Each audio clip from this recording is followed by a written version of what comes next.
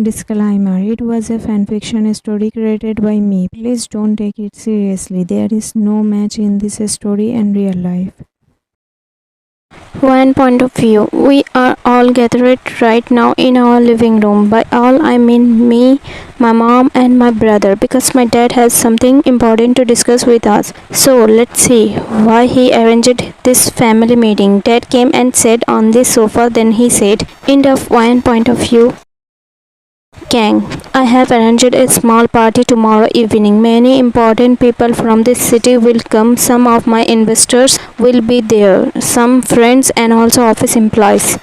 If you all want to invite someone, then go ahead." Mrs. Kang: "Okay." Liam: "Dad, why this sudden party?" Kang: "Oh, actually, son, I made a big partnership with a very big company, that's why."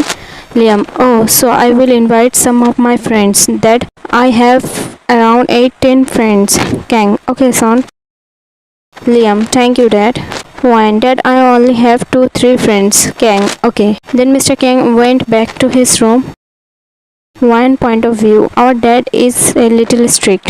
Actually, more strict with me. Maybe because I am a girl and beautiful and he is scared someone might do something wrong with me. But with Liam, he is not that strict, and I take full advantage of this because I am my brother's only sister. Even if my dad doesn't pamper me, my brother surely does. End of one point of view. Sitting on the sofa, both brother and sister were using their phones. Then Liam said to Wayne, "Liam, hey, after 15 days, your university has planned a trip." Wayne: "Suspicious. How do you know?" Liam: "If you don't tell me, you think I won't find out?" Wayne: "Who are you dating?" Liam: "Huh?" Wayne: "Which girl from my university are you dating? From whom you get every information?" Liam: "Not a girl, a boy." Wayne: "Eyes would not shouted. What?" Liam: Sorry, I mean I am not dating anyone. Actually, my friend's brother studies in your university. He posted it on his account. That's how I got to know." Wayne: "Oh." Liam: "I am going now for shopping." Wayne: "Take me with you. I also want to do shopping." Liam: "What will you even do with so many clothes that you have stacked up in your wardrobe? Just wear one of them." Wayne: "What kind of brother are you? You are going shopping for yourself and telling your sister to wear old clothes? You will roam around all dressed up and your sister will look like a beggar. Will that look good?" Liam: "You act too much. Are your clothes really bigger like?" Wayne: "Yes, compared to everyone's new clothes, mine will look bigger like." Liam: "You won't agree, right?" Wayne: "Never." Liam took a deep breath and said, "Drama queen." Wayne: "So will you take me?" Liam: "Do I even have another option?" Wayne shaking her head. Liam: "Fine, we will go in the evening." Wayne: "What? But you were about to go now." Liam: "Yes, I was going now because I was alone, but since you were coming with me, we will go in the evening." Wayne: "But why?" Liam: "Don't you have to go to university?" Wayne: "But Liam, please." Make a sad, cute, innocent face. Liam: "No matter how much you pout, I won't agree. Go to university right now, otherwise the evening plan is cancelled too." One: "What a cruel brother you are, not even feeling pity for such an innocent sister." Liam: "Not going to university?" One: "I am going, no need to say it again and again." In point of view. One left for university and Liam sat down to work on his laptop. Actually, Wayne is just 1 year younger than Liam, but Liam treats Wayne like she is a little kid. He loves his only sister a lot and fulfill all her tantrums. Liam has even started his own business. As soon as Wayne reached the university, Alan suddenly jumped on her for a hug. Because of Alan's sudden hug, Wayne almost fell down. Alan and Amy are Wayne's best friends in university. Wayne is the main dancer of the university dance team. Amy is the class topper and Alan is the captain of the football team. After Alan, Amy also came. Wayne: "Alan, get off me." Amy: "Do you even realize, Alan? With your weight, one day we will be crushed, so stop jumping like this. Ellen, shut up. Bookshop hit Amy's head with a book. Girls are crazy for my six-pack. One correction, Ellen, not girls. Say little kids. Amy laughing loudly. Ellen, yeah, you will always think like that. You keep rejecting every proposal saying, I want a mature boyfriend. Mature boy doesn't exist. Only old men. Amy, laughing more. One angrily pouting said to Amy, why are you laughing, huh? Yeah, for a nerd like you, surely you will end up with a librarian. One laughing. Ellen laughing. Amy, you two are such idiots. One idiots, yes, but still friends. Still laughing. Ellen, true that. Amy, now stop laughing and let's go to class, otherwise teacher will kick us out with a flying kick. One, okay. After university ended, while leaving the campus, the three friends were talking. One, hey, I almost forget. Amy, what? Ellen, your brain? One, you? Tomorrow evening you both came to my house. Dad is throwing a party. Amy, but actually Wine glared at Amy, pointing her finger at her in a threatening way. Wine, if you dare say again that I can't come, then mark my words, I won't let you go anywhere else either. Ellen said to Wine, oh, calmly, or this librarian might cry out of fear. Amy hit Ellen's back hard with the book in her hand. Amy, you just shut up, son of Romeo. Ellen, rubbing his back, said to Amy, you know, you should hang out less with this. A simple, innocent, bookworm girl like you is also turning into a... You to talk less and use your feet more. One, stop your nonsense, and Amy, remember what I said. Glared at Amy angrily. Amy, but one, I don't want to hear any word. Amy, oh God, at least listen to me first. One, what? Amy, I have never gone to such a parties before, so what should I even wear? I mean, how should I go? I mean, is there a dress code or... Nervously, Amy kept asking one question after another, so one held her hand, stopped her, and with love and understanding smile said, One, I am here. You don't need to worry so much. Okay, just tomorrow when you come to university, tell your family that you will be staying at my house, okay? Amy, what? But why? One, because after university you will come directly with me to my house and I will get you ready there, okay?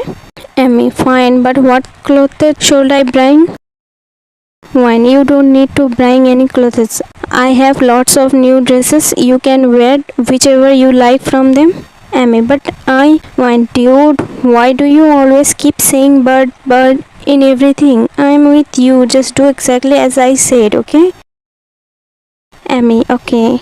Alan was quietly standing there listening to both of them. After they finished talking, he said, Alan, by the way, this party is for what celebration? Wine. Dad has partnered with a very big company, that's why.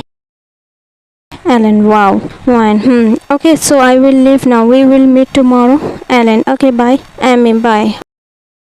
All three of them went their own way. Many times Liam had told Wine to come back home from university by car, but Wine never liked it. She preferred walking home. This way she could see and feel the things around her, and the most important thing, if she came by car, she was able to roam around, wander here and there, which she really liked. That's why she never went by car. After a while, when she reached home, she went straight to Liam and said, Wine, let's go shopping now.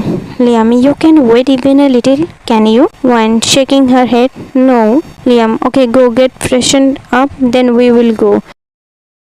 Sometime later at the shopping mall, after wandering around and looking everywhere for a while, one saw a pretty sky blue dress, a bodycon style, with a light white stone design on the top. She went inside the store with her brother and said, Wine, this dress looks really beautiful, Liam. It will look so pretty on her. Liam looked at Wine with a questioning expression on her. Wayne smiled nervously and said, "Actually, I have a friend, Amy. She is very sweet and innocent. Never been to any party and never worn such a clothes. I somehow convinced her to come to tomorrow's party, but her family's financial condition isn't good huge right now to afford a dress like this." After finishing her words, Wayne lowered her head. Liam kept looking at her for a while, then smiled softly because he was feeling proud of his sister, and why not? He had always taught his sister to think about others first, and today when Wayne was doing exactly that on her own, it made him truly happy. Liam lovingly patted his sister's head and said, "Liam, are you only going to buy clothes for your friend? Won't you buy matching jewelry too?" Wayne surprised. Smiling, Wayne suddenly jumped on her brother and hugged him tightly. Even though there was only 1 year age difference between them, the height difference was quite big. Wayne's height only reached up to Liam's shoulder. It's not that Wayne was short, actually Liam was just really tall. Wayne, thank you so much, bro. Liam, Wayne, no matter what happens, you will always find your brother by your side. Wayne, you know what, Liam? You are the best brother in the world. Liam, laughing, okay, now hurry up and buy. After that you will shop for yourself too. Wayne, no Liam, I bought for my friend. That's more than you. I don't need anything for myself. I already have a lot of clothes. Liam said, Will, smiling. Teeny baby, buy it, otherwise you won't get such an offer again, teasingly. Liam knows that whenever he calls her teeny baby, Wayne gets really angry, and it was Liam himself who gave this funny, cute nickname to his sister. Wayne, you bamboo stick, don't call me that. Liam, laughing. Did my sweet teeny baby get angry? Wayne, oh, shut up, Liam. Liam, still laughing. Okay, now go and choose your dress. Wayne, now look, Mr. Bamboo Stick, how big of a bill I will make you pay. Saying this, Wayne went back inside the store. Even after searching for a long time, she couldn't find anything she liked. On the other side, Liam was tired of waiting for her. Then he went inside the store and saw Wayne standing there looking around, so he said, Liam, you still haven't chosen a dress? Wayne, bro, I don't like anything. Liam, out of all these beautiful gowns, you don't like a single one? Wayne, I already have lots of gowns. I want something else, something different, something unique. Tried to explain to her brother. Liam, you want to look unique, right? Then buy a Joker costume. You will look the most unique and different. Wayne, make your girlfriend wear a Joker dress. After a while of this light banter, Liam pushed Wayne aside and started choosing a dress for her himself. And within just 5 minutes, Liam selected such a dress that completely surprised Wayne. This dress was made by combining parts of different outfits, like the bottom from one dress, the top from another, a white blazer with a little black stone work on both shoulders, white trouser, and a black half-net inner. A perfect, stylish outfit. Wayne was amazed at her brother's choice. Wayne, outstanding, bro. Liam, you liked it? Wayne, a lot. Liam, okay, then I will go make the payment. Wayne, okay. After some time, both of them reached home next day at university. As usual, Wayne reached the university after talking with her friends for a while. All three of them went to their class. Wayne whispering, did you tell at your home? Amy, yes. Wayne, what did your family say? Amy, they agreed after a lot of requests. Wayne, good. Alan, what are you two whispering about? If the teacher says, you will be thrown out immediately. Wayne, shut up. We were discussing something important. Alan, tell me too. Wayne, later. After coming out of the university, Wayne, so shall we go to my house? Amy, yeah, I am a little bit nervous. Wayne, what's there to be nervous about? You are not going alone. I am with you. Alan, guys, since morning I have been noticing you both are ignoring me. Wayne tightly pinched his cheek. How can we ignore you? You are the only boyfriend we have. Amy covered her mouth with her hands so her lover won't come out. Alan, are you making fun of me? Wayne, acting innocent. No, just think yourself. You are a boy and you are our friend, so that makes you our boyfriend, right? Saying this, both Wayne and Amy started laughing loudly, and Alan, seeing them laugh like this, just smiled. Then Wayne said, "Wayne, wait, I will make your mood happy right now." Saying this, Wayne ran towards the store in front of the university. After she left, Amy went near Alan and softly said to him, "Amy, how long will you keep hiding these feelings from her?" Alan, "I don't know. Amy, just tell her now before it gets too late." Alan, "I don't have the courage to lose her friendship." Amy, "What if she says yes?" Alan, "I can't take such a big risk just on hope." Amy, "So you will just keep this love buried in your heart?" Alan, "I don't know, but I can lose her no matter what." Amy, "Should I ask her?" Alan, "No. After knowing that I have feelings for her, she won't be able to stay the same with me, and I don't want awkwardness in this friendship." Amy, "So?"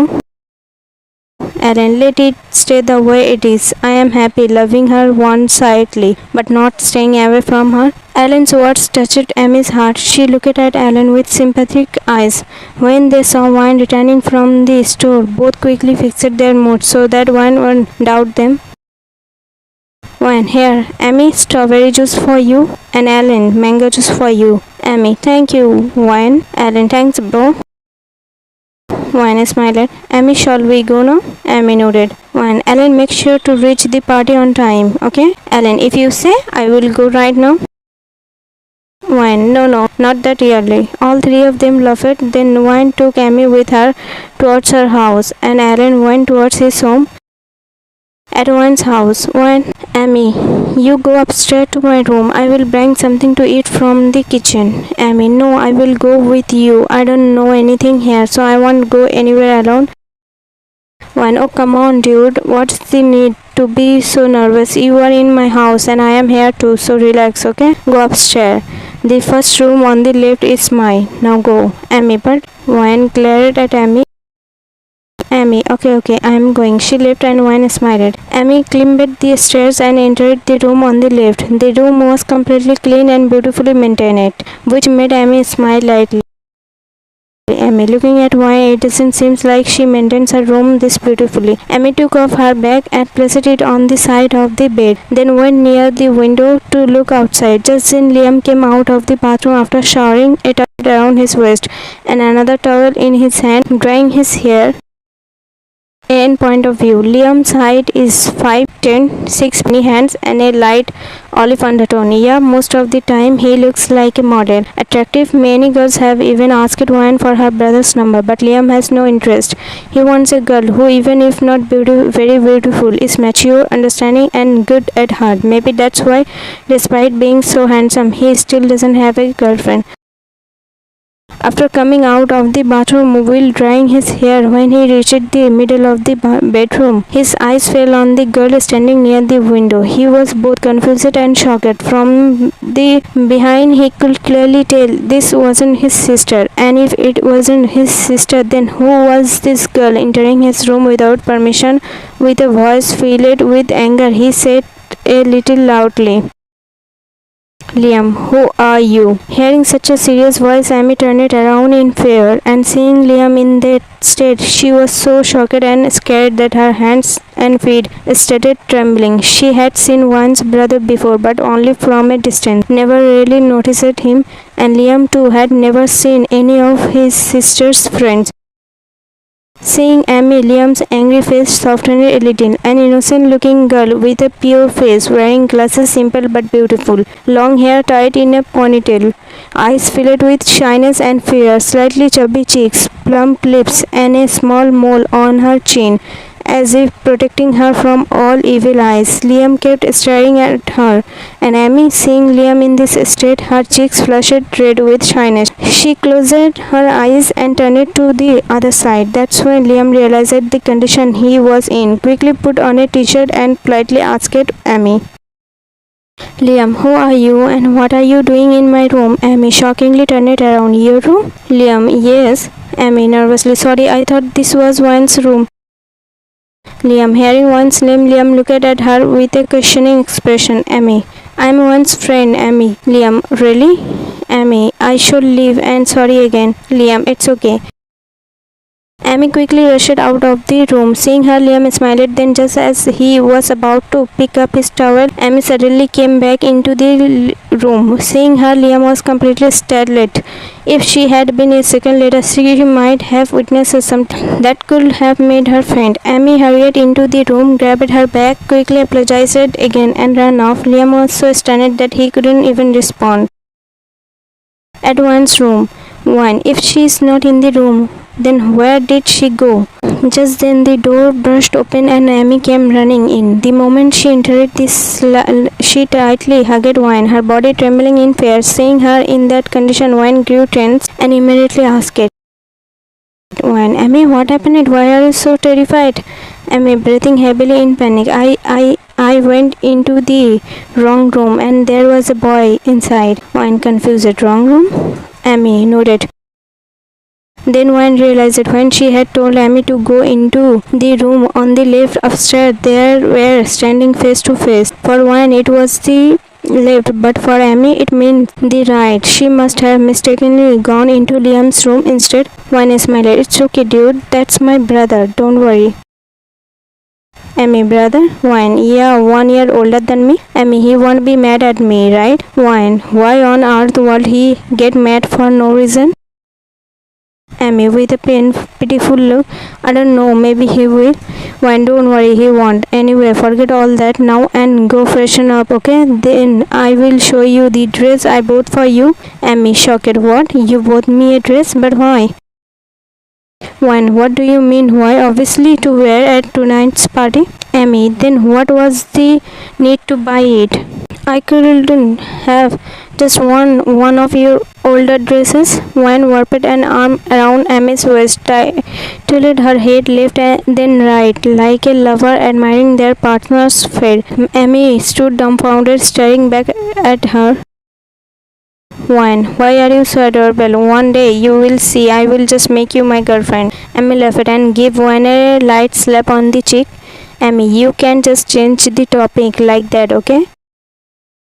Juan, okay, look Amy, you and Alan are my best friends, so when I am going to wear something new at the party, how can I let you wear my old clothes? Amy, but I don't have any problem with that. When I know you don't, but I do. I don't like if my best friend to wear my old dresses.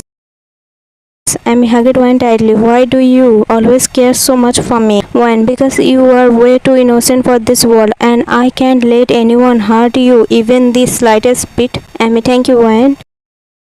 Juan, dude, now go freshen up. I am hungry too. Amy, okay, just a minute. Amy went into the washroom and Juan walked toward the dressing table to untie her hair. Her rubber band slipped and fell under the table. While picking it up, her arm covered against the corner of the dressing table, leaving a cut and causing to flow. Juan quickly pressed the wound with her hand. It wasn't deep, but it hurt. Just as Amy came out of the bathroom and saw Juan like that, she rushed to her in worry. Amy, Juan, what happened? Why is coming from your arm? Juan, it's okay, nothing much, just a small cut. Amy, this isn't a small cut. Look how much is coming out. Tense. But I will do something. Door knock. Juan, bro, Liam, can I come inside?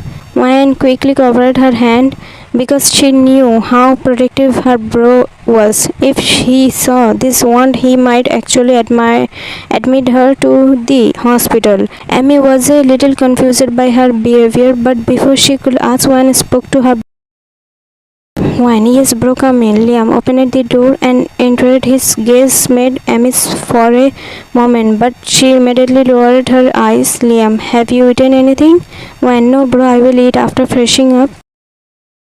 Liam, okay, freshen up quickly and come downstairs. Look at Amy. Make sure your friend eats too. Juan, bro, I have already brought food to the room. I will eat here. Liam, okay. Liam glanced once more at Amy, who was secretly watching him. The moment their eyes met, Amy quickly looked down again. As Liam turned to leave, Amy softly whispered to Juan, Amy, tell your bro about the cut. Juan, hush, placed her finger on her lips, signaling Amy to stay quiet. Amy. Why? Tell him, then he will put medicine on it. Liam could hear their murmuring, so he suddenly turned it back and asked it in a slightly deep voice, Liam, what's going on? He looked once at Wine, then at Amy. Seeing this deep voice and cold face, Amy stammered out of fear. Amy, Wine's hand is injured. Liam shocked. Wine? Wine glared at Amy. Bro, it's just a small scratch, nervously smiled. Liam quickly came near Wine and said, show me. Wine shut her eyes because of the upcoming reaction of her brother. As soon as Wine removed the cloth from the wound, Liam was shocked. Liam, oh my god, Wine is coming out of your hand and you are calling it a small scratch? Liam, come on quickly, I will take you to the hospital. Wine with a done face looked at Amy. Bro, the cut isn't that big that I need to go to hospital. Liam, I won't listen to a single word of yours. Let's go quickly. Can you walk or should I carry you?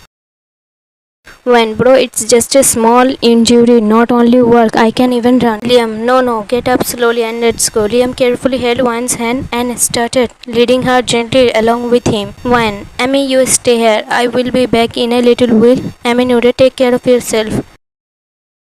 Liam took Wine straight to the hospital, Velora Hospital. As soon as they entered, he stopped a doctor passing by and panicking showed him Wine's wound. Liam, doctor, please treat my sister quickly. Look how badly she is hurt. In point of view, the doctor gently held Wine's hand and examined the wound carefully. He was wearing a mask and gloves. In the meantime, Wine's gaze was fixed on the doctor's eyes. Since his face was half covered by the mask, only his eyes were visible, and Wine stared at them as if she was lost in them. After carefully checking Wine's wound, the doctor said, Doctor, the wound isn't too deep, but you will have to be careful so that it doesn't get infected. I will apply some medicine and bandage it now.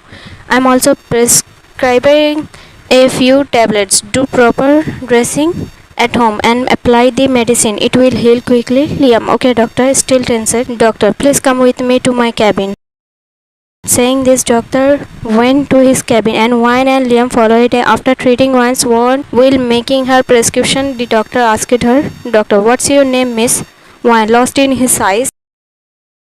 Seeing Wine lost in her thoughts like that, Liam gave her a funny judging look. When even after a while Wine didn't respond, Liam lightly tapped her on the head. Wine came back to sense and looked at Liam confused. Liam, he is asking something. Wine, what? Liam, not me, the doctor. Wine, oh, then look at doctor. Yes, doctor, what's your name? Wine, Kang Wine. Hearing Wine's name, the doctor's eyes widened in surprise, but he didn't say anything. After preparing the prescription, he handed it to Liam and said, Doctor, please take this medicines. Liam, okay doctor. Saying this, Liam left the cabin and Wine also stood up to leave. Wine, thank you doctor. Doctor, you are welcome, Miss Kang Wine. We will meet again in the evening. Wine, huh? Doctor just smiled through the marks. Hearing Liam call her repeatedly, Wine had to leave, but her mind was still stuck on the doctor's words.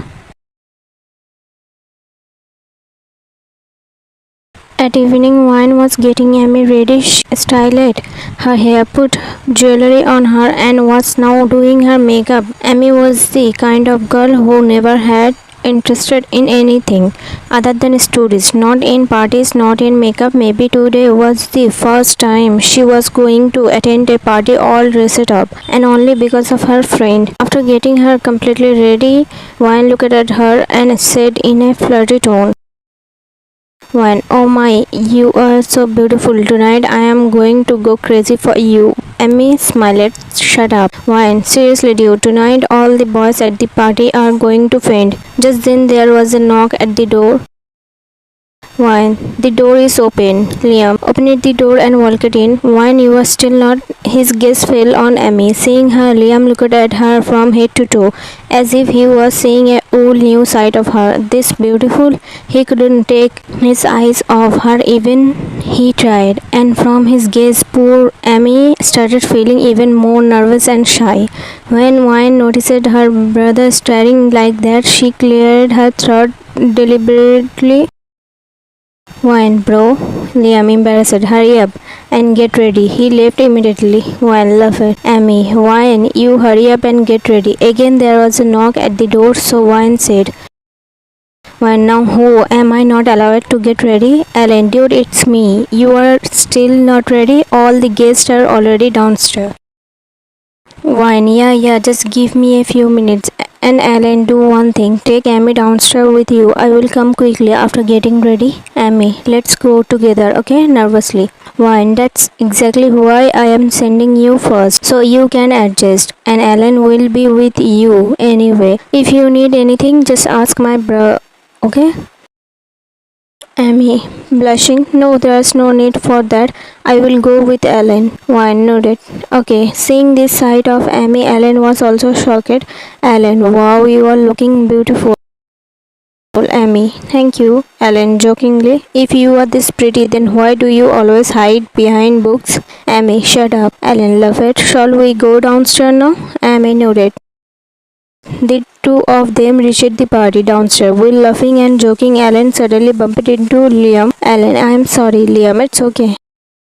Just then Liam's gaze fell on Amy, who was standing next to Ellen, and he didn't like seeing Amy with Ellen at all. He asked Amy, Liam, who is he? Amy, my friend. Liam raised an eyebrow. You fair? Amy, I mean my and Wine's friend. Ellen. Hearing this, Liam raised both eyebrows and looked at Ellen up and down as if warning him. Then his gaze went back to Amy, who was nervously with her fingers. He admired her from head to toe for a moment, then in a calm voice, with a faint smile, said, Liam, you are looking stunning. Saying this, Liam walked away. Amy's eyes widened in shock, and her cheeks turned lightly pink. Ellen, did he just compliment you? Amy, still shocked. Nothing came out of Amy's mouth that moment, just kept replaying in her mind because of it. A faint smile appeared on her lips, a smile that perhaps no one else could ever notice. End point of view. After some time, Dr. Jeon reached the party. Actually, Kangs doesn't have much of a special connection with Jeon. They have just met once or twice casually. Today, all the big names of the city were invited to the party, and Jeon was one of them too. But he never shows off his money or power. Maybe hardly anyone in this party world even recognizes him, because he always tried to keep himself as simple as possible. After arriving at the party, he met a few of his regular patients and started talking with Will standing with them. Man, excuse me. As he turned slightly to give way to that man, his eyes suddenly fell on Wine, who was walking down the stairs. She looked no less than a diva. She wasn't the simple girl from the afternoon anymore. Now she looked like a professional woman, hot, confident, and mature. So beautiful that it was impossible to take eyes off her.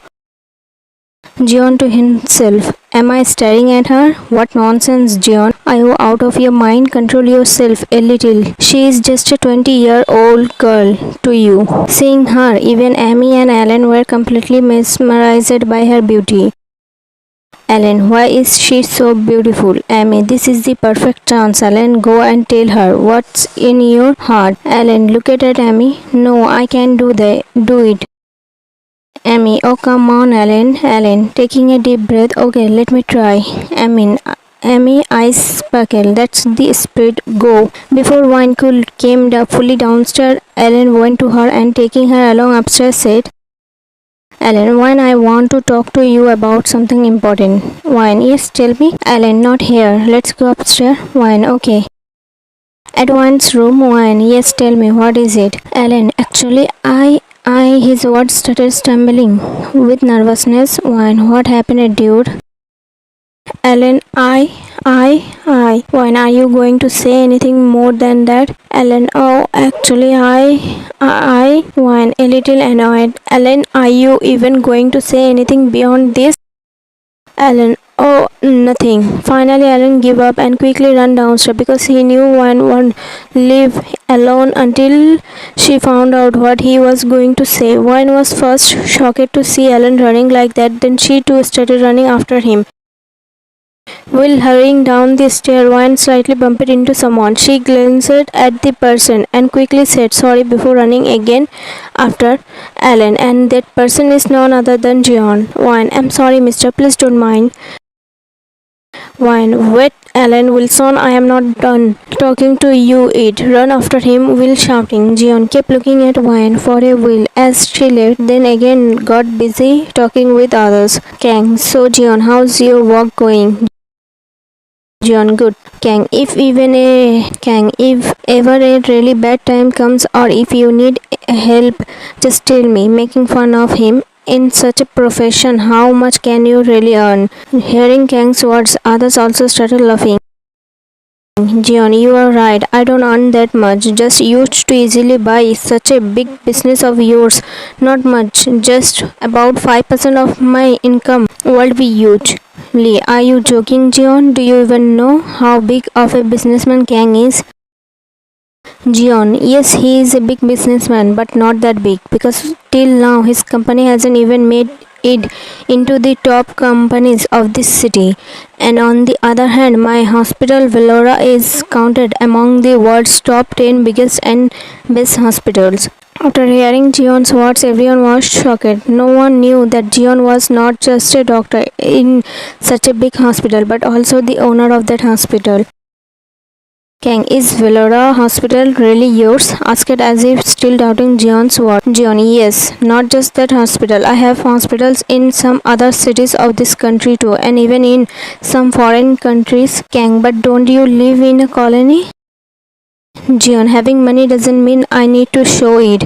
I don't like show off. Yes, I live in a colony, but not on the colony road. I live in a bungalow, and I think that is more than huge for me alone. I don't like wasting money. Instead, I prefer helping someone with it. And if I had no status, then I won't even be invited to your party here.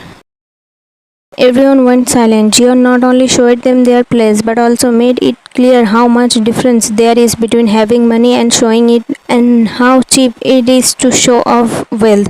But still there are some people who, no matter how much you make them realize, won't understand. For them only money and wealthy people matter. Kang, patting Jeon's shoulder. Oh wow, Jeon, turns out you are quite rich. Anyway, don't take it badly. We were just joking with you. Jeon, whether you were joking with me or making fun of me, I know that very well. Saying this, Jeon started leaving when a friend Lee held his hand and stopped him. Lee, man, if you take friends' words so seriously, then how will it work? Jeon, friends? Which friends? We just meet in this party right now. Chang, so now that we have met, that makes us friends, doesn't it? Try to be friendly with Jeon. Before Jeon could say anything, Kang held his hand and said, Kang, man, if you really felt bad about what we said, then we are sorry. Wait, let me introduce you to my family. Kang just wanted to stop Jeon somehow because now he had clearly understood Jeon's money and power and Jeon's status, along with good friendship, will be very useful for Kang's business impression. That's why Kang was trying to keep Jeon in the party, so he could build a good bond with him. Kang called his wife and so on. Then Mrs. Kang and Liam came to them, introducing them. Kang said, Kang, this is my wife, Jeon. Hello. Mrs. Kang, hello. Kang, this is my son, Liam. Liam, hello, uncle. Jeon, hello, son. Kang, Liam, this is my friend Jeon, Jungkook, the owner of Velora Hospital and one of the richest men in this city. But my son isn't smart. Instead of handling his father's huge business, he is doing his own business and says he wants to do everything on his own. Now tell me, when a father already has so much wealth, what's the need to prove yourself separately? Everything is already served to him on a silver plate, and if at least he had become a doctor like you, I would have liked it, because then he could build big hospitals, earn lots of money. But no, he had to start his own teeny business. Hearing Kang's words, Jeon was getting even angrier because Kang was only talking about his status, not about his profession. And Liam also didn't like the way his father was introducing him, on top of that scolding him for his work.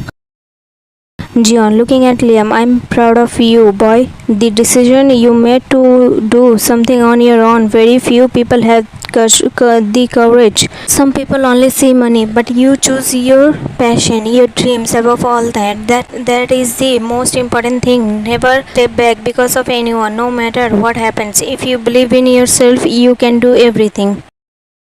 Hearing Jeon's sweet and appreciating words, a big smile appeared on Liam's face. Liam, thank you so much, uncle. You are the second person who supports me and understands me. Liam was nothing like Kang. He always spoke with respect and love. Smiling, Liam extended his hand to Jeon for a handshake. Jeon also accepted it with a slight smile. Jeon, by the way, second person means asked a little confused. Liam, first is my younger sister who always support me at every step, said with a smile. Chang. Oh yes, hey Kang called wine too. Kang glared at Chang. Chang didn't understand Kang's glare. Liam, wine is my sister, uncle. Let me call her just a minute. Jeon nodded with a small smile. Liam, wine, princess, come here. I want to introduce you to someone. Come. One was sitting a little far away, sipping a soft drink and chatting with her friends. When she heard Liam's voice, she looked at him, standing with some people, calling her over. So Wine told her friends to stay there and went towards her brother. Wine, guys, Liam is calling me. I will beg you. Both sit here. Ellen, okay. Wine reached near Liam. Wine, yes, Liam, what happened? Liam, uncle, this is my little sister Wine. And Wine, this is. Before Liam could finish, Jeon extended his hand towards Wine for a handshake and said, Jeon, hello, Miss Kang. Wine. Hearing this, Wine was surprised and immediately looked into Jeon's eyes. Then she realized that these were the same intoxicating eyes she had been lost in during the afternoon. Quickly, with a small smile and surprise, she said, Wine, doctor? Jeon, yes, Miss Wine. Wine, you here? Smiling but confused. Jeon, because I am invited. Then Wine remembered when she was coming back after her checkup what this doctor had told her. You are welcome, Miss Kang. Wine, we will meet again in the evening. And now she understood why the doctor had said that. Wine, so that's why you said we will meet again in the evening. Jeon smiled, nodded. Liam, Wine, you know him? Wine, bro, haven't you recognized him yet? Liam looked at Jeon clearly again, then again looked at Wine. No, Wine, bro, he is the same doctor who treated my hand this afternoon and did the bandage. Liam, now he remembered. He looked at Jeon and said, Uncle, that was you? Jeon, yes. Liam, oh, I am sorry, I didn't recognize you. Jeon, don't think that. And I was wearing a mask, so how could you have recognized me? I am more surprised that Wine managed to recognize me. Looking at Wine and asked in a slightly teasing way. His eyes were scanning her face like he was trying to catch any reaction. One's point of view. I don't know why, but the way Dr. Jeon asked it in that manner made my cheeks feel a little warm. One, oh, actually I recognized you from your voice. Jeon, oh, by the way, your hand doesn't hurt anymore, right? One, not that much. Liam, one, get it checked once more by uncle. One, bro, I'm fine, and I don't want to bother Dr. Jeon on such a party occasion. Jeon, there is nothing to be bothered about in this. Miss Wine, let me check your one. Wine. No, doctor, it's okay. I am fine. Please ignore my brother's words. Because if he had it his way, he would put me on bed rest even for such a small injury. Jeon, laughed. Liam. Well, of course I will be possessive about my only little sister. People just don't value goodness anymore. Jeon, he is actually right, Miss Wine. Wine, huh? Jeon, when your brother brought you to the hospital, seeing his reaction, tension and panic, I understood how much he loves you. Wine smiled. Jeon, let me check your wand. Wine, okay, doctor. Liam, come uncle, check her hair in the room. Jeon, okay. Jeon and Wine followed Liam into a room, then Lee said to Kang, Lee, looks like your daughter knows this Jeon quite well. Kang, that's actually a good thing. Chang thought, Wine, you can convince Jeon to invest in your business. Kang, devilish smile. In the room. Liam, uncle, please sit and check Wine. I will be right back. Actually, someone is calling me. Jeon, yeah, it's okay. You can go. Liam left the room when slowly removed so Jungkook could see her. Jungkook sat on the bed and asked Wan to sit in front of him. Then he held her hand and started checking her bandage. Jeon, a little tense. Miss Wan, why is your bandage wet? Wan, oh, actually, it got a little wet while I was bathing. Jeon, and after the water got in, you didn't remove the bandage? Wan, I forget. Jeon, slowly unwrapping the bandage. Such a carelessness isn't good, Miss Wine. Maybe you don't realize, but a small thing can sometimes turn into a big pain without us even noticing. Next time, be careful. Wine, okay, doctor. Jungkook continued his work, while Wine just kept staring at his face. When almost the dressing was done, suddenly Jeon smiled a little, and without looking at her, he asked, Jeon, may I know the reason why you are looking at my face like that, Miss Wine? Wan shocked, embarrassed. Huh? No, I wasn't looking at your face. Jeon finally looked into Wan's eyes. Do you want to say something? Wan, no, nothing. Jeon still looking at Wan's face. Is there something that's troubling you? Wan shaking her head. No. Jeon, after looking at Wan for a while, said, okay, then shall we go back to the party? Wan, yes. Just then Liam came into the room. Liam, is the checkup done, uncle? Jeon, yes. Liam, everything is fine, right? Jeon, everything is fine, but you will have to take a little more care of her. Liam, why did something happen? Jeon, no, but Miss Wine got her bandage wet and then forget to change it. Good that I check it now, otherwise it could have turned it into an infection. Liam, shocked. What? Wine, really? Wine, I'm sorry, bro. Liam, oh my princess, hug it, Wine. Learn to take care of yourself a little. You know how much it hurts me if something happens to you. Wine, from now on, I will take care of myself. Jeon smiled, seeing the love between the siblings. Then Liam said to Jeon, Liam, thank you so much, uncle. Jeon, this is my duty, Liam. Liam smiled. Uncle, can you give me your number? If by chance anything happens with Wine, I can call you. Jeon, okay, write it down. Liam saved Jeon's number by calling his phone once so Jeon would also have his number. Jeon was taking out his phone from his pocket and at that time something slipped out and fell down. Jeon didn't notice but Wine did. She bent down, picked it up and saw it was Jeon's driving license. She first read it carefully like full name, age, etc. Then returned it to him and said, Wine, Dr. Jeon, your license fell down. Jeon, oh, thank you so much, Miss Wine. Wine just smiled. After that, everyone returned to the party. Wine enjoyed with her friends for a while, but as it was getting late, Alan took leave from Wine and left for his home. Amy and Wine sat in one place using their phones, but Wine got bored, so she turned off her phone, kept it aside, and started looking around. Then her eyes fell on Jeon, standing a little far away, and despite herself, she kept looking at him again. She got so lost in watching Jeon that she didn't even realize when her brother came and sat beside her. Seeing this, Amy's eyes widened and she quickly got up and moved away. Liam smiled slightly at her.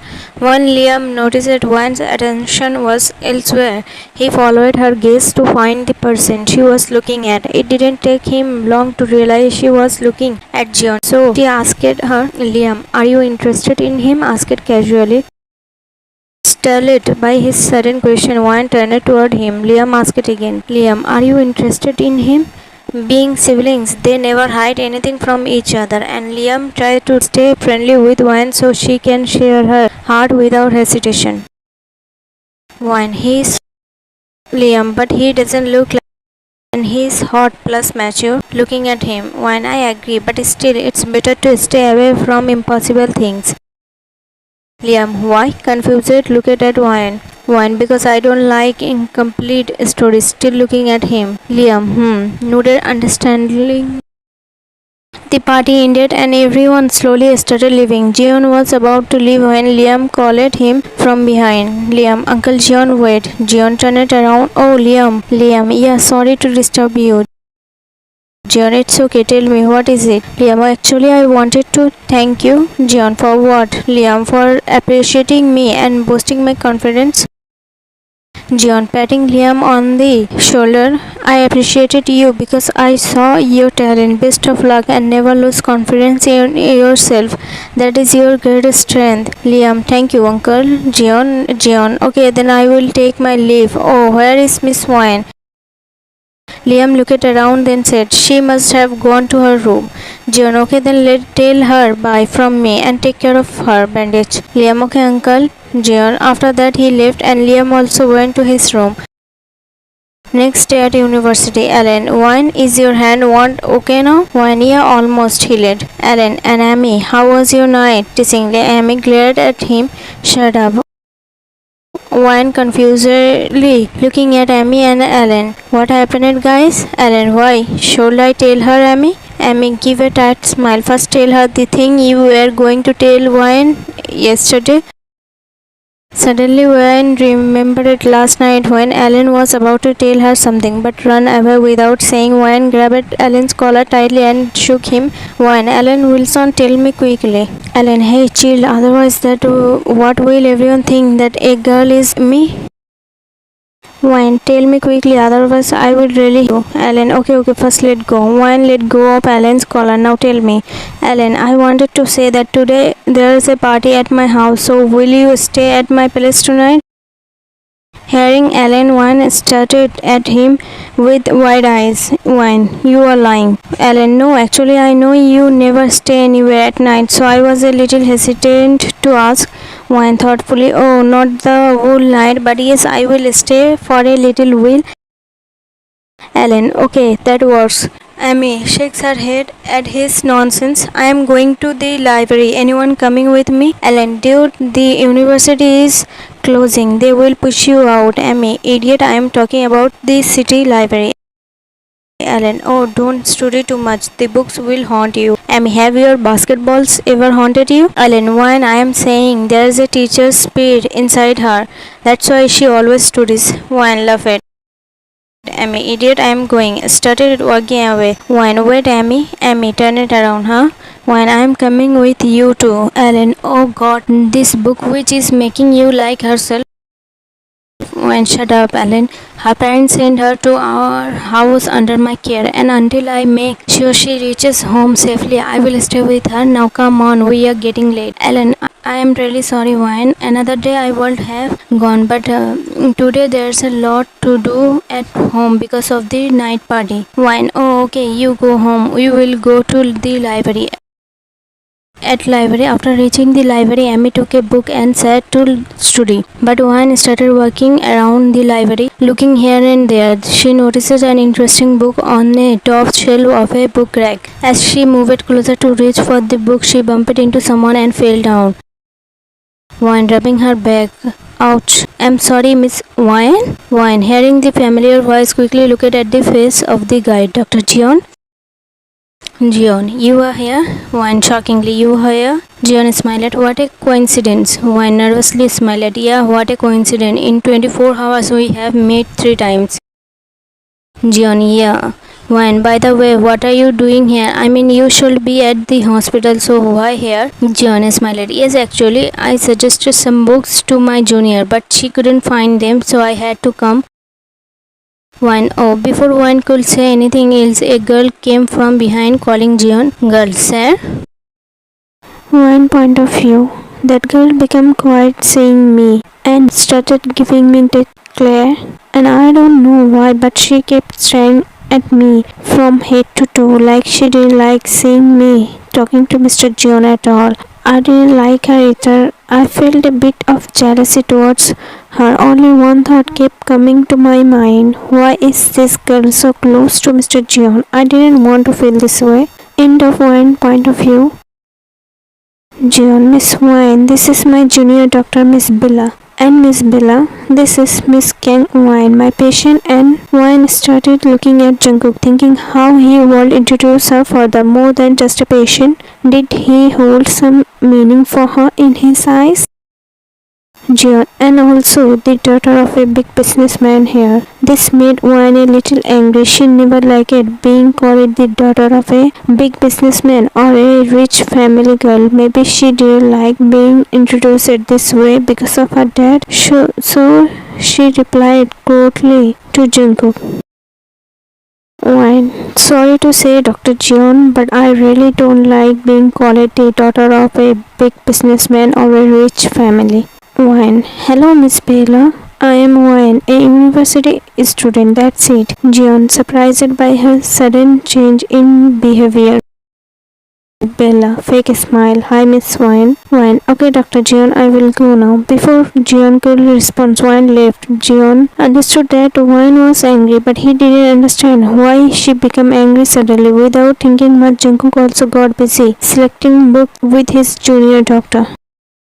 Sometime later at Wine's house, in point of view, Wine stood in front of her brother's room with the door closed, thinking whether she should knock or not. Actually, she had came to ask her brother's permission to go to Ellen's house party tonight. She knew her brother would never say no, but she also knew that until she returned from the party, her brother would be waiting for her, and she didn't want to trouble her brother. Just as she was about to turn and leave, Liam opened his room door and seeing her about to leave asked, Liam, Wine? Wine, huh? Liam, what's wrong, princess? Do you want to say something? Wine, after thinking for a while, no, bro. Liam understood that Wine wanted to say something but was hesitant, so he held her hand and took her into his room. After sitting her, he asked gently, Liam, what's wrong? Tell me, are you hiding it from your brother? Wine, nothing, bro. Liam, okay, tell me, who's the guy? Wine, shocked. Bro, you are going in the wrong direction. Liam, what do you mean? Wine, there's no guy involved. Liam, then? Wine, oh, actually, it's my friend Alan. Liam nodded. Wine, tonight there is a party at his house. He invited me. Liam, furious. He invited you? Wine, yes. Liam, and that friend of yours who came yesterday?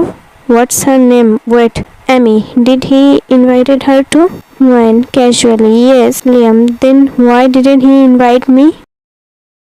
Wine, done first. Bro, he's our friend, not yours. So why would he invite you? Liam, still I am your brother. I should have been invited. Wine, suspicious. You usually don't like parties and all. So what suddenly happened today? Liam nervously smiled. I was just joking.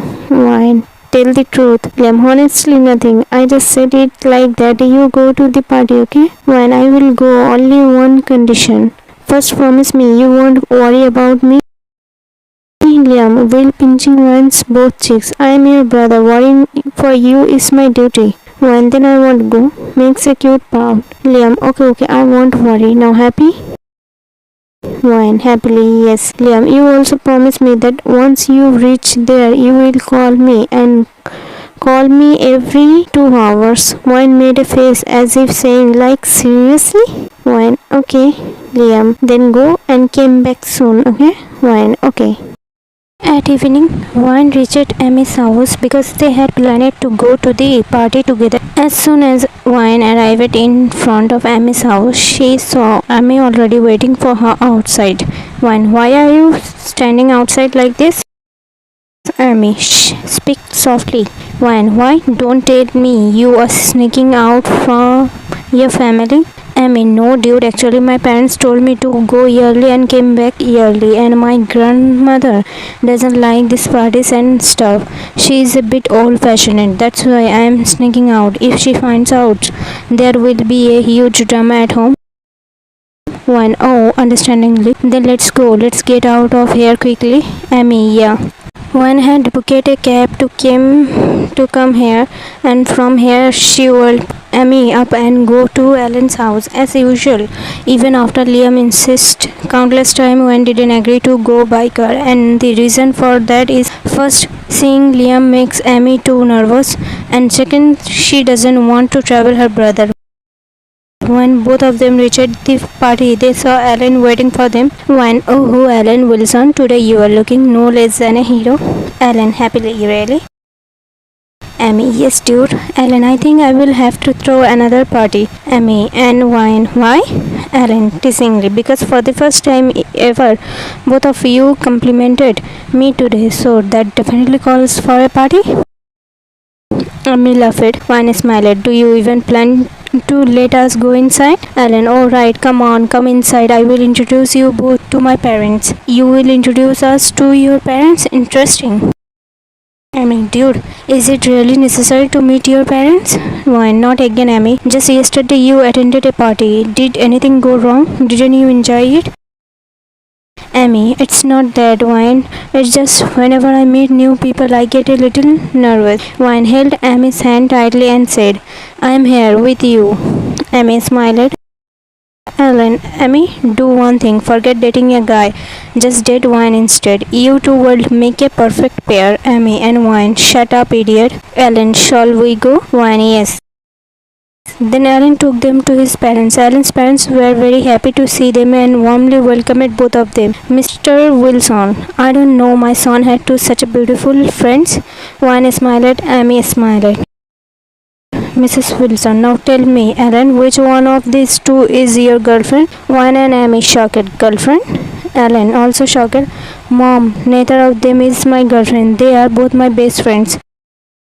Mr. Wilson, so do you have some other girlfriend? Ellen, no, Dad, I don't have a girlfriend. Mr. Wilson, good. Then shall I fix your marriage with one of them? Wine, Amy, Ellen, shocked and scared. Ellen, Dad, please no. Wine, Uncle, you are not only very nice but also very funny, honestly. Ellen is really lucky to have parents like you. Mr. and Mrs. Wilson smiled. Mrs. Wilson, you are such a sweet child. Wine, thank you, Auntie. Mrs. Wilson, okay, huge joke and fun. Now go and have dinner. In point of view, hours passed just like that. Then Amy started getting a little worried about going home, so Ellen said, Ellen, come on, I will drop you home. Amy, but you will leave your party midway just to drop me home? Ellen, that's fine, Amy. I can't let you girls go alone this late at night. Wine, Ellen, you drop Amy. I will book a cab and go by myself. Ellen, no way. I will drop both of you.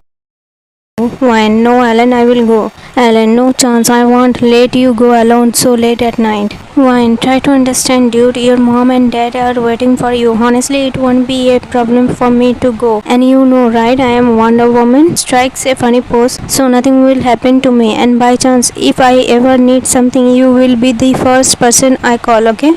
And if you say even one more word against me, trust me, no one will be worse than me. Ellen, but dude. Wine, please, Ellen. Ellen, okay. Wine, smiled. Thank you so much, dude. Ellen left to drop Amy home, and Wine also booked a cab and went on her way. At first, the cab driver was quiet, driving normally, but suddenly Wine realized that the driver was taking her on the wrong route. She had already given her address, so uneasiness began to rise in her heart. She asked the driver in a firm, heavy voice, Wine, oh brother, where are you taking me? This is not the way to my house. Driver, Madam, you will reach faster if we take this route.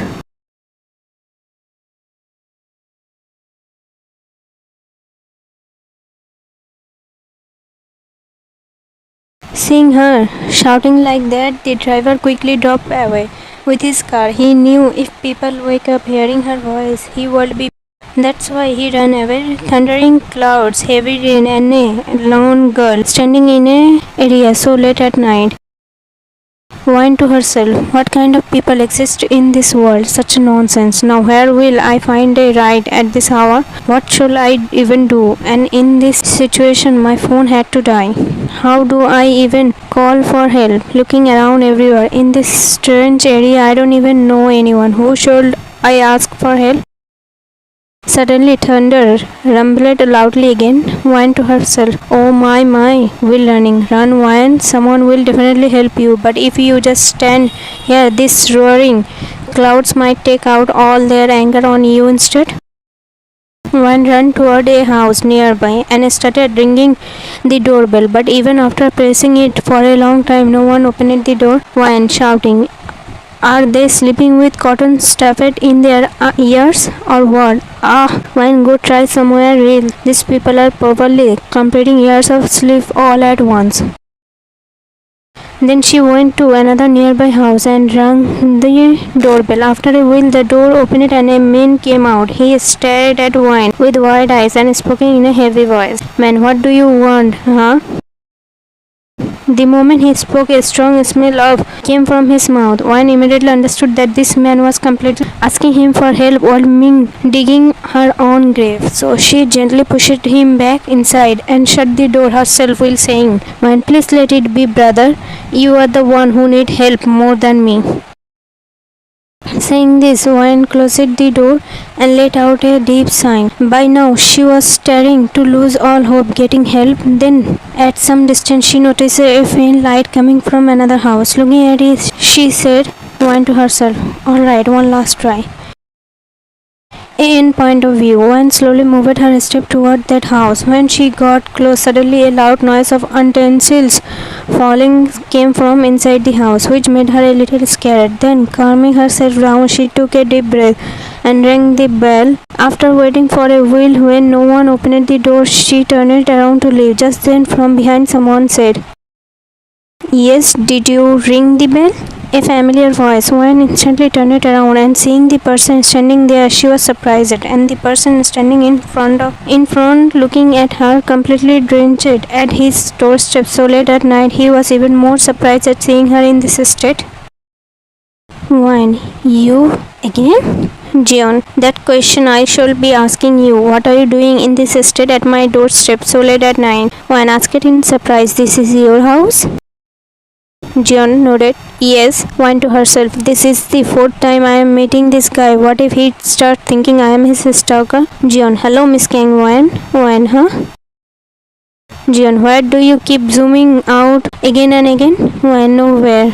Nervously, sorry for disturbing you so late at night. I will leave now. Jeon, wait, you didn't tell me what you are doing here at this hour? Why, nothing. I was just out for a walk. Jeon, are you joking with me? Suspiciously looking at Wine. Wine, huh? Jeon, this late at night, so far from your home, in this state, alone, you came out for a walk? Wine, to escape Jeon's question, she said, Look, mister, I already said sorry to you, and I am saying it again. Sorry for disturbing you this late, and I don't think it's necessary to answer your questions. Wine turned around to leave, but Jungkook calmly said to her, Jeon, fine, don't answer my question. I will just call your dad. You can answer him instead. On hearing Jungkook, Wine froze in her place, then turned back and said, Wine, do whatever you want. It doesn't matter to him where I am, how I am, what I am doing, or with whom. Saying this, Wine went silent, then shockingly looked at Jungkook's face. Actually, the thing she had never revealed to anyone before. Today, how did she end up blurting it out in front of this person? Someone she only met a day ago?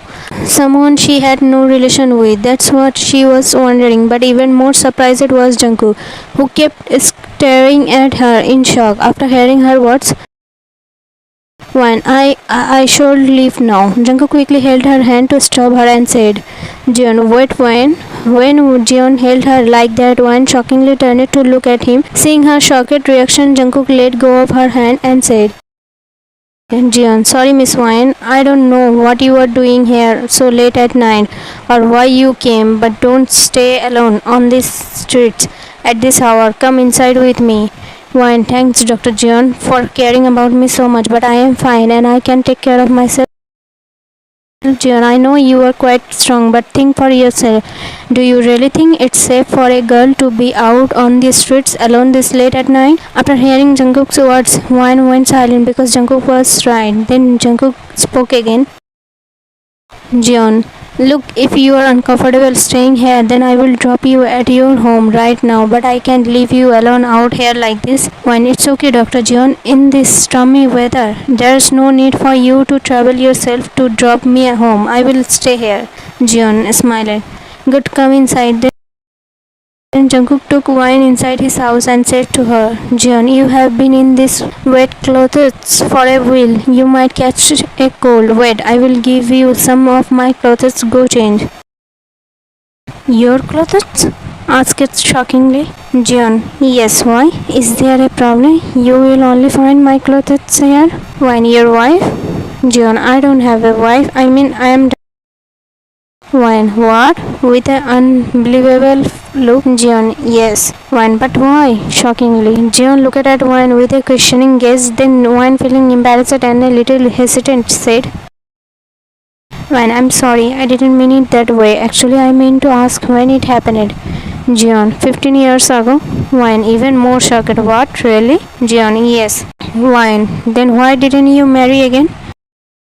We can talk about this later. First, go and change your clothes. Otherwise, you will get sick. Wine realized that by asking so many questions, she was crossing the limit. After all, she had no right to dig so deep into someone else's personal life. Who was this man to her anyway that she should ask so much? Just a friend, nothing more. She herself had accidentally revealed about her and her dad's relationship outside at the door, but still, this man respected her privacy and didn't ask her a single question about it. Wayne stood there quietly, and after a while, Jungkook came handing her a t-shirt and a trouser pant and said, Jeon, try this, maybe it will fit you. When okay, where is the washroom? Jeon, upstairs. The room you see there has a washroom. Go. When okay, thanks, Dr. Jeon. Jeon smiled. After a while, Wine came downstairs after changing. Jungkook came out of the kitchen just then and seeing Wine, he was shocked. The same girl who looked so beautiful at the party now looked so funny. The t-shirt was fine, but the shorts with it gave her a funny look. To stop his love, Jungkook pressed his lips tightly. Seeing him like that, Wine made a helpless face and said, Wine, why are you looking at me like that? Jeon, trying to hold back his love. No, nothing. Wine, yeah, I know. Wearing your shorts, I look less like a girl and more like a boy. Hearing her words, Jungkook couldn't hold his love anymore. Jeon laughed. You look cute. Wine made a face like, seriously? This isn't cute. This is called funny. Jeon, trying to control his love. No, you are laughed again. Wine, with an intimidating face, I don't want to wear your shorts.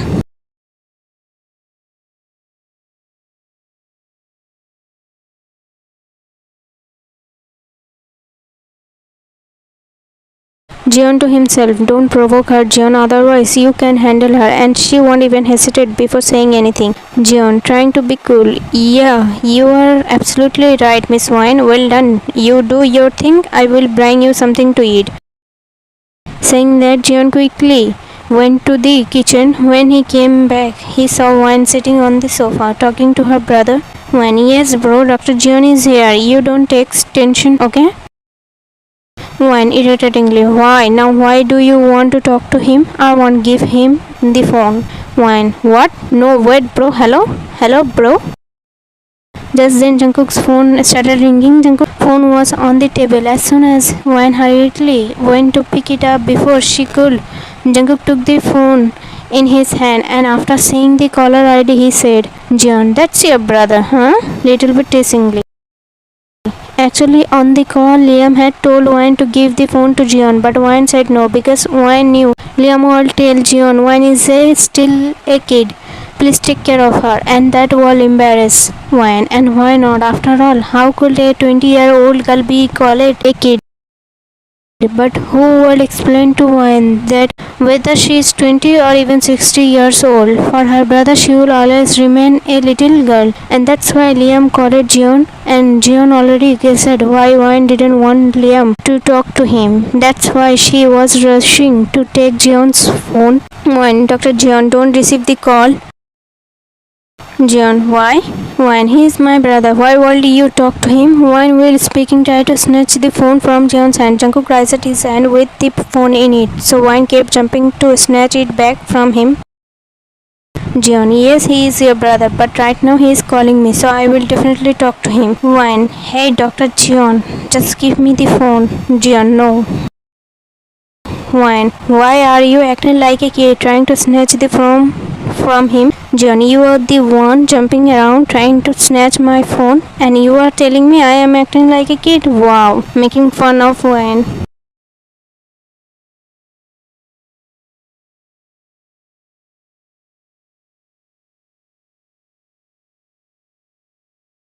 Jeon, what do you want? That I don't receive your brother's call? Softly looking into Wan's eyes, Wan nodded, slowly looking into Jeon's eyes. Jeon, fine, I won't receive your brother's call. Wan is still looking into his eyes. Jeon, happy now? Wan nodded slowly.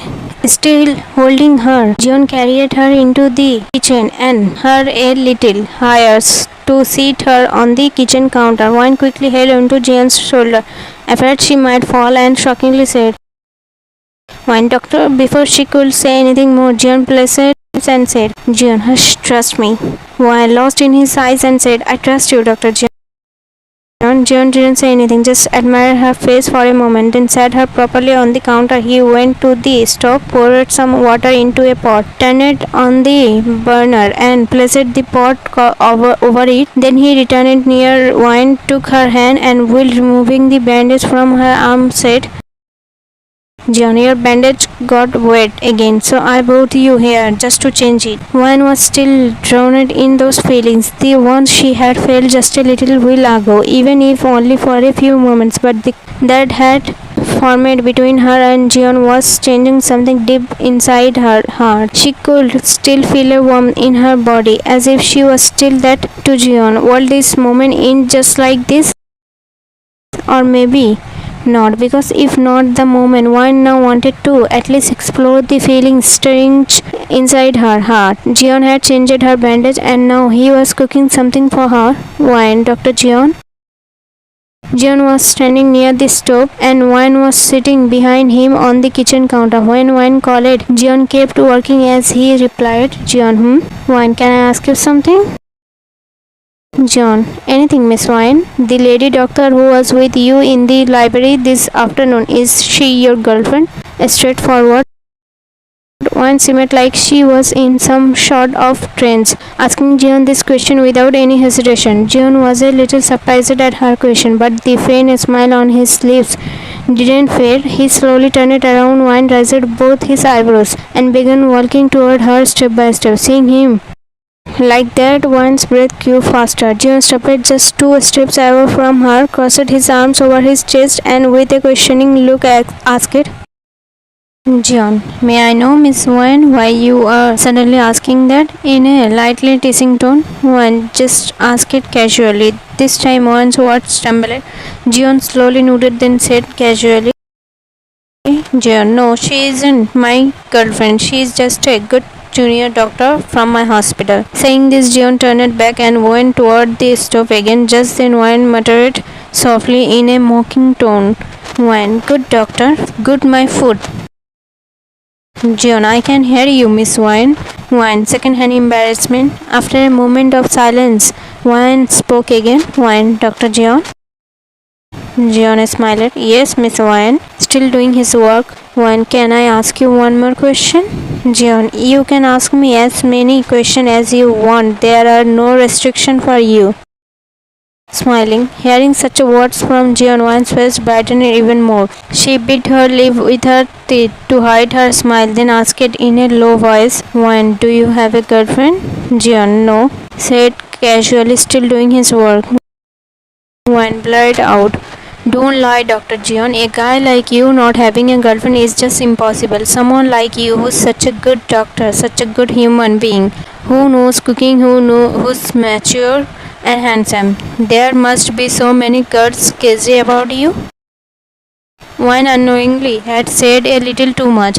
Hearing such a thing about himself straight from her mouth, Jeon wasn't just a little surprised this time. He was deeply surprised, raising both his eyebrows in shock. He turned and stared at Wine. Being looked at like that made Wine's cheek turn red like tomatoes. She was about to jump down from the counter and run away, but just as she moved, Jeon quickly caused her, sat her back on the counter, and stood with both his hands on either side of her. Seeing him so, Wine gave a nervous smile and said, "Wine, Dr. Jeon, aren't you a little too Jeon, handsome, mature, knows cooking, huh?"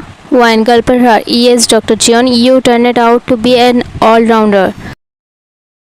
Jeon said nothing, just kept looking into her eyes. "Wine, Dr. Jeon, look at the food, otherwise it will burn." "Jeon, why are you this interested in my life, Miss Wine?" asked normally. One just curious to know. Jeon, don't you think being too curious about someone's life isn't a good thing? One, if you don't want to tell, then don't. I am not curious anymore. Jeon, if I were this curious to know about your life, would you like it? Wine frowned her eyebrows, thought for a moment, then replied, Wine, there's nothing in my life to hide that will be a problem if I said it. Jeon, really? Questioning look, Wine nodded. At first, Jeon kept staring at Wine for a while, then cooled. Suddenly, he asked her a question that didn't shock or surprise her, but instead made her sad. The faint smile on her face, the little shyness, the sparkle in her eyes all vanished in a second. Maybe she bowed her head quietly, so Jeon wouldn't read her pain in her eyes. Jeon, why did you say outside at the door that your dad doesn't care about anything related to you? Seeing her reaction, Jeon regretted asking that question. He didn't want to make her sad. Quickly, he tried to change the subject. Jeon, Miss Wine, don't be sad. It doesn't suit you. You are a mature plus beautiful girl, right? Alright, let's drop all this and look. See what I have made for you. Wait, I will bring it right now. Jeon spoke a bit excitedly just to lighten her mood. Then he went to serve the food for her. But suddenly Wine spoke in a broken voice. When from the time I learned to understand things till now, not once has my dad ever called me his daughter. I crave every single moment for just a moment of love from my parents. I don't even understand whether I should thank God for giving me such a good brother who loves me more than his life, or be angry because even though I have parents, I am still like an orphan. And my mom, she just dances to dad's tunes. Whatever he likes, mom does the same. She carried me in her womb for 9 months and gave birth to me. It still there is no compassion in her heart for me. Her voice cracked. Even Jeon's eyes filled with tears after hearing her broken voice and realizing the pain behind her always smiling face. He clenched his fist tight in anger, thinking, how can any parent do this to their own child? Wine took a deep breath, trying to hold back her tears, but her breath was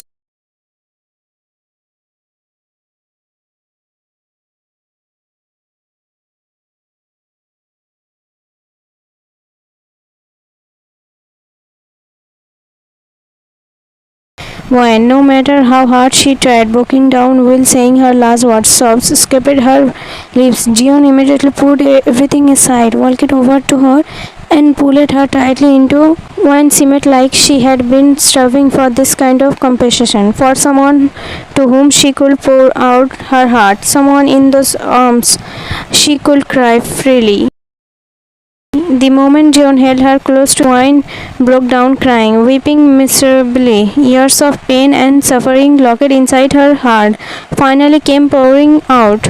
Wine, am I really that bad? Do I not deserve love? God sent me into this world as a girl. What is my fault in that? Why am I being punished for something I never did? Why?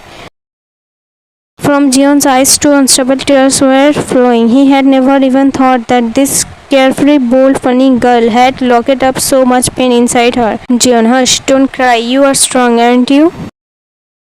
Why, let me cry today, please. In front of my brother, I stay quiet so that he doesn't find out that I know everything. If I cry in front of him, he won't be able to bear it.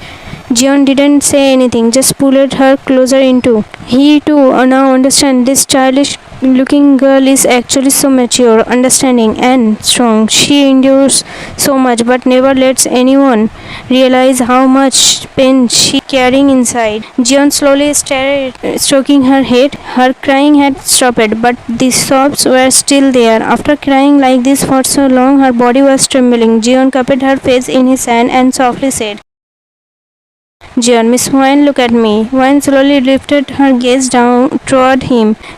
Jeon gave a faint smile and said, Jeon, maybe I can't even imagine the depth of your pain, but I can say this much. If someone doesn't value you, then show them your worth. Become so capable that they regret their own decisions. Jeon's words, even if just a little, were giving comfort to Wine's heart. Jeon, come, I will tell you my story. Wine a little confused. Your story? Jeon, yes, Miss Wine. Wine, okay. As soon as Wine tried to get down from the counter, her hands and legs trembled. After sitting and crying for so long, her condition had become weak. Jeon quickly held her and said, Jeon, wait, let me help you.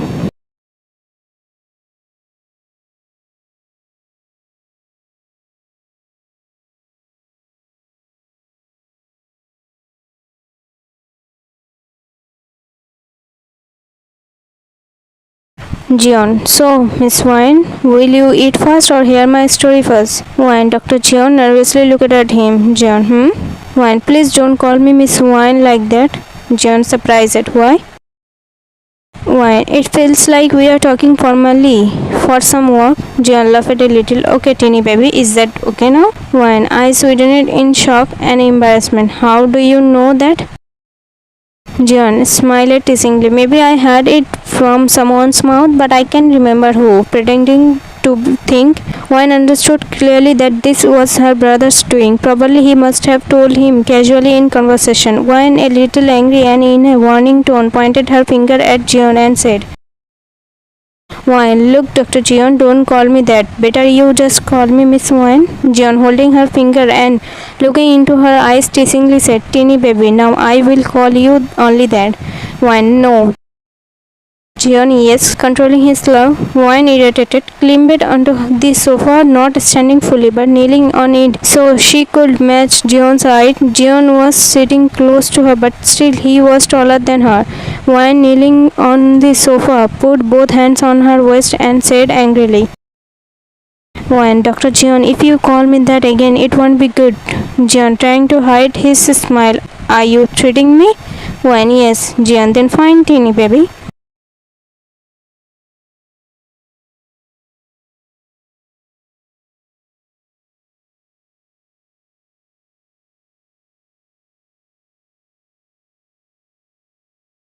Jeon, do you plan to keep staying like this? Wine quickly looked at their position, then embarrassed she hurriedly sat up straight. Wine, sorry, nervously avoiding his eyes.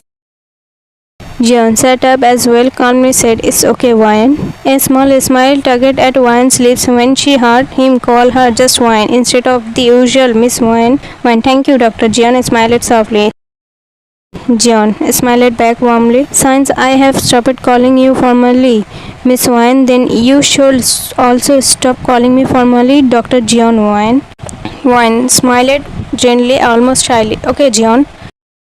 Without even a second thought, Wine called him Jeon. To her, it might have felt normal in that moment, but in reality, it wasn't.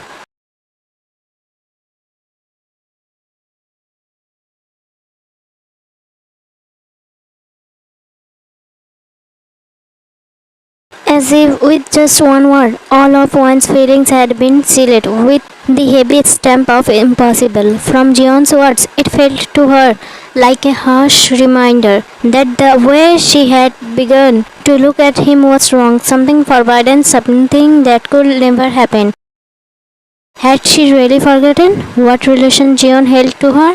Had she forgotten the void stood like a wall between them? Perhaps yes, perhaps that's why she had allowed the innocent seeds of love to quietly sprout in her heart for this man. But now the truth hit her like a storm. Her path and her destination were both wrong, and if even after realizing this, she kept walking down this road, then all she would ever receive in return would be wounds and heartbreak.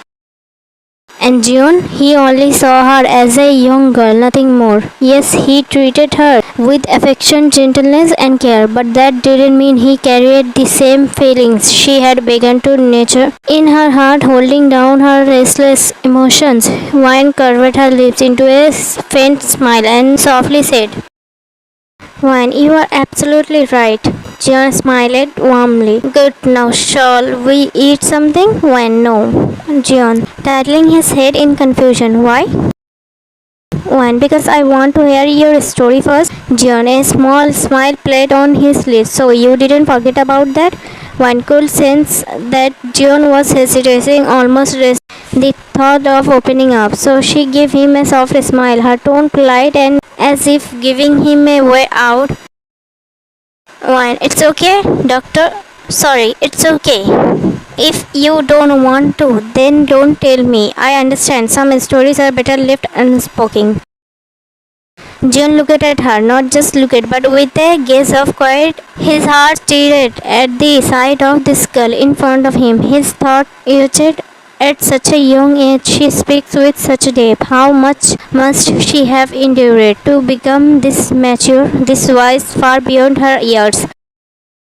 Usually girls her age don't think this way, but wine is different. There's something rare about her, something precious. Truly, Liam has given his sister an excellent upbringing. John stayed lost in his thought for a while, then exhaled deeply and finally began to speak.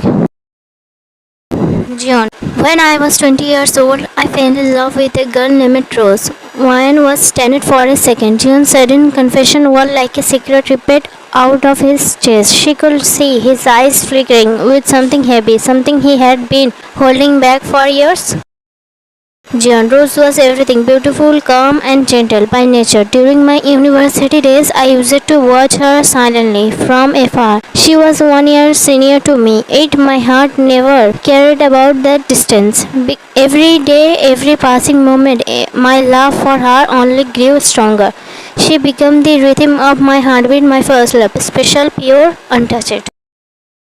He paused for a moment, his gaze lowering as if even speaking her name still weighed on him. Jeon. Finally, on her birthday, I gathered all my courage. I bought flowers, a small gift, even rehearsed in front of the mirror. How I could confess. My hands were trembling, but my heart, it was full of hope. I thought that day would change my life forever. During lunchtime, I searched for her, and when I reached the university terrace, his voice cracked and he stopped midway. His jaw clenched, his eyes shone with pain, as if that memory was stabbing him even now. One, sensing the storm inside him, placed her soft hand on his, pressing gently. Her smile was warm, almost like a silent permission. Say it, let it out. You don't have to carry it alone anymore. One, let it out. Maybe then you will feel lighter. Jeon. The moment I stepped on the terrace, I saw her, another guy. He looked away immediately, his thought tightening, his voice turned hoarse.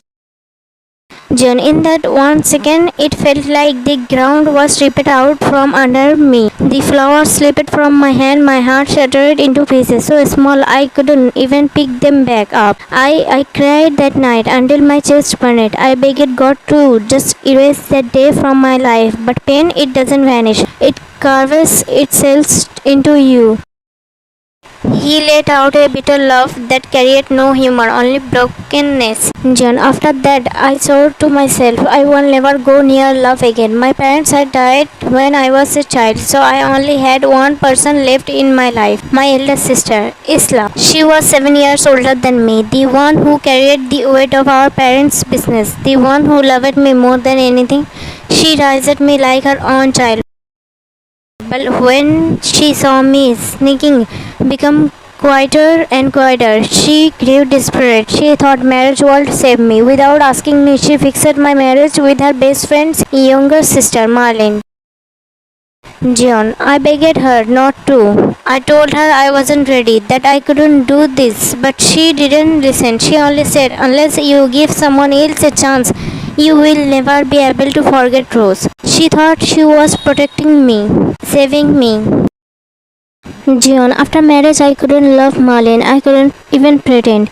I never spoke to her properly, never gave her the time she deserved. We lived under the same roof, but in separated rooms, as if we were strangers, forced into the same cage. One day, Isla found out that I hadn't accepted Marlene even after so long. She called me to her house. I still remember her words clearly. Marlene married you for your sake, and if you, as her husband, keep treating her like a stranger, imagine what she must be going through.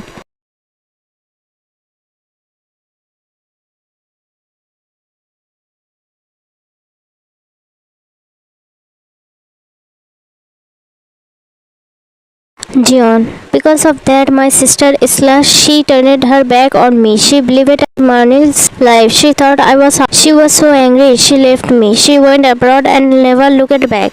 Jeon's voice trembled like it was tearing his heart from inside. Jeon, I tried. God knows I tried. I told her to listen, to hear the truth.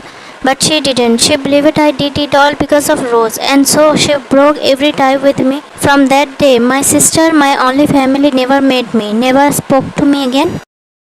Jeon's eyes welled up with tears. One immediately pulled him into as if trying to lighten the unbearable weight on his heart. There was no wrong intention.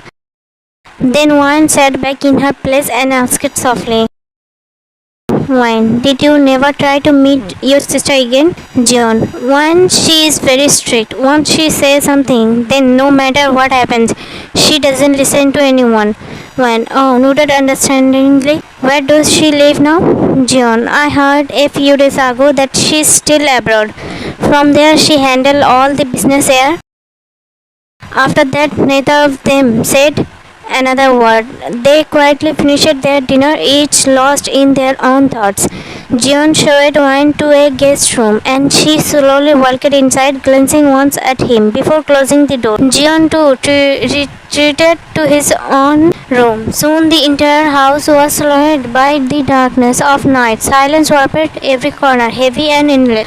Only two restless hearts kept beating. One heart was drawing in the old memories, itching from scars that had never healed, while the other was trembling under the weight of new feelings she was too afraid to name. Some words remained trapped on their lips, some emotion fought for space in their souls. Distance separated them, it an invisible thread pulled them closer in that quiet night. In morning, Jeon had to go to his hospital, so he woke up early. He made breakfast and then went to call Wine. When he reached the guest room door, he saw it was slightly open. Seeing that, Jeon felt confused. He thought maybe Wine had waking up, so the door had been left like that. He knocked on the door, but there was no reply. He knocked again, still no reply. After knocking and calling for a long time with no answer, Jeon started to feel a little worried. No matter how deep someone sleeps, they usually hear knocking and calling, and the door was slightly open too. Jeon began to worry about Wine, so he gently pushed the door open and went inside. When he saw her, a smile came to his lips. One was curled up like a child, wrapped completely in a blanket, sleeping with headphones in her ears. Because of the headphones, she had not heard the knocking or Jeon calling. Jeon moved slowly toward her and quietly took the headphones off her ears, then said softly, "Jeon, Wine, wake up, it's morning. Aren't you going to university?" Wine, mumbling in sleep, "Liam, please let me sleep. Why do you always come near my ear every day like an alarm?" Hearing this sleepy answer made Jeon smile softly. He understood how Liam looked after his sister like a caring parent. Memories of last night came back to Jeon, and he felt pity for Wine. At such a young age, she was suffering so much and still smiling. Their situation felt a little similar to him. He felt a strange closeness and pull toward Wine. It was not just pity for her pain, there was something else. He was feeling something he could sense but not fully understand. Over the years, he had many patients, but had he ever felt this much? Had he ever shared his secret with a patient? Had he ever interfered so much in a patient's life? Wine did not have a serious injury, just a small one. Jeon felt unusually connected to her. Maybe it was because of her words, her courage, and her patience. While Jeon stood there lost in thoughts, his phone suddenly rang. He quickly picked it up without even checking the caller ID. Jeon, hello? Liam, hello uncle? Jeon, oh Liam. Liam, yes uncle, I was wanted to ask, is Wine okay? What is she doing? Why hasn't she come home yet? From Liam's voice, Jeon could clearly feel his worry. Jeon, it's okay Liam. Wine is completely fine and she is still sleeping right now. Don't worry, she is safe with me, okay? I will wake her up, give her breakfast and then drop her home myself, okay? Liam smiling with relief. Actually, I become a little too protective when it comes to Wine. Please don't mind, uncle. Jeon, no, not at all. I know how much you love and care for her. Your worry is completely natural, Liam. Okay, uncle, then please drop her home. Jeon, After this, Jeon disconnected the call and turned it again towards Wayne. He sat near her and began softly caressing her hair with gentle hands. His voice calm yet firm. Jeon, Wayne, wake up now, otherwise you will be late for university. Wayne, She just mumbled her asleep, turned to the other side, and slipped back into deep sleep. Jeon looked at her and realized that calling her like this would not work at all. A small smile curved on his lips as an idea came to his mind. He leaned closer, right near her ear, and whispered in a low, deep voice. Jeon, Miss Wayne, wake up now. Otherwise, if I use another way to make you wake up, you won't be able to handle it.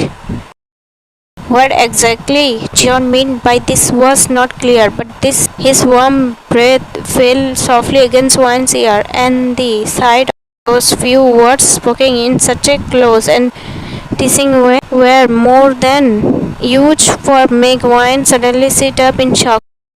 For a moment her sleepy mind struggled to remember where she was, and then it struck her she was in Dr. Jeon's house. As soon as Jeon's last word uttered again in her memory, a wave of shyness rushed through her. Her ears burned red with embarrassment. She didn't know with what intention he had said it, but still her heart was beating fast. Slowly hesitating, she turned her head toward Jeon and asked in a low, uncertain voice, "One another way? What do you mean?" Jeon, so finally you are fully awake, huh?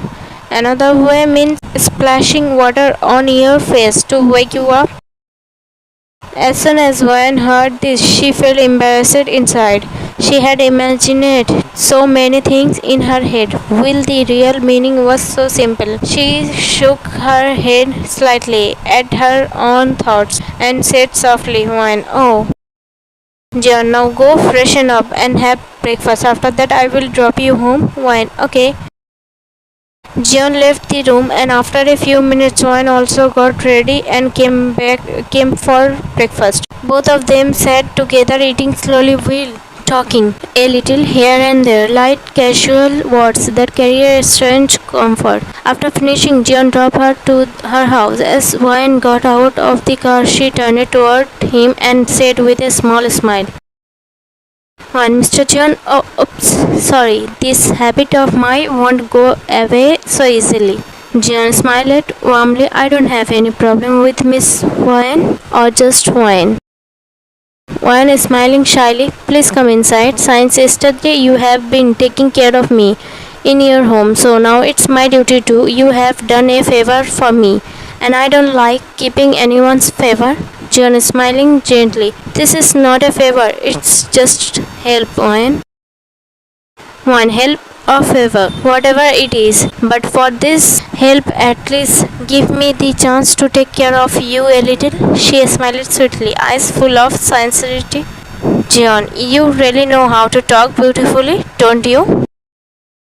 "Wine, thank you for the compliment." She smiled softly, lowering her gaze for a moment before looking back at him. "Now, come on, get out of the car and come inside." "Jeon, some other time. Today I have work and I am already running late for the hospital. Next time you can watch me." Jeon gestured with his finger, calling Wine closer. Wine, a little confused, walked to the car window and bent down slightly. That's when Jeon, in a soft, low voice, said to her, "Jeon, after hearing about your life yesterday, I feel nothing but anger towards your. If I ever meet him or if I step inside your house and face him, I don't know what I might do in my anger." After hearing his words, Wayne kept looking into his eyes for a while. There was pain but also warmth in his gaze. She finally spoke with a faint smile, her voice trembling slightly. "Fine, thank you, Mr. Jeon. In this fake world, at least for a short while, you become my companion in pain. At least I was able to share my suffering with someone." Jeon's stern eyes softened. He reached out, gently brushing his thumb over her cheeks, his touch filled with quiet care. "Jeon, and thank you too. The pain I had carried in my heart for so many years, it lessened after I shared it with you. If you ever face any problem or if you ever need to talk, don't forget me, Wayne." One's lips curved into a small smile. Thought her heart felt heavy. She playfully said, trying to lighten the moment. One, okay, mister. Oh, no, no, again. Laughed nervously. Jeon chuckled softly, shaking his head at her clumsiness. Jeon laughed. It's okay. Bye now. Take care of yourself. One, you too. Their eyes lingered on each other for one last moment before one slowly stepped back while Jeon's car began to move forward. Both hearts were heavy, as if they were leaving behind something unsaid. Both of them went their own ways. The day went on just like any other normal day. But there was one big difference this time. One's happiness. Since morning her smile hadn't left her lips. Again and again she kept remembering last night's conversation and world smiled to herself without even realizing it. Her happiness wasn't just shining on her face, it was also visible in her action. When she reached university late, her teacher scolded her, but it didn't bother her at all. Normally, if a teacher said anything to her, she would argue back instantly. But today, even after being scolded, she just quietly walked to her seat with a soft smile on her face. The teacher was shocked to see this change in her behavior. Not everyone noticed it, but three people surely did: Amy, Alan, and Liam. Amy and Alan asked her again and again why she was behaving so differently, but she didn't tell them anything. It wasn't like she wanted to hide it from her best friends, but the truth was she herself wasn't fully sure about her feelings yet. So how could she explain it to anyone else? Even at home, Liam noticed the difference. Usually one stayed locked up in her room, quiet and lost in her pain because of the treated her, but today she was moving around the house looking cheerful and free, as if nothing could bother her anymore. Seeing his sister like this made Liam real happy, because for the first time in a long while she looked alive. Of course, Liam was curious about the reason behind her sudden happiness, but he stayed silent. He knew his sister well. When she felt ready, she would tell him everything herself, but he didn't even have to wait that long. Because when he asked her why Jeon hadn't picked up his call last night, her answer alone was huge for him to understand the secret behind her happiness. Liam instantly realized that his sister's heart had started to develop feelings for Jeon. But he didn't feel upset about it. Not at all. In fact, he was happy because this time his sister had chosen a good man. Someone who was strong and kind. Just one meeting with Jeon had been used for Liam to understand that he was a good person. Time kept passing. Morning turned into afternoon, afternoon into evening, and evening into night. Wan sat in her room lost in thoughts about Jeon. A smile was still on her lips, but in her eyes there was also a little worry. Her restless young heart wanted to meet Jeon again, but the question was how. What excuse could she find to meet him? Her hand injury was already almost healed, almost completely fine now, so she couldn't use that as a reason anymore. Then what? What could she say? What excuse could she make? She kept thinking and overthinking until her mind grew tired.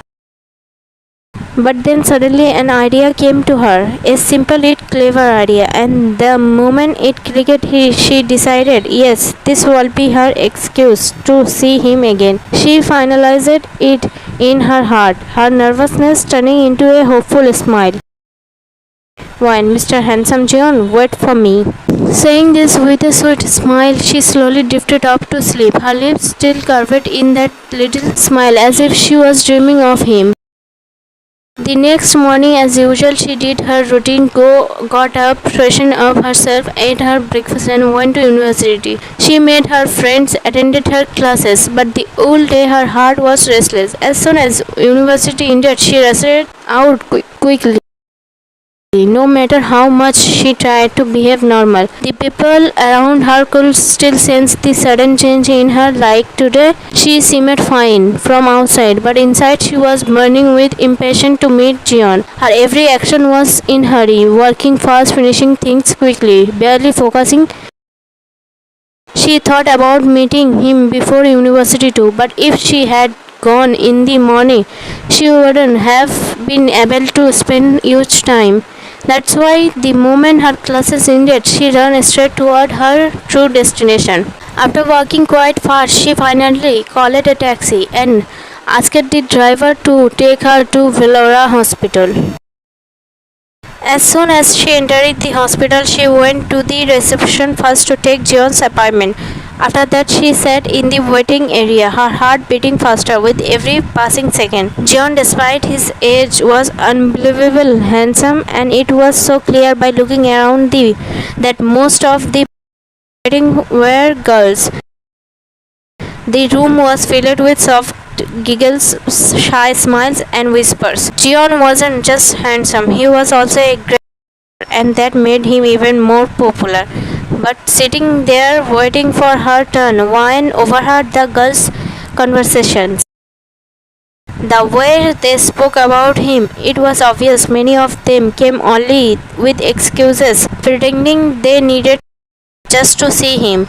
Listening to them, one didn't know whether she should love or get angry, because deep inside she herself had also come under the same excuse just to see him.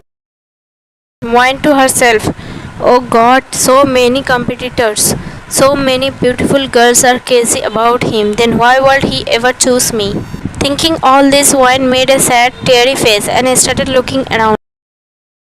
Just then, Jeon came out of his cabin, maybe for some work. The moment he stepped outside, all the girls gathered around to see him, as if a celebrity had just appeared.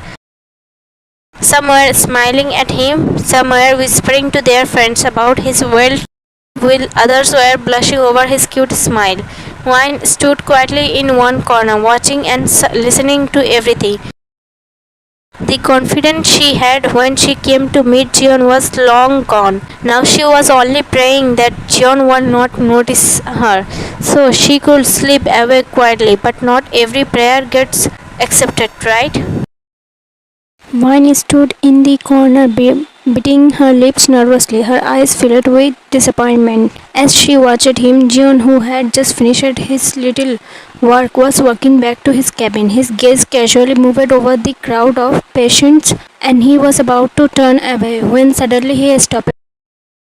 Shock flickered in his eyes as he looked back at the waiting room more carefully. That's when his eyes landed on Moyen. She stood in the corner as if she wanted to hide from the world. Seeing her like this, Jeon's face grew slightly tense. A worry tugged at his heart. Was her injury troubling her again, or had her once more thrown at her? Why else would she look so broken, so lost? What Jeon didn't know was that this sadness was only because of him. Meanwhile, Wine's thoughts were eating her confidence away. Wine in her thoughts. So many beautiful girls are crazy for him. Many of them are even self-dependent, strong, perfect. But me? I am just a university girl, a daughter of a rich family who doesn't even want to see. What do I even have in me that he would ever look at me the way I dream of? But the path I have chosen, it isn't easy, right? On this road, I might stumble, I might fall, I might even cry. So should I stop here? Should I give up? But will my heart ever agree to that? Her questions to herself weren't even completed, but maybe Jeon himself had arrived as the answer. With worry written on his face, Jeon quickly pushed open the waiting room door and stepped inside. The girls sitting there grew excited and happy, thinking he had come for them. Giggles, whispers, and sparkling eyes filled the room, but none of them noticed that his gaze wasn't wandering. His eyes were fixed only on one person, on Wine. Lost in her own heavy thoughts, Wine suddenly lifted her eyes and saw him. Her breath caught, her eyes widened in shock, as if time had stopped. Jeon, without wasting a second, softly but firmly called out to her. Jeon. Wine? Confused and tense, Wine nervously smiled. Jeon. Excuse me. Jeon asked everyone to move aside as he started walking toward Wine. With each step he took, Wine's fear and nervousness slowly began to fade. The very crowd she had been worried about was now moving aside, giving way for him to reach her. Her confidence started returning. She understood now that the path she had chosen wasn't easy. She will stumble, she might get hurt, she might even cry, and she could fall. But if she gave up, she would shatter. She had to endure all the pain, the hurt, and the struggles to reach her goal, and now she was ready. As Jeon reached close to her, Wayne without hesitation jumped into his arms and him in front of everyone. Jeon had already been tense seeing her here unexpectedly, and as she him, he realized that she must have been sad. Maybe something had happened. Feeling this, he held her in his arms, right there in front of everyone. He gently ran his fingers through her hair and asked softly, Jeon, Wayne, are you okay? What happened? Did someone say something to you? Wayne understood from his question that Jeon cared for her. She didn't know why he cared or what was going through his mind, but she was so happy just knowing that he did. He had come to her in front of everyone and asked about her well-being, trying to act casual, but some things can't be ignored. Meanwhile, some of the girls standing nearby started glaring at Wayne angrily, but Wayne didn't feel scared or tense. In fact, she was enjoying it. She wanted them to feel jealous and viciously envious, so they would realize why they shouldn't have come here just to see Jeon. Jeon. Wayne? Jeon said her name again softly and lovingly. Wayne gently whispered near his ear. Wayne, Mr. Jeon, please stay like this for a little while. Without saying a word, Jeon agreed, thinking that maybe Wayne needed him right now. Maybe she was still sad. And just as Wayne had mischievously planned in her mind, more than half of the crowd slowly started moving away. Perhaps some of them thought this too. Wayne smirked to herself and slowly let go of Jeon's arm, but she still held one of his hands tightly. Jeon lifted her face gently with his hands, looked into her eyes and asked softly, Jeon, are you okay? What happened? Wayne was trapped now. Poor girl, she had only come here with some cookies, hoping to use that as an excuse to meet Jeon. Meeting did happen, but along with it came this unexpected scene. She could already sense that Jeon was thinking she was sad or troubled. That's why she came here to see him. And now, even if she wanted, she couldn't tell the truth. Because how could she explain why him so tightly in front of everyone? Should she say that she was losing her self-confidence after seeing Jeon's admirers? No way. Wayne looked at him with a helpless face, her big eyes staring straight into his silently, asking herself, what do I even say now? Jeon, on the other hand, didn't take his eyes off her either, waiting quietly for her answer, concern written all over his face. But just then, Wayne's phone rang loudly, breaking the heavy silence. She jumped slightly in surprise, quickly pulling it out of her pocket. Seeing the caller ID, she noticed it. It was Liam. Wayne in thoughts. Why is Liam calling me at this time? Whatever the reason, at least this will give me a little time to think. With that thought, Wayne answered the call. Liam's voice on the other side was tense, rushed, and full of worry. He sounded angry, panicked, and restless all at once.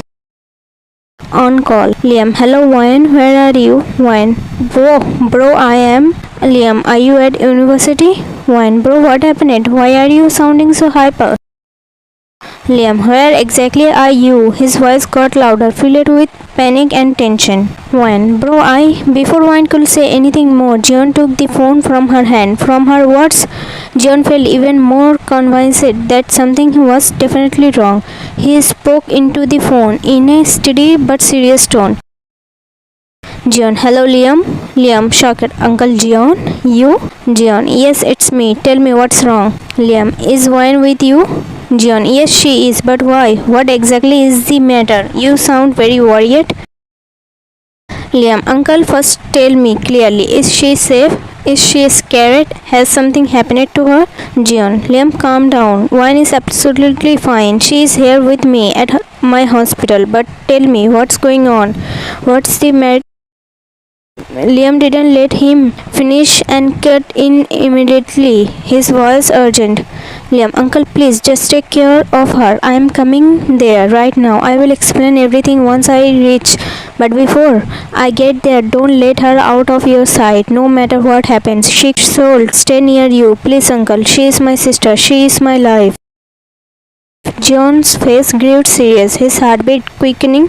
Jeon, okay, Liam, don't worry. She is safe with me. As long as I am here, nothing and no one can harm her. Liam, breathing heavily but a little calmer. Uncle, for one, I only trust you. Jeon, it's okay, come here. After that, Liam hung up and Jeon took one's hand. He led her out of the waiting room into an empty room, closed the door and looked at her, asking, Jeon, Wan, what happened? Why did Liam sound so worried and so panicked? Wan, shocked. Panicked? Jeon, yes. Wan, I don't know, Mr. Jeon. I asked him, but he just started shouting at me. Jeon, then why did you come here? And why do you look so sad? One, actually I came to say thank you to you. I made some cookies for you and I wanted to give them to you. Then she lowered her head and spoke in a soft voice. But when I saw such a crowd here, my mind started thinking weird things. Like you are such a... You must have thousands like me. Will you even remember me? What if you get angry at me for bothering you? And at that moment, Jeon took her hand, pulled her. Wine was shocked. Then Jeon gently stroked her back and said, Wine, don't think such a useless things, okay? Yes, it's true that thousands come to me, but you are not just Wine. I have never shared my pain, my secrets, or spoken this much with anyone before. You are the first one, okay? Wine still, Jeon asked him in a soft voice, Wine trying to control her smile. So, if I am not just a for you anymore, then what am I to you? Hearing this question, Jeon's heartbeat raced for a moment. He quickly pushed away the thoughts storming inside his heart and mind. Then he gently moved Wine away from his chest, held her face in both hands, and smiled softly. Jeon, now you are my friend, the one with whom I shared my secrets, the friend who helped me ease the pain that I had been carrying in my heart for so long. That's who you are. It was true that Jeon's answer wasn't exactly what Wine had imagined, but still her heart filled with happiness because now, for Jeon, she wasn't just an he trusted her, used to share his sorrows. That itself was more than used for Wine. So that means I am your companion in pain, your confidant. Jeon was startled at her choice of words. For a few moments he just looked at her innocent face, her eyes holding an honest and curious expression. A smile curved his lips deep inside. Jeon knew he had to control himself, otherwise the way his heart raced for this, it won't take long for him to fall for her completely. And falling in love again was something he feared because it was forbidden and because he didn't want to break apart once more. When what happened, Mr. Jeon? Tell me, does that mean I am your confidant? She asked with an excited, hopeful tone. Jeon smiled slightly and nodded his head. Yeah. When? Yeah, who? Wine's face brightened with joy as if she had just won a great battle. For her, this was the first milestone of her journey, something that brought her closer to Jeon, even if just a little. How could she not be happy? With a wide smile, she Jeon tightly again. This time, Jeon also wrapped around her, pulling her close into his embrace. Just then the door of the room flung open and Liam rushed inside in a hurry. The sudden loud sound made both Jeon and Wine flinch and quickly turn around. Liam stopped in his tracks, completely shocked by what he saw. His eyes widened as he froze in surprise. Seeing his reaction, Jeon instantly felt tense because he and Wine were still in each other. He worried that Liam might take it the wrong way, so he quickly let go of Wine and spoke. Jeon, look, Liam. Liam cut him off mid-sentence, raising his brows and saying in a teasing tone, Liam, don't you think this is moving a little too fast? Jeon confused, huh? Wan, blushing her, biting her lip as she tried to control her smile. Bro, stop it. Liam, why thought, huh? Liam teased her again with a mischievous grin, making Wan embarrassed. She quickly walked over to him, lightly hitting his arm with her fist, her cheeks still red. Wan, stop it, bro. You will run everything before anything even starts. Liam, acting shocked. What do you mean by that? Wan, I mean exactly what you are thinking. Hearing that, Liam's playful smile faded into realization. He immediately understood that whatever feelings existed were only from one side, while Jeon seemed completely unaware of it. And with the way he had just teased them, Liam realized that he might have made things worse, because now Jeon was staring at both of them with suspicious eyes, his gaze sharp and questioning. Before Jeon could say anything, Liam quickly turned to Wayne and spoke in a hurry. Liam, why didn't you tell me earlier? Nervously. When did you even give me a chance? With a done face. The moment you came, you started teasing. Jeon, what's going on between you two siblings? Huh? And Liam, what were you saying just now? What's moving too fast? Liam, nothing, Uncle Jeon. I was just joking around, nervously avoiding his eyes. Jeon doubtfully, voice turning firm. A few minutes ago on the call, you sounded so tense and panicked, and now suddenly you are standing here joking? Do I look like a clown to you, or some idiot who will believe whatever you say? A little strictly. When suddenly, wait a minute, Mr. Jeon. Yes, Liam. Now tell me, what happened? Why were you sounding so worried on the call? Curious but sharp. Liam, stammering. Nothing, just like that. When? Liam, don't lie. You don't behave like this for no reason. Tell me quickly. Liam, lying nervously. Yeah, I told you it was nothing. You weren't at the university. That's why I got a little worried. That's all. When getting angry now, her tone sharper. Liam, please don't lie to me. This isn't the first time I have gone somewhere after university. So why would you like that? Tell me the truth. What is it? Jeon, she's right. Liam, why did you suddenly get so? What scared you so much? Liam, nothing, uncle. I just I said nothing. One's chest tightened. She could already sense the truth hidden behind her brother's nervous lies. Her lips trembled, her eyes filling with tears, and then, unable to hold it in, she broke down, her voice shaking with fear and pain. When crying, her leg giving way, stumbling down to the floor. Bro, has he come back? Her words cracked with terror. Her whole body shivered as if the ground had slipped away from beneath her. Tears rolled down her cheeks as she looked up at her brother with pleading eyes, as if silently begging him, please say no. Please tell me I am wrong. But deep down she knew this could only be the reason why Liam had like that. The thought alone shattered her. Seeing his sister in this state, Liam's heart sank, his face turned pale. Without thinking, he rushed to her quickly, sitting down beside her, wrapping his arms tightly around her trembling body. He pulled her into a protective embrace. His voice cracked, but he whispered softly, trying to calm her. Liam, hey, don't cry. Your brother is still alive, and no one can ever hurt even a single hair on your head. This time, I won't even let him come close to you. I am here, right? Don't cry, my princess. Liam's voice was steady, but his own eyes were brimming with tears as old memories stabbed his heart. He was trying to comfort her, but deep inside he was bleeding. It wasn't that he couldn't protect his sister. He could do anything for her, even fight the world if needed. But this time was different. He could fight anyone, he could destroy anyone, but how could he erase the pain? The countless sleepless nights his sister had endured because of that. How could he take away the pain he suffered even at the mention of his name? And worst of all, maybe this time, no matter how much Liam tried, he wouldn't be able to keep that man away from her life. The thought crushed him. Jeon, who had been standing nearby, quickly moved closer. He couldn't watch them like this anymore. He crouched near them, his voice low but urgent, filled with concern.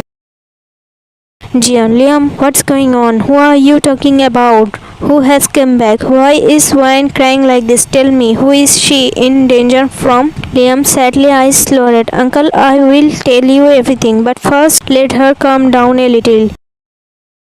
Jeon's gaze shifted to Wine, who was clinging tightly to her brother, crying like a child, afraid of losing her safe place. This sight Jeon's heart. He had seen countless break down in pain, but Wine's tears were different. Every tear felt like a sharp knife cutting into him. He clenched his jaw helpless, because until he knew the reason, he couldn't take away her pain. Finally, he stood up and spoke firmly to Liam. Jeon, stay here. I will be right back. Liam, okay. Jeon left the room. The air felt heavier in his absence. Only the sound of Wine's muffled sobs filling the silence. A few minutes later, Jeon returned, his expression calm yet decisive. He looked at both of them and said in a steady voice, Jeon, let's go. Liam, confused. Go where? Jeon, in my house. There no one will disturb us. No one will come there. No one will trouble you. And when she can rest a little in peace. Liam, hesitant. But uncle, you still have to see, right? Jeon, more than half of this. I don't know why, but they left quite a while ago, and right now there are only 2 or 3 left, and my friend Dr. Kim will take care of them. Liam, concerned. Are you sure it won't cause you any problem? Jeon, shaking his head firmly. No, Liam, there's no problem right now. What matters most is wine. Let's go.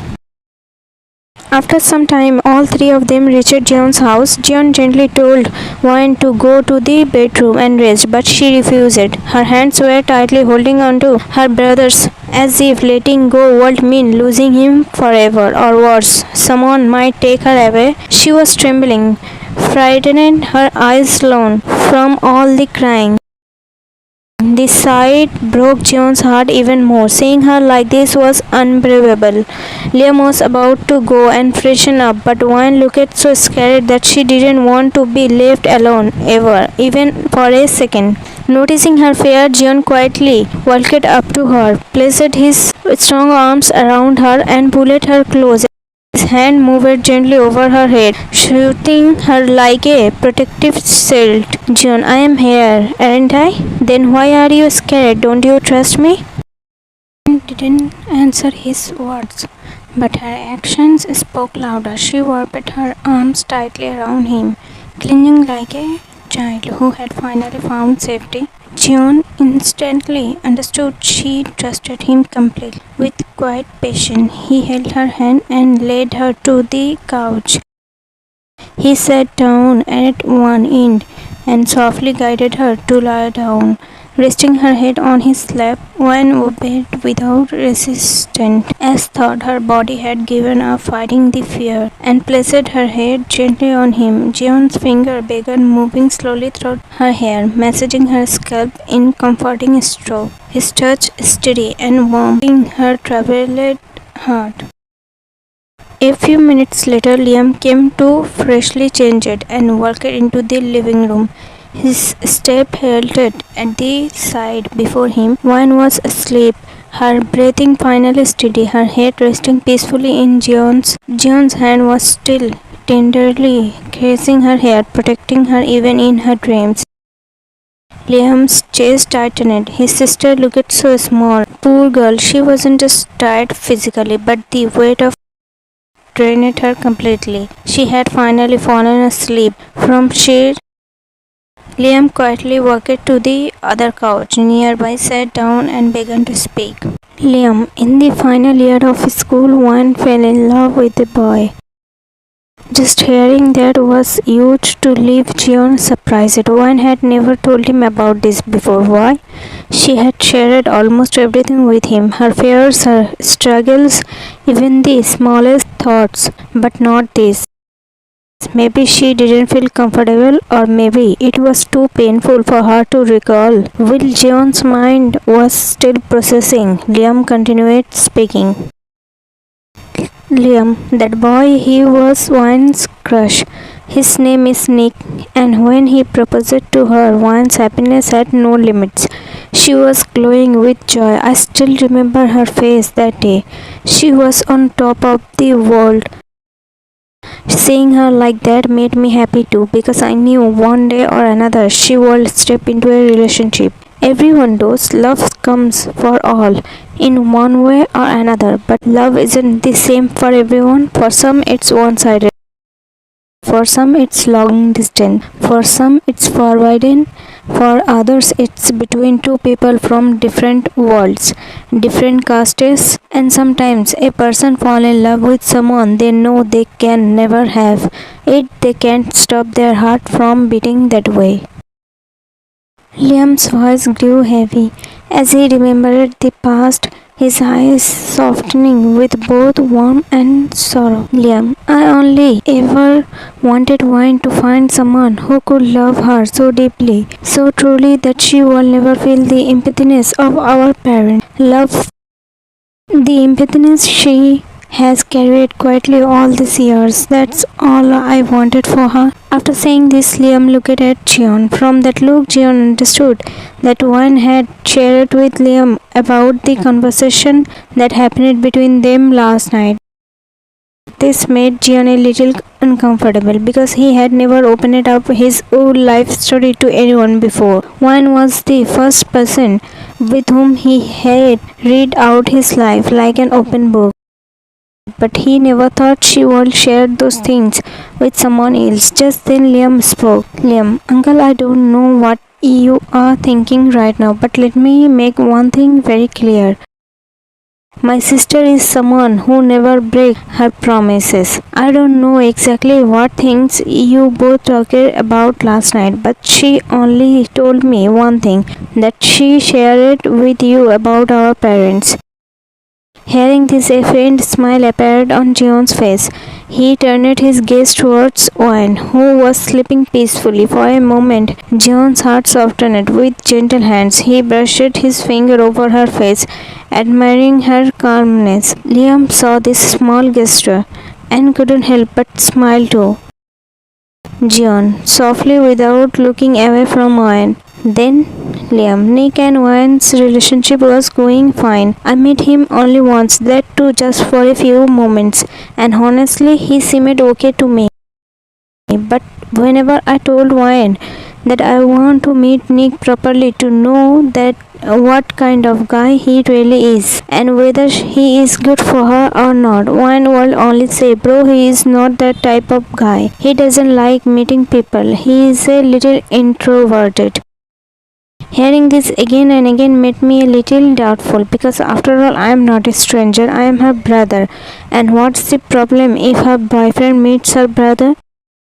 From when I found out that Nick was an orphan, he had no one behind him. For that I actually felt a little bad for him, but still my heart kept feeling restless. Maybe you can call it overprotectiveness, but I couldn't help worrying about Wine. I couldn't even say anything directly to her because she was so happy. And I didn't want to snatch away her happiness just because of my doubts. So I hired a man, asked him to keep an eye on my sister, where she goes, who she meets, and whether Nick is really the kind of person she believes he is. I just wanted to protect her. After saying this, Liam went silent. It was as if remembering those days itself was painful for him. His eyes turned watery, heavy with emotions. Seeing this, Jeon quietly reached out and held Liam's hand, his voice calm, firm. Jeon, it's okay. At that moment, Liam took a deep breath. Trying to control himself, he wiped the corner of his eyes and spoke again, gathering his strength.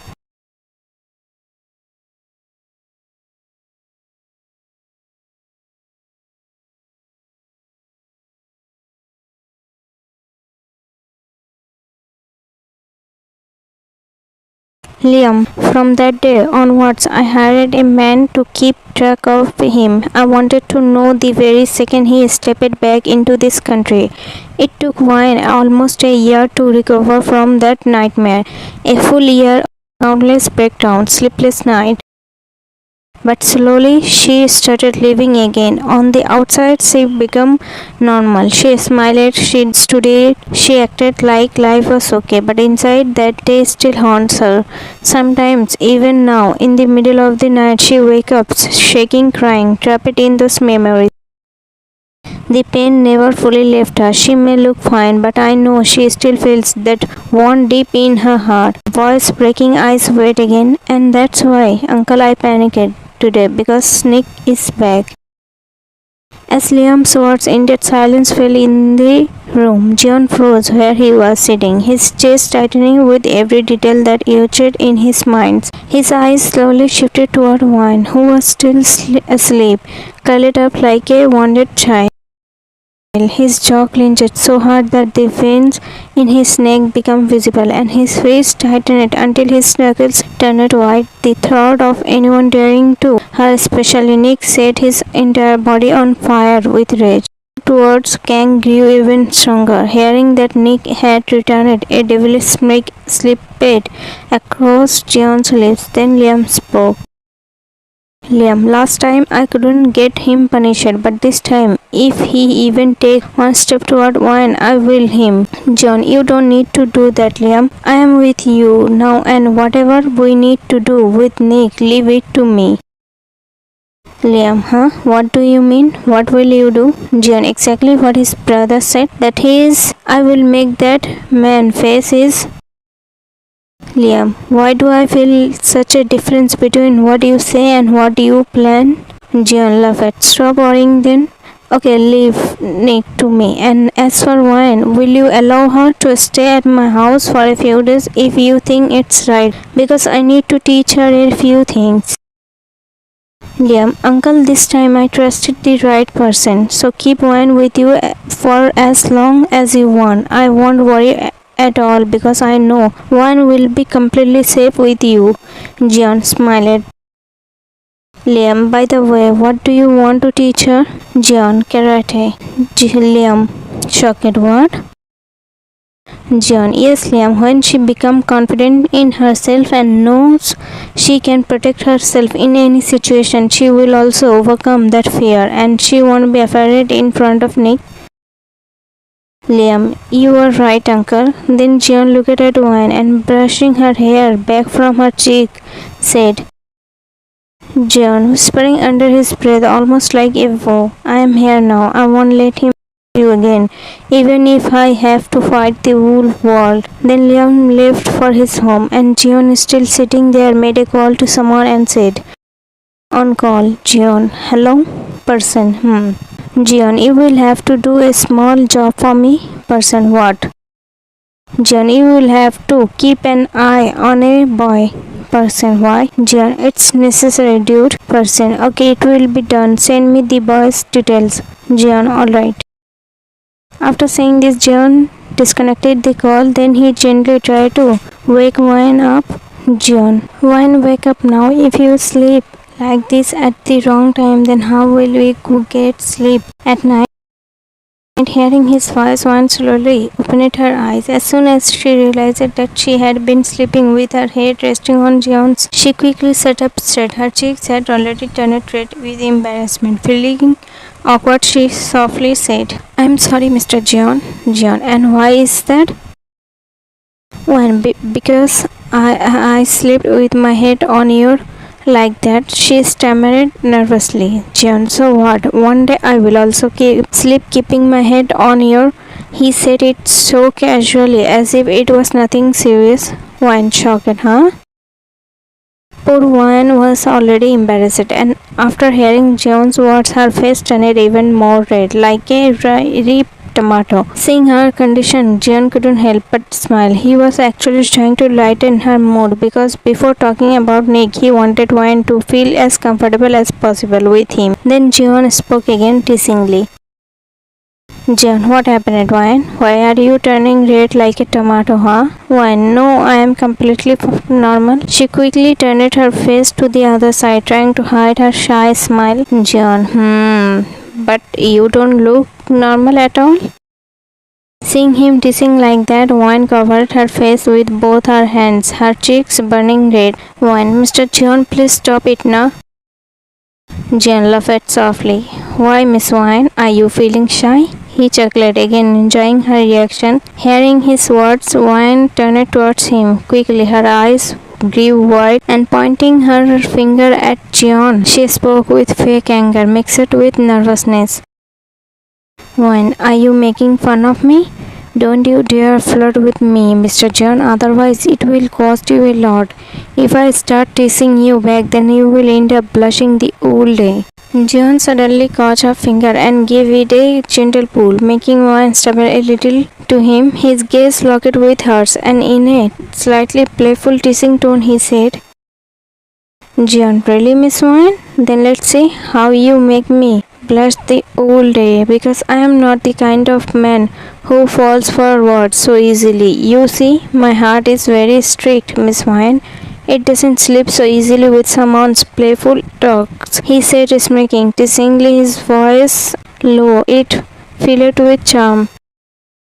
Wine confidently, then get ready to make your strict heart soft, Mr. Jeon, because I am also not someone who will let you go so easily. Jeon, I don't even want you to let me go, he said, while gazing at her lovingly, his voice deep and sincere. Wine's cheeks were already red, and after hearing such words from Jeon, she felt like she might faint any moment. Her heart was beating too fast, and she didn't know where to look. Wine, Mr. Jeon, did you drink something? Why are you talking like this, saying such a dreamy things? She asked nervously, hiding her trembling hands in her lap. Jeon was only trying to lighten her mood with his playful words, but Wine's cute and innocent reaction made him smile warmly. At the same time, a heaviness touched his heart. He felt bad for her. He couldn't understand how someone could ever treat her so. Slowly, Jeon reached out and held Wine's hand, pulling her gently to him. He gripped her hand firmly, as if promising he would never let it go. And then, in a soft and caring tone, he said, Jeon, look, Wine, I want to help you. That's why I want you to feel comfortable. You to talk to me. Wine, clueless, her brows slightly, but why are you suddenly talking like this, Mr. Jeon? Jeon, he let out a deep, his eyes reflecting concern. Because I need to talk to you about Nick. At the mention of Nick's name, the color drained from Wine's face. The eyes that just moment ago were sparkling with shyness and happiness suddenly lost all light. Her expressions turned heavy, filled with sadness and fear. Seeing this, Jeon immediately tightened his hold on her palm, giving her silent strength. Then with his another hand, he gently cupped her cheek and in a tender voice said softly, don't be scared, Wine. I am here with you. Tears kept rolling down Wine's eyes, her gaze fixed on the emptiness in front of her. Her lips trembled as she spoke in a broken voice.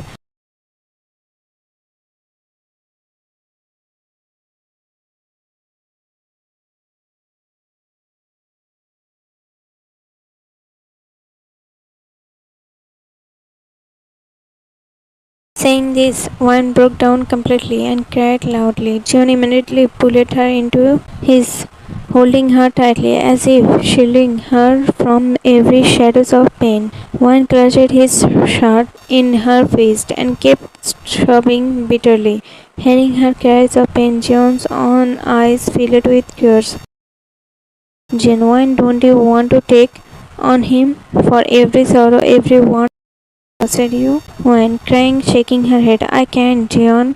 No matter how strong I try to be, he will always remain the darkest truth of my life. Facing him, it feels impossible, because if I do, I'm scared that this fear will swallow me whole, that I will lose myself completely.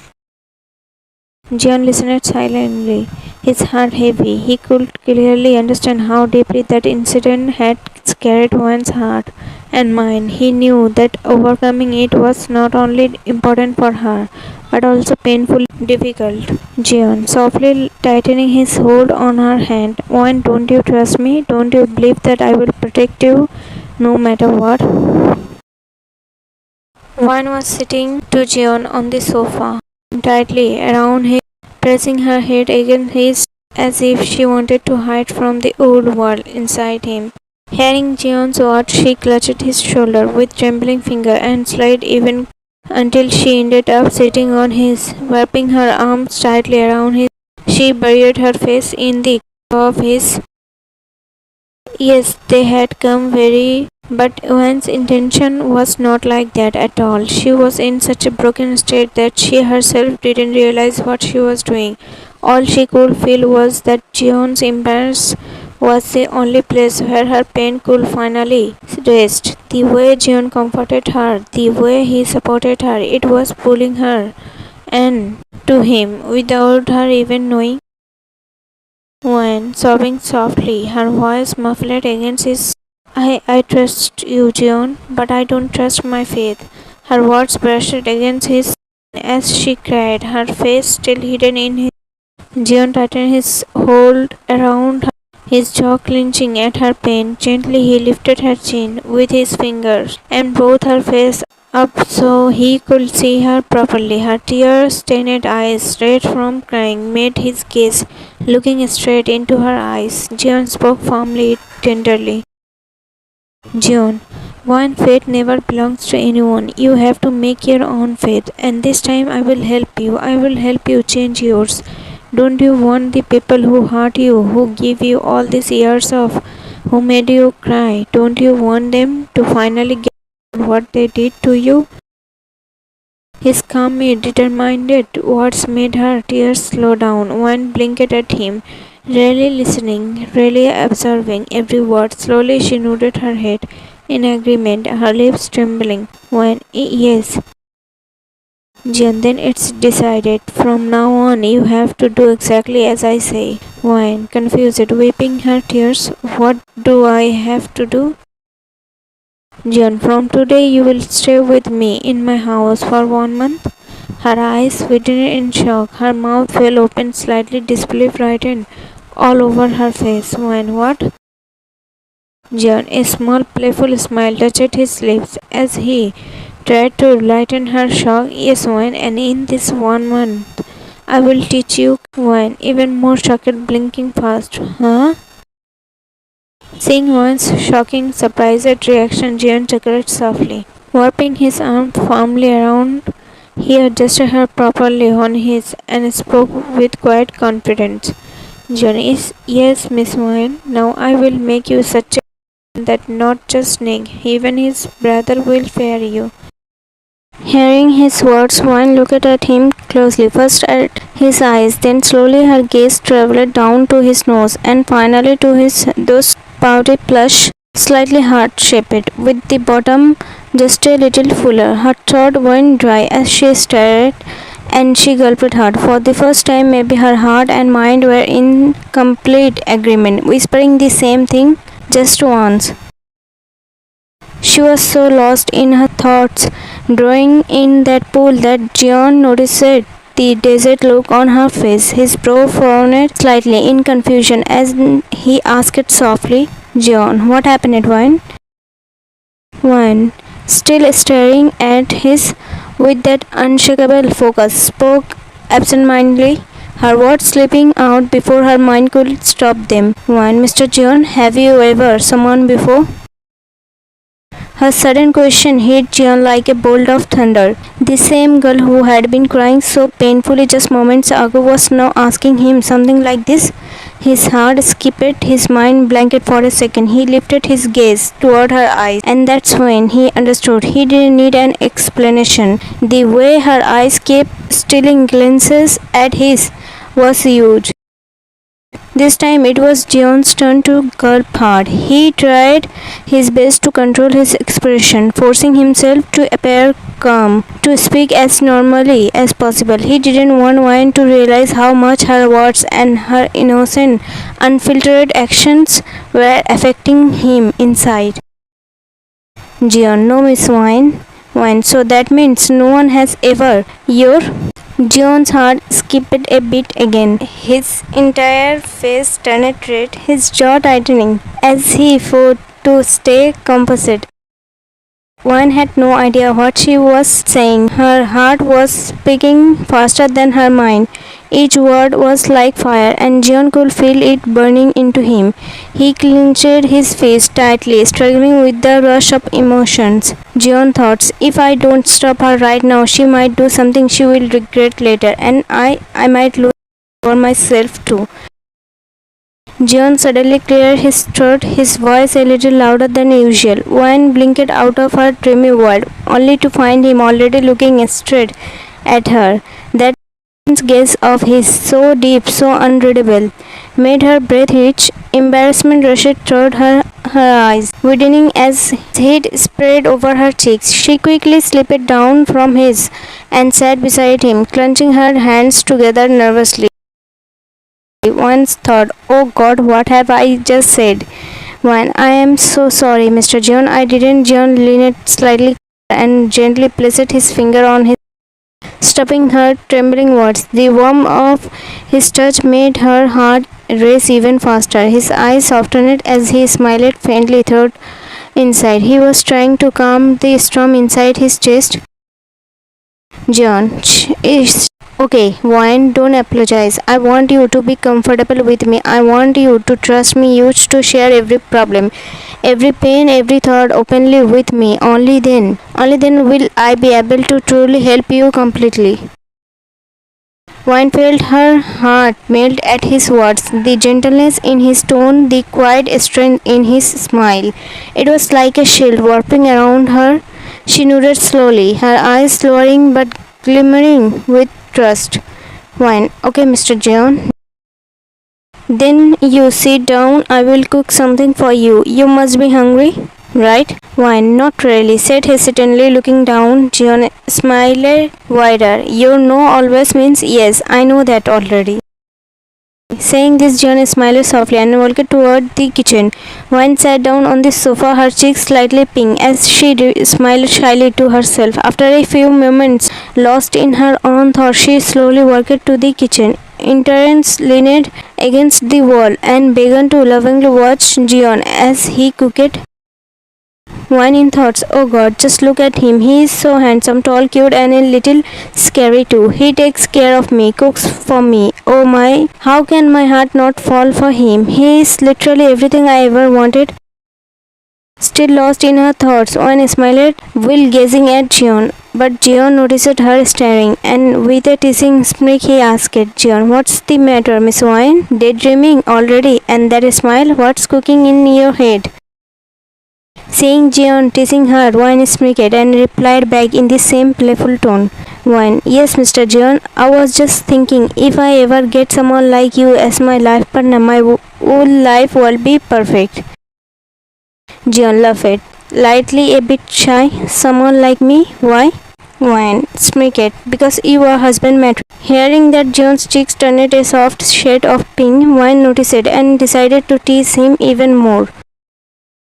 Wayne, yes, Mr. Jeon, you are handsome, tall, so caring, smart, and cute too. On top of that, you can cook so well. What more could a girl want? You are a full package. Poor Jeon's face turned completely red now. Wayne, oh, Mr. Jeon, are you blushing? She said, her sweet smile. Jeon, shut up, Wayne. He stammered, trying to hide his smile. Wayne laughed playfully. I told you not to mess with me, otherwise you'd end up blushing all day. But really, Mr. Jeon, I wasn't lying. You truly are everything a girl dreams of, she said lovingly, her eyes soft and warm. Hearing her words, Jeon turned to look at her. His cheeks were still faintly red, and his eyes had that gentle warmth. As he raised both eyebrows slightly, as if asking really, a teeny smile curved on his lips. Wayne nodded her head, with a teasing sparkle in her eyes. Seeing her like that, Jeon smiled softly, turned back to his cooking, and said, Jeon, Miss Wine, I am not used to getting so many compliments. Wine, smiling sweetly. Then get used to it, Mr. Jeon, because I am not planning to stop anytime soon. Jeon laughed slightly, shaking his head. Oh, really? Wine, grinning, her eyes twinkling with Jeon. By the way, you still haven't given me those cookies you said you baked for me? Wine, oh, I totally forget about that. Wait, I will go get them. They are in my bag. Saying this, Wine quickly ran toward the living room. Jeon smiled softly. Wine, slow down, you will fall. Wine came back holding the box of cookies and looked at Jeon nervously. Wine, Mr. Jeon, I am telling you first, I am not as good a cook as you, but I still tried my best. This is my first time baking, and she gave a nervous little laugh. Some of them are a little burnt. They kind of got overcooked while baking. Jeon listened to her carefully, smiling warmly as he looked at her. Jeon, that's completely fine, Wine. You made this for me with effort, even without knowing how to bake properly. That itself means a lot to me. Now I will eat all of them, burn or not. He smiled sweetly. One looked down shyly, trying to hide her blushing face and the warm feelings inside her heart. Wait, Mr. Jeon, your hands are covered in spices. I will feed you myself. Saying this, Wine opened the box carefully and picked the best looking cookie. She brought it close to Jeon's lips. Jeon leaned forward slightly, took a bite, and started chewing. Jeon while chewing the cookie. Tasty. Wine, these are actually really delicious. You said this was your first time baking and you already made something this good? Wine excitedly. Really, Mr. Jeon? It's actually that good? Jeon, Wine, then I will try one too. Jeon, no. Saying this quickly, Jeon snatched the cookie box from her hands and moved it to the side. Jeon, these are made especially for me, right? Then why should I give you any? You can make another batch for yourself later. Wine, Mr. Jeon, that means there's definitely something wrong with these cookies. Otherwise, you won't be acting like this. She glared at him suspiciously. I have seen plenty of this kind of scenes in dramas. Now give me that box. Jeon, what are you even saying, Wine? Do you think we are in a drama? You think I am some male lead pretending to like burnt food just to make the heroine feel good? He gave her a done expression, half amused, half tired. Wine suddenly realized that he was right. Jeon won't fake it. If the cookies were bad, he'd have said it. He wasn't acting like those dramatic boyfriends from TV shows. This was real life, and she was. So of course Jeon wasn't pretending. Wine nervously smiled. I am sorry, Mr. Jeon. Jeon, it's okay, Miss Wine. He smiled softly, his tone calm and forgiving. Wine, by the way, what are you cooking? Saying that, Wine bent slightly forward from beside him to peek at what he was making. But before she could see properly, Jeon quickly moved her back, his face showing slight panic and concern. Jeon, Wine, what are you doing? The water is boiling right now. What if it splashed on you? Wine smiled softly. Don't worry, Mr. Jeon, nothing will happen to me. Jeon, and shaking his head, go sit in the living room. Please, I will bring the food there once it's ready. Wine pouted cutely. No. Jeon, why not? Wine, I will get bored sitting alone in the living room. I want to stay here with you. Wine stood there with her hands on her waist, pouting like a stubborn child, her expression both adorable and seeing her like that, Jeon couldn't help but smile. His lips curved up naturally. Then suddenly, before Wine could even react, Jeon bent down slightly and her into his. Wine gasped in surprise and quickly grabbed his shoulder tightly out of instinct. Her heart skipped a bit as she looked at him, shocked it flushed. But before she could say anything, Jeon gently placed down on the kitchen counter. Jeon, you said you wanted to stay with me, right? Wine looked at him lovingly, her eyes filled with warmth. She nodded slowly, a shy smile playing on her lips. Wine, yes, Jeon, then sit here, okay? Wine, okay, Mr. Jeon. Jeon smiled again and gently tapped her cheek with his hand, a soft, affectionate gesture. Jeon, good. He smiled warmly, and Wine couldn't stop her heart from fluttering as she looked at him. Jeon went back to his work again, focused on finishing the food, while Wine sat there quietly, her eyes fixed only on him. She couldn't look away. The way he moved, cooked, and concentrated made her heart flutter again and again. After some time, Jeon finished cooking and brought the food to the dining table. Wine followed and sat down opposite him. They were just about to start eating when Jeon suddenly realized he had forgotten something. Jeon, oh wait, I forgot to bring a spoon for you. Sit here, I will get it right now. But before he could even move, Wine quickly stood up and grabbed his hand. Stopping him, she made him sit back down and spoke in a slightly bossy but adorable tone.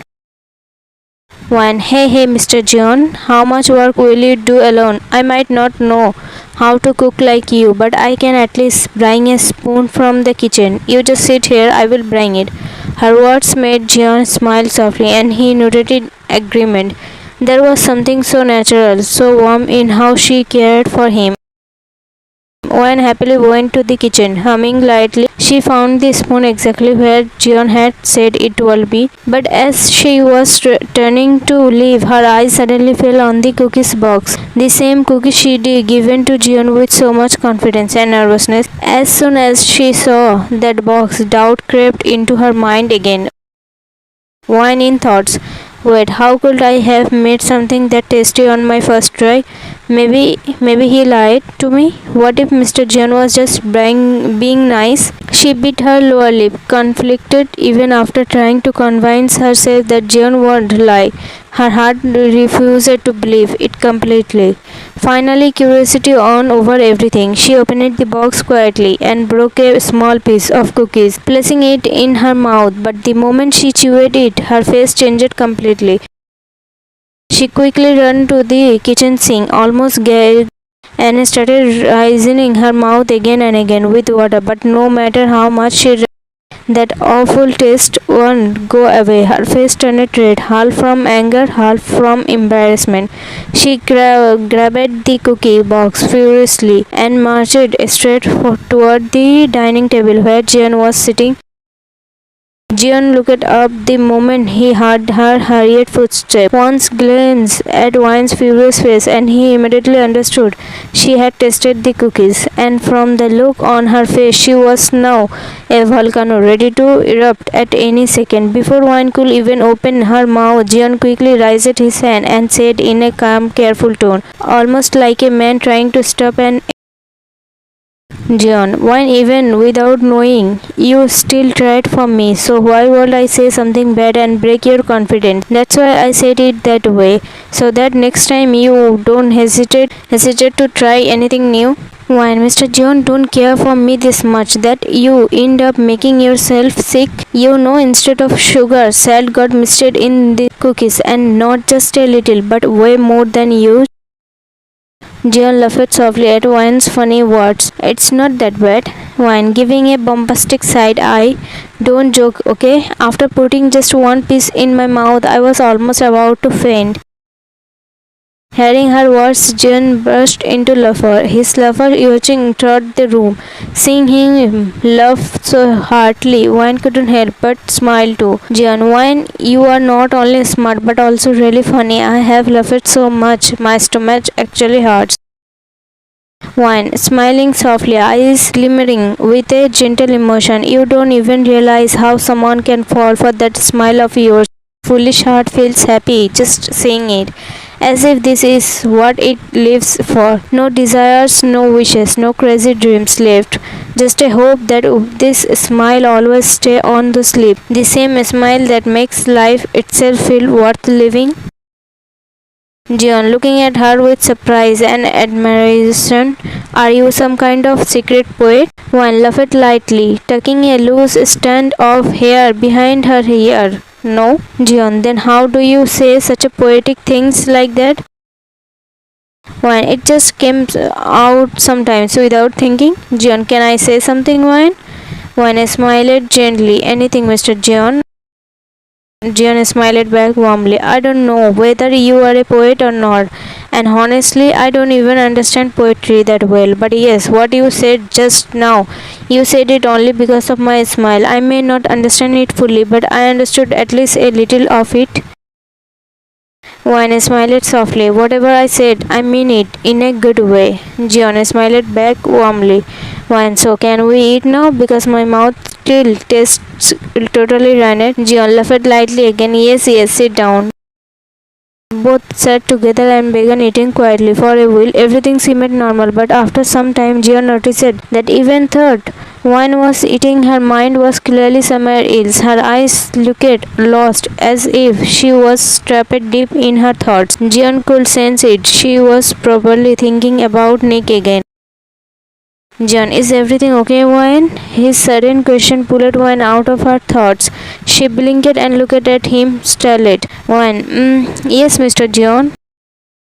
Jeon, but it doesn't seem like everything's fine. You are thinking about Nick, aren't you? Wine took a deep breath, her face falling slightly as she spoke in a low, sad tone. Why not exactly about him, Mr. Jeon, but about the problems that will start because of his arrival. I am scared that I am trapping myself again, locking myself inside my own fear. Jeon, why in this fear you are holding on to? It's only for a few days. After that you will be free from a lifetime of fear and pain. Wine, you are right, Mr. Jeon. Actually, my life isn't just simple, it's small and limited too. Ever since that incident with Nick, a deep fear has settled inside me. I have lost the courage to go anywhere alone. My whole world is just my home, my university, and sometimes visiting my best friends, Alan and Amy. That's it. That's all my life was limited to. Her voice trembled slightly as she looked down at her hands. Wine, maybe you are the first person, Mr. Jeon, who even thought being a stranger never felt like one. I didn't even know you properly. I stayed in your house, talked to you, and even shared things with you that I have never told my closest friends. Her words carried a quiet honesty, the kind that made Jeon's heart soften. He could feel the pain behind her calm expression. A girl who'd been thought so too much, it still carried a gentle grace within her. Until now, Wyan had been speaking with her head slightly lowered, her voice soft and hesitant. But then she slowly lifted her gaze and looked directly into Jeon's eyes. There was calmness in her tone, a quiet peace in her words. One, I don't know why, Mr. John, but whenever I am with you, whenever I am close to you, I feel safe. When you are around, my heart doesn't feel restless anymore. I don't feel or scared. Hearing her words, John smiled warmly. He gently reached forward and held her hand tightly in his touch found it comforting. Jeon, why it makes me really happy to know that you trust me this much, and I promise you I will never break that trust, not ever. Wine, thank you, Mr. Jeon. Jeon smiled. Wine, I was so happy and excited thinking that this would be the first time I'd actually go somewhere out. But now, because of Nick, even that isn't possible anymore, she said sadly, her voice dropping low. Jeon, you were planning to go somewhere? Wine, yes, actually our university planned a holiday trip and I was all ready to go. Even Liam agreed. But you know how they say, if something isn't written in your destiny, no matter how hard you try, you will never reach that destination. Jeon, that's exactly what I want you to understand. Wine, you should have the courage to change your own destiny. And as for your university holiday trip, I will arrange that trip for you after a few days, okay? Wine, shocked and wide-eyed. How? Jeon, leave that to me. Smiled softly. Now eat your food. Wine, it's getting cold. Wine, okay. After finishing their meal, both of them cleaned up together. The atmosphere was light, peaceful. Later, Jeon sat down on the sofa with his laptop and started working. Will Wyan began walking around the house, exploring every little corner curiously. Her eyes soon landed on a photo frame, placed on a nearby table. It was a picture of Jeon from his college days. The moment she saw it, Rose's name flashed in her mind. The girl Jeon once loved. She gently picked up the frame and walked toward Jeon, holding it carefully. Why, Mr. Jeon, this picture, it's from your college days, right? Jeon looked up from his laptop and glanced at the photo in her hands. Jeon, oh yes, smiled softly. Can I ask you something? You won't mind, right? She asked hesitantly, almost unsure. Jeon closed his laptop, sat properly on the sofa, and looked at her with a gentle smile. Jeon, of course not, Wine. You can ask me anything without a hesitation. Smiled. After hearing Jeon's words, a sudden sparkle appeared in Wan's eyes. Now it didn't matter what she was going to ask, but the fact that Jeon had just given her full permission to ask anything brought a glow to her face. That slightly playful smile she wore made it pretty clear that sooner or later she was going to ask him something that would completely blow his mind and leave him speechless. The teasing glint in her eyes said it all. Something fun was definitely coming his way, but for now let's stay focused on the present moment. Wine, you should think again, Mr. Jeon. The permission you just gave me to ask anything, what if I take full advantage of it? Jeon laughed at her words, his laugh echoing softly in the room. Oh, I am scared now, Miss Wine laughed again, shaking his head playfully. But yes, you can ask me anything you want, okay? And honestly, if you do take advantage of it, I think I do still like it. Wine raised both her eyebrows teasingly, her lips curving into a grin. Wine, aha, okay then. Jeon smiled, amused by her playful tone. Wine, Mr. Jeon, please don't take it the wrong way, but can you tell me which girl in this picture is Rose? I know you might feel a little awkward, or maybe my question might even hurt you. Jeon gave a faint smile, his expression calm and gentle. Jeon, the moment passed a long time ago, Wine. It doesn't affect me anymore. And about Rose, see the girl in the second row, the third one from the left. That's her. Wine looked closely at the photo for a few seconds. Rose really was beautiful, graceful, confident, almost glowing.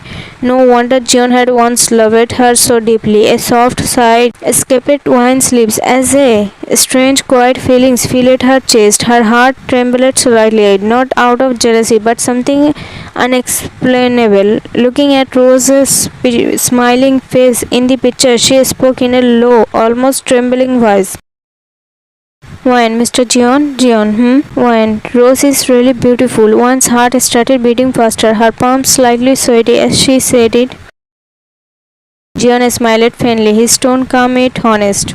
Yes, she is very beautiful, so much that once you look at her face, it's hard to look away. Hearing those words, Wine felt her heart slowly breaking into pieces. She knew it wasn't Jeon's fault. He was just speaking the truth. The real problem was her own heart, the heart that had unknowingly fallen for him. She swallowed hard, trying to keep her voice steady, hiding her head that was rising inside her chest. Wine, Mr. Jeon, can I ask you something more, like something about your love life? Jeon, yes, go ahead, ask. Wine, do you still love Rose? Wine had already pushed aside all the little thoughts she once had about how during this 1 month of training she was secretly trying to make Jeon notice her, to make him fall for her. But hearing him speak about Rose like that twisted something deep inside her. She genuinely felt bad for Jeon, knowing he must have been hurt before.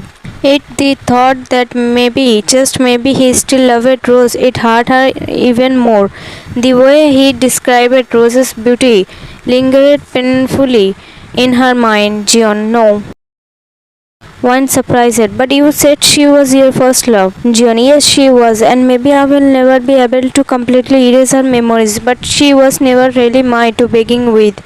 Sometimes it's better to let go of the things that hurt you, because maybe somewhere ahead you will find something or someone much better than that. Then why didn't you ever marry again? she asked softly, almost hesitantly, afraid of what the answer might be. Jeon exhaled deeply, his voice calm but heavy with a quiet truth. Because I never found anyone I could truly love. Wayne looked at him curiously. That means you really loved Rose, didn't you? Jeon, slightly confused. What do you mean? Wayne, I have heard. If you love someone once but later fall in love with another, then the first one wasn't love. It was only attraction. Because when it's true love, it happens only once. You never fall in love again after that? Jeon smiled lightly, shaking his head with amusement. What is this? You are talking like some hopeless romantic. One turned her face toward Jeon, her eyes soft and filled with a quiet sadness. Her voice came out low and emotional, like a whisper from her heart. When how do I even express what my heart feels? I myself don't know what it truly wants. My heart has chosen something that can never be mine, and now the pain it has crossed all limits. Jeon surprised, staring at her deeply. I am sure you are a poet, right? Wine, no. Jeon, but you just spoke like one. Wine smiled faintly, lowering her eyes. Oh. Jeon, look Wayne, it's true I loved Rose once, but not anymore. Life doesn't stop for anyone. Rose was my past, and I prefer to keep her there in the past. And as for not marrying again, it's because I want to marry a woman who can make my heart beat fast again. Someone who can rule over my heart completely. Wayne looked at him, slightly amused and touched by his words. For the first time, her heart felt a strange relief, peaceful and warm. She finally knew what Jeon truly didn't love Rose anymore. With that comforting thought, she smiled softly, her heart feeling a little lighter than before. Wayne asked Jeon with a soft smile. Wayne, Mr. Jeon, what kind of girl do you want? I mean, what qualities should she have?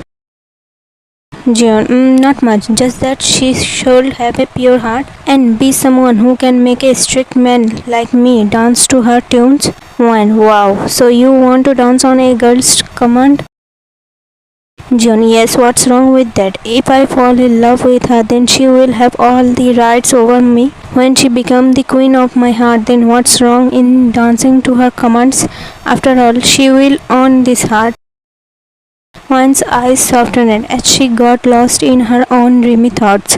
After hearing Jeon's words, poor girl, she never received the warmth of her parents' love. So it's natural that she'd wish for a life partner who would love her like that, who would treasure her beyond limits. And Jeon, the way he speaks, his behavior, it all feels like he is unknowingly inviting her heart, close whispering, "Come and fall for me." Just like that, their entire day passed peacefully. At night after dinner, Jeon gave Wayne some instruction to wake up early in the morning, and then showed her the same room where she had stayed on her first night here. Both went to their own rooms. Jeon, after working for a while on his laptop, went to bed. Wayne too, after getting fresh, collapsed onto her bed and sleep quickly took over her tired body. The old house felt silent, warped in calmness, but that silence didn't last long. Just after 2 hours, Owen suddenly screamed and woke up from her sleep. Owen, don't do that. Tears filled her eyes, and her whole body was that rhythmic. It had become her recurring again. She slowly turned her eyes around the dark room. No one was there, but the emptiness, the silence, the darkness, it all started to scare her even more. Her breathing grew faster, like she had just run a long distance. Her hands and feet turned cold. She was so terrified that she couldn't stay there any longer. She ran straight towards Jeon's room, her heart racing wildly, and began knocking on his door again and again, desperately, fearfully, while looking back, as if would suddenly appear and grab her. The loud, sudden banging on the door startled Jeon awake. His heart skipped a beat and only one word escaped his lips. Wine. Fear and concern were clearly written all over his face. He quickly rushed to the door, opened it, and the very next moment Wine was in his. She clutched him tightly, burying her face in his as if it was the only safe place left in the world. Seeing her trembling instead, Jeon too panicked. He immediately warned her, pulling her to his heart and asked it in a worried voice. Jeon, Wine, what happened? Don't cry, don't be afraid. I'm here. Tell me what's wrong. Wine, I can't sleep. He will. She choked out the broken words with great difficulty from her shaky voice. Jeon understood she must have had a terrible night. Jeon, Wine only nodded slowly, still trembling. Now Jeon realized Liam's words when he mentioned about that incident had affected her. This proof of that. He closed the room door quietly. Picked Wine up into and sat down on his bed with her. Just as he was trying to calm her, Wine clung to his even tighter and cried out, Wine, please don't leave me. Please don't leave me alone or he will. She held his tightly, her face buried against him. Jeon was because he usually slept that way. Hearing her panic, he stroked her hair gently and said soothingly, Jeon, nobody will hurt you. I am here with you. If anyone even thinks of hurting you, I will them. Wine, look at me. But Wine won't let go. She only held him. Jeon, I will just go get you some water. I will be right back. Wine, I don't want water. Jeon, a little water will make you feel better. Wine, I told you I don't want water. I only want you. Her words were enough to take Jeon's breath away. His eyes blinked several times. Stunned before Jeon could respond, Wine spoke again. Wine, I just want you right now. Please stay here. Please don't leave me alone. And then Jeon finally understood Wine was just scared. She wasn't saying this out of anything else but fear, wanting someone's presence to feel safe. Thought he couldn't deny what stirred inside him. It wasn't like happiness didn't bloom in his chest hearing her words. It did. Because yes, he was falling for her, falling deeply in love, but he kept stopping himself, holding back every time. He believed one would never see him that way because of the between them, and that thought alone made him suppress every emotion burning inside. Jeon, One, I will never leave you. I am right here beside you.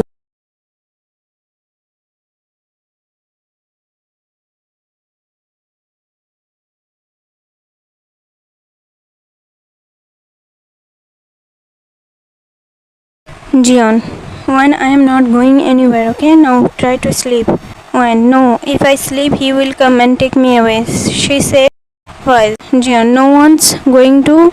You, One, I am right here. Your Mr. Jeon is beside you. Tell me, how can anyone even. You, When I am here, now close your eyes and sleep.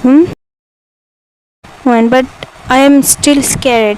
Jeon, okay fine, then let me help you sleep. Saying that softly, Jeon helped Wayne lie down on his pillow. He himself sat upright against the headboard, stretching his legs in front of him. He slowly started caressing her hair, running his finger through the soft strands to calm her down. The gentle motion and warmth of his touch made Wayne feel safe, like all her fears were slowly melting away. Within moments, she moved to him so that she wrapped her arms around and rested her face against him while closing her eyes.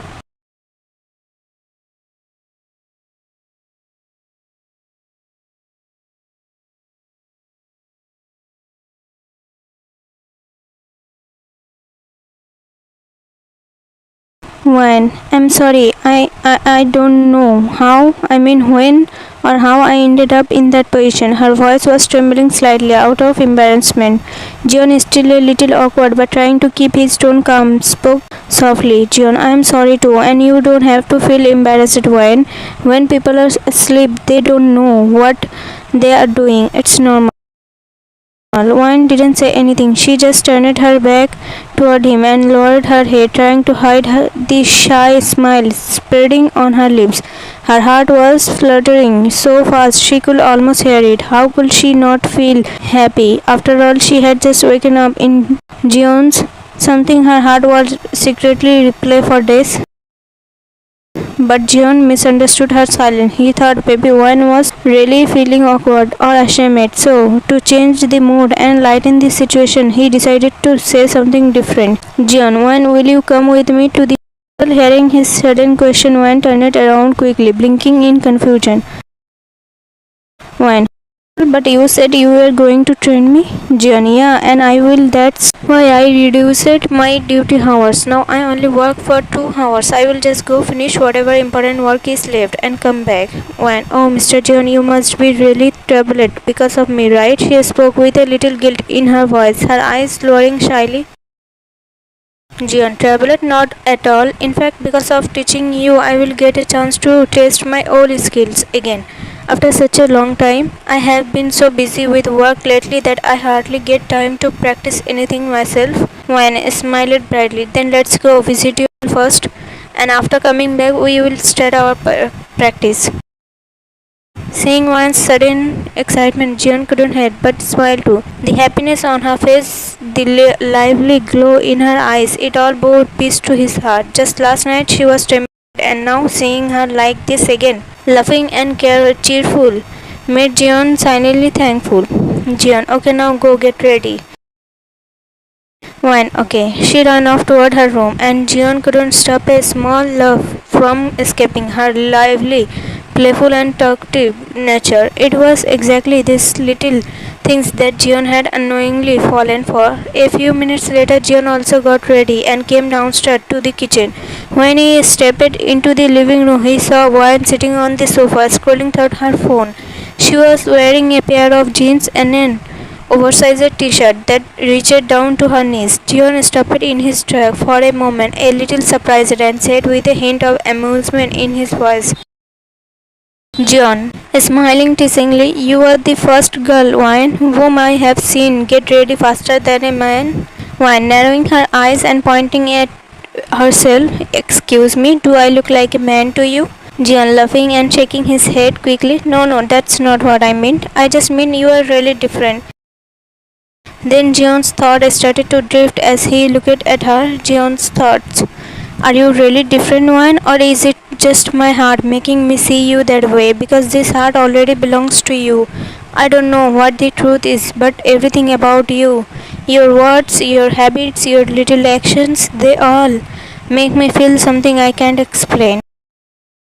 Jeon didn't even realize when Wine had walked right up to him and started waving her hand in front of his face. When, hello, where are you lost? Jeon smiled softly, catching her hand mid-air. He turned her hand gently, spun her around playfully, and her tightly from behind before whispering near her ear, Jeon, what do you want for breakfast? His sudden action left Wine completely frozen, her eyes widening in surprise. Her heart skipped a beat, and her cheeks flushed pink as warmth spread across her face. Jeon chuckled quietly, letting go of her, and walked toward kitchen with a teasing smile. Jeon, see, Miss Wine, I told you, making you blush is really easy for me.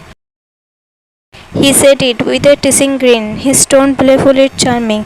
Wine quickly composed herself and said firmly but with a hint of flushed Wine, Mr. Jeon, I am warning you beforehand. Don't f with me like this casually, otherwise whatever happens next, it will be your fault, not mine.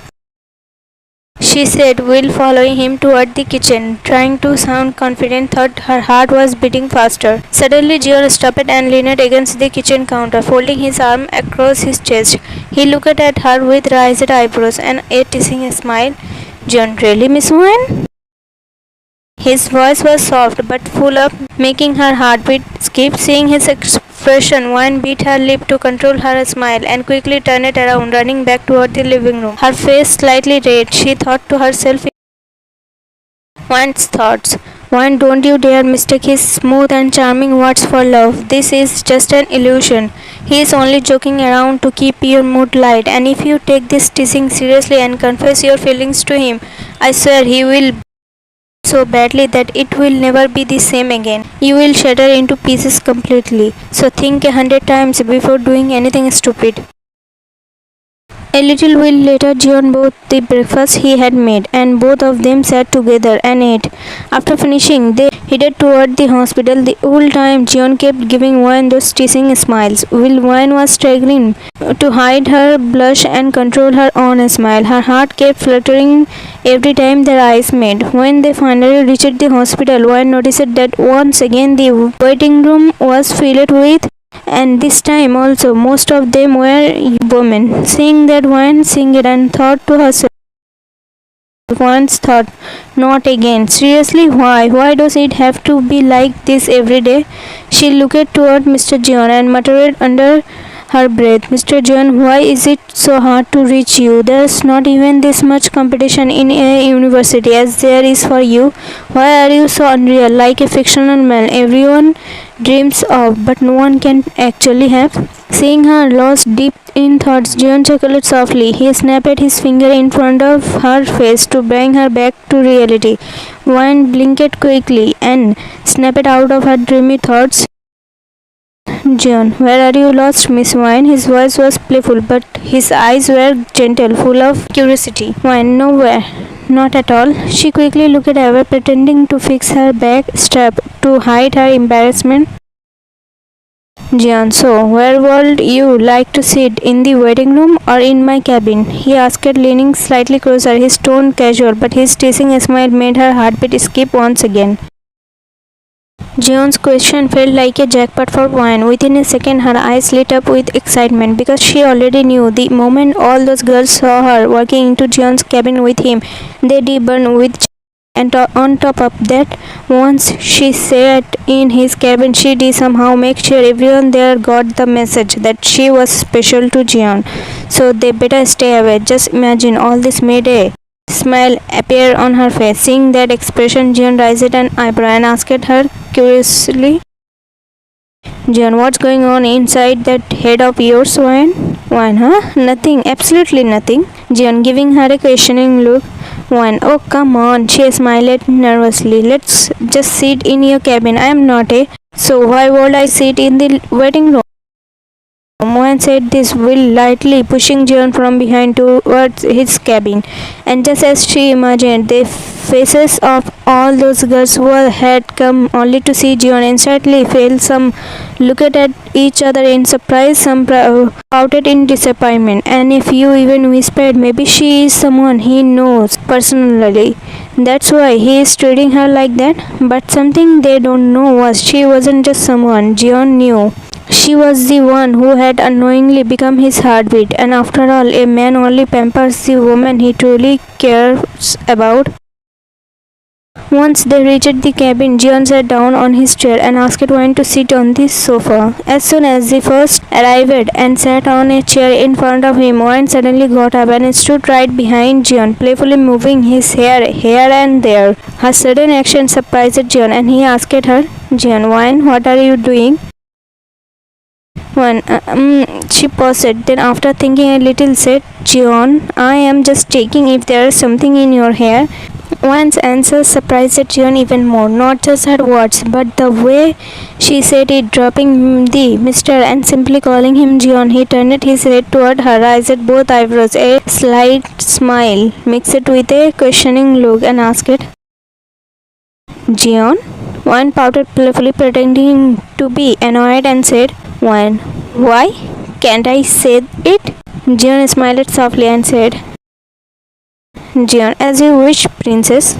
And that alone was enough to make Wine's eyes widen and her cheeks flush red. She struggled to stop herself from smiling, repeatedly covering her face with her hands, but it didn't help. On top of that, she was making funny weird faces trying to hide her smile from Jeon, but again no luck. Seeing her antics, Jeon chuckled lightly. Meanwhile, the girl who had come for a was quietly watching this little rom-com drama unfolding between them.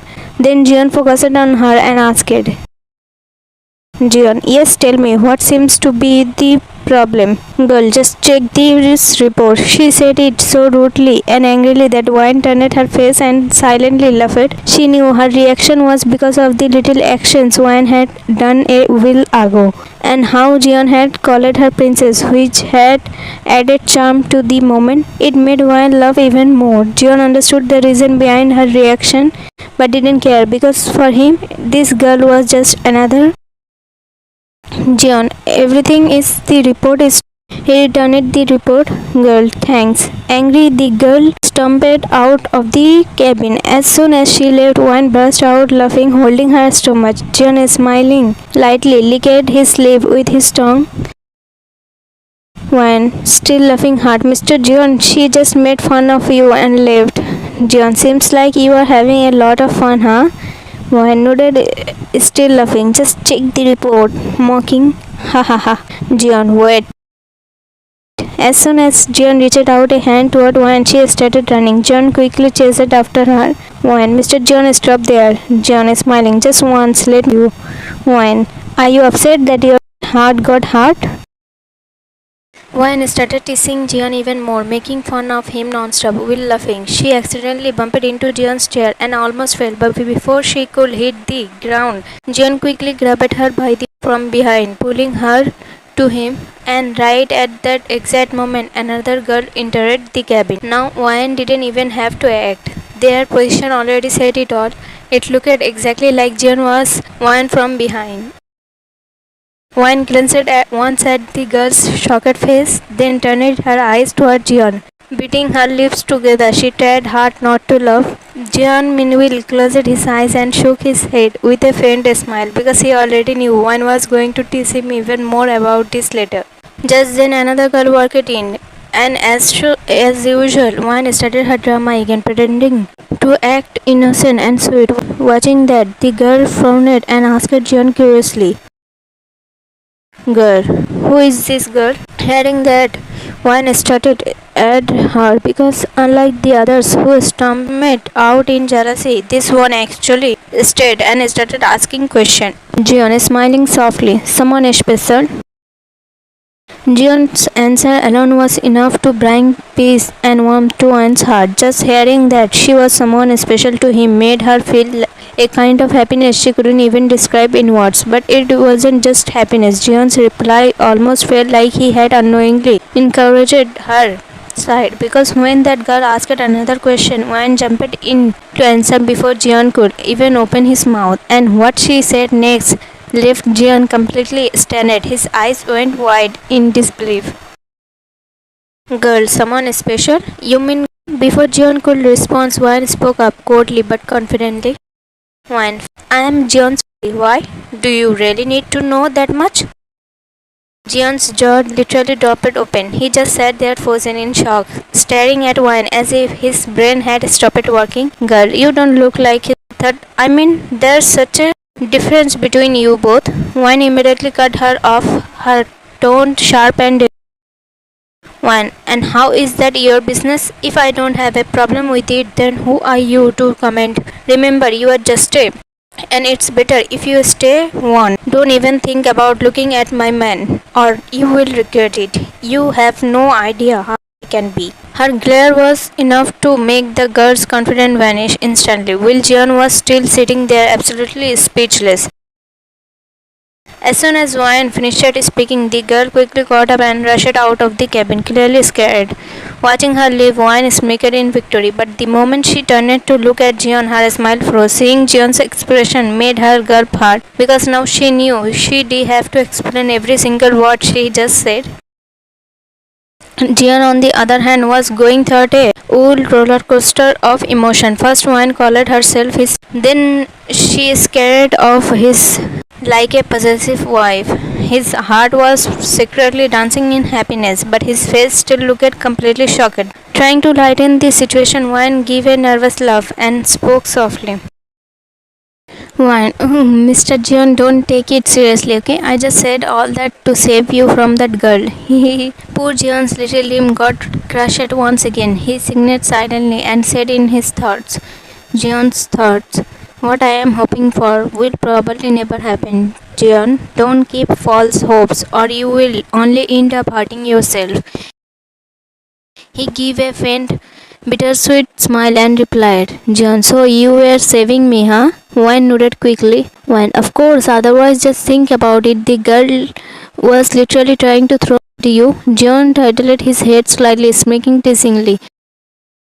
Jeon, oh really? Is that what you think? His tone was playful, and Wayne could already sense where this teasing was about to lead. And that's how time started passing, kept coming in one after another, and Wayne's endless drama continued right along with them. Sometimes she was messing up Jeon's hair, sometimes she was massaging the back of his neck, and sometimes she would lean in from behind him just to peek at the from over his shoulder. All those girls who had come only to see Jeon started leaving one by one, their faces filled with jealousy and irritation, and Wine, instead of stopping, started mocking them even more. Watching her love and tease like that made Jeon secretly very happy. After a while, Jeon finally took a 20-minute break, and Wine, looking tired from all her drama, plopped down on the sofa. Jeon, what happened at Miss Wine? Got tired chasing away all my Wine, rolling her eyes, chasing them away. Are you serious, Mr. Jeon? I was saving you from them. She crossed her arms with a proud expression. Will Jeon couldn't help but chuckle softly at her confident tone. Jeon, oh yeah, of course you were saving me, right? He said teasingly, his lips curving into smile. Before Wine could even reply, the door of Jeon's cabin suddenly opened. But this time it was a lady. From her face, she seemed to be around Jeon. She was beautiful and confident. Instead of standing in front of his desk like everyone else, she came straight beside Jeon's chair and leaned a little, giving him a side hug with a bright smile. Lady, hey, honey. Jeon smiled softly. Hey, lady, you left yesterday without even meeting me, huh? Jeon laughed lightly, his tone playful. Why, missed me that much? Lady titled her head, smiling flirtatiously. A little too much, maybe. Then the lady's eyes shifted toward Wyan, who was quietly sitting on the sofa. She gave Jeon a questioning look, as if silently asking who that girl was. Jeon noticed it immediately and smiled faintly. Jeon smiled and replied calmly, Friend. Those few words were enough to bring tears to Wyan's eyes, because when one of the had asked Jeon about her before, he had proudly said someone special. But now when this lady asked, he just said friend. That single word hit her heart harder than she expected. It didn't take her long to realize that this woman was very close to Jeon, maybe even closer than she could ever be. The way that lady was teasing Jeon so and the way Jeon was smiling at her words, it said everything. The two of them started whispering softly in each other's ears and laughing out loud together, completely lost in their own world. Watching that one's eyes slowly filled with tears after so much efforts, after loving him so deeply, she had still lost. Maybe he was never meant for her. But what could she do with her foolish heart, this heart that had fallen for him so madly, so completely? Was their story only written to end like this, halfway incomplete? Was it really true that in love people never reach their destination? Why does she always end up alone and broken in the end? As these painful thoughts kept running through her mind, tears finally rolled down one cheeks, silent and heavy with heartbreak. After that, Wine became completely silent. She didn't act anymore, didn't say a single word. Her silence wasn't ordinary. It was the kind that filled the whole room with heaviness. Jeon grew restless. Seeing her like that, he asked her several times, What's wrong? But Wine didn't reply, not even once. Jeon thought maybe she was sad because of Nick, that maybe his name reminded her of something painful. After a while, Jeon decided to take her back home. Throughout the drive, he tried everything, talked softly, cracked a few jokes, even played her favorite songs, but nothing worked. One just sat quietly, lost in her thought, her eyes fixed out of the window, her silence hurt more than words ever could. Finally, when they entered the house, Jeon couldn't hold back anymore. His patience broke. How could he stay calm when the woman he cared for so deeply looked so shattered? Watching her so quiet, so distant, it tore him apart inside. As soon as Wine started walking toward her room, Jeon suddenly grabbed her waist from behind and pulled her back. She stumbled straight into his chest. Without a second thought, Jeon wrapped around her, holding her as if afraid she might disappear. Wine tried to push him away, struggling to break free from his, but Jeon's hold was strong, too strong. Slowly he started calming her down, his voice soft, full of concern. Jeon, hey, stop it, princess. Why are you hurting yourself like this? Wine angrily, don't call me that word. I'm not your princess. Jeon, what happened, huh? Why are you so angry? Wine, why do you even care? Just leave me. I want to go. Jeon, not until you tell me why you are this angry. When? Because you are a liar. Angrily, Jeon, a liar? What do you mean by that? Confused. When? Don't pretend to be so innocent. You told me you don't have a girlfriend. Jeon, so where's the lie in that? When? Then that lady at the house, the one who was with you, is she your sister? Jeon couldn't hold it in anymore. Hearing her words, he slowly loosened his grip on her waist, pressing his lips together to stop his lover, and said with a teasing smirk, Jeon, Miss Swan, are you jealous?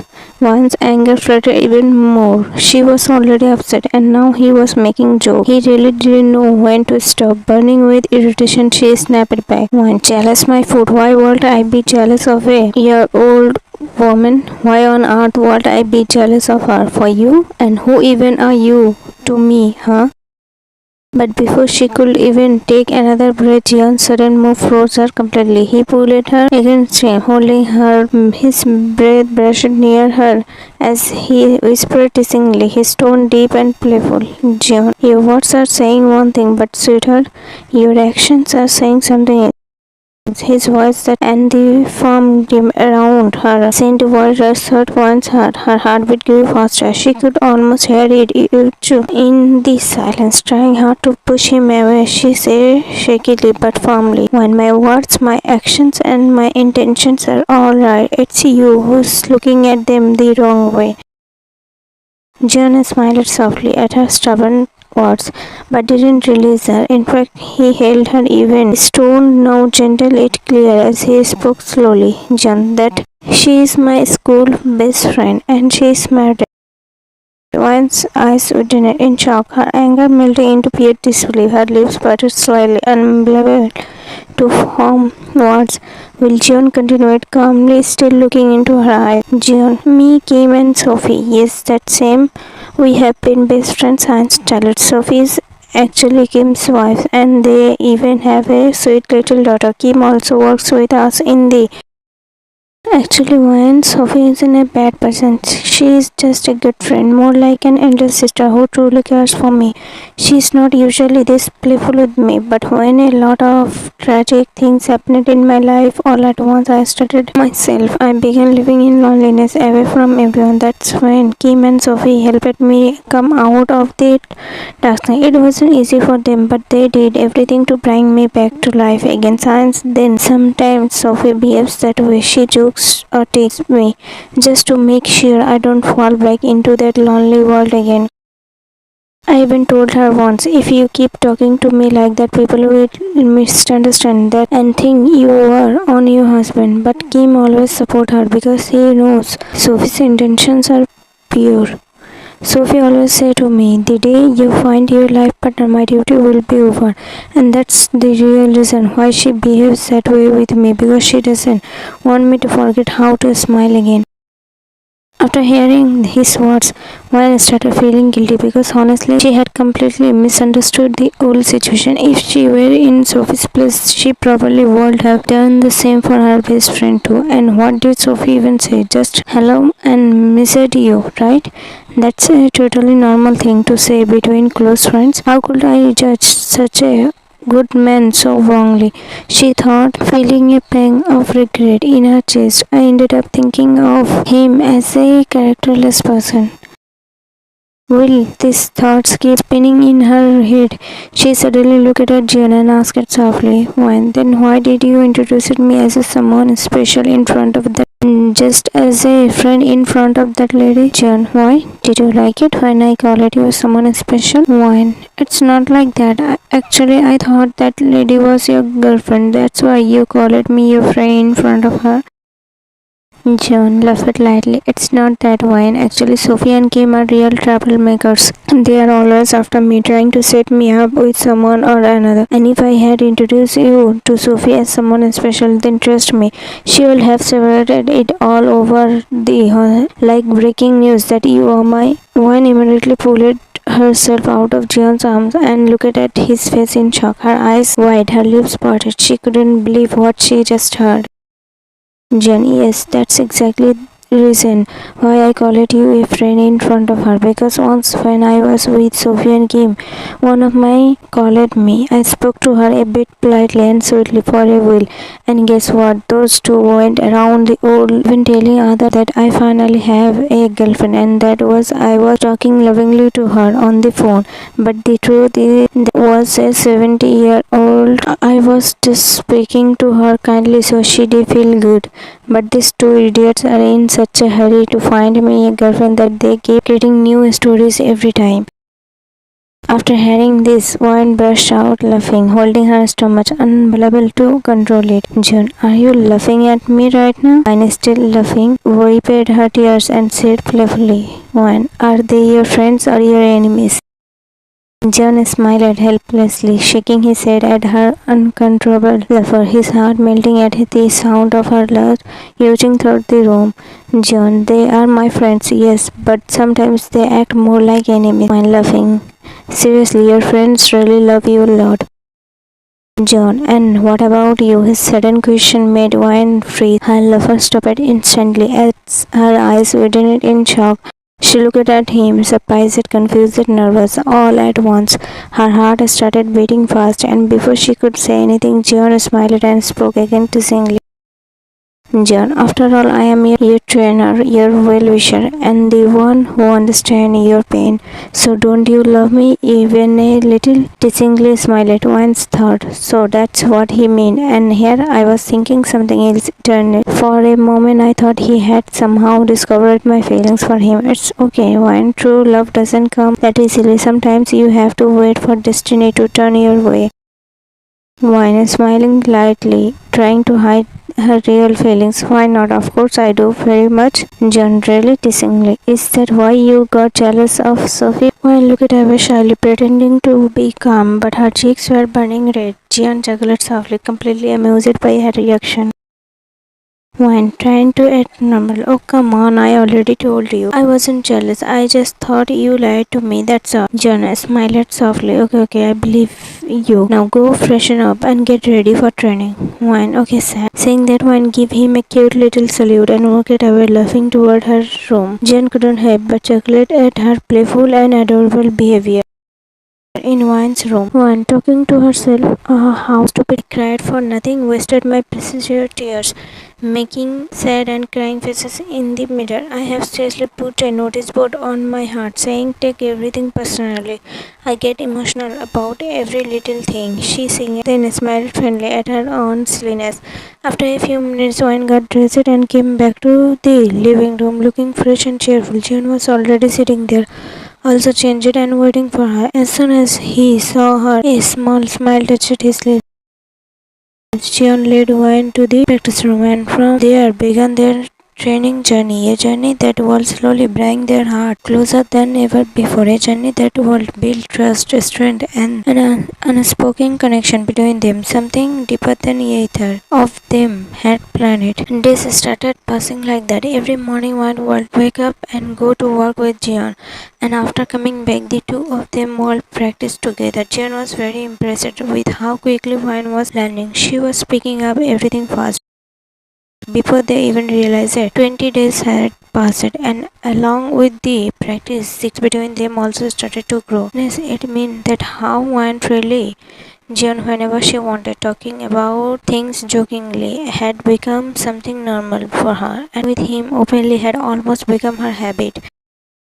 Jeon wasn't any less. Instead of stopping her or saying something, he actually enjoyed her playful behavior. He liked it when Wine treated him that way because he knew that he was the only person in her life with whom she could be this open, this free, and this comfortable. Just the thought of that made his heart happy, and he too equally took part in her talks and little acts with the same energy.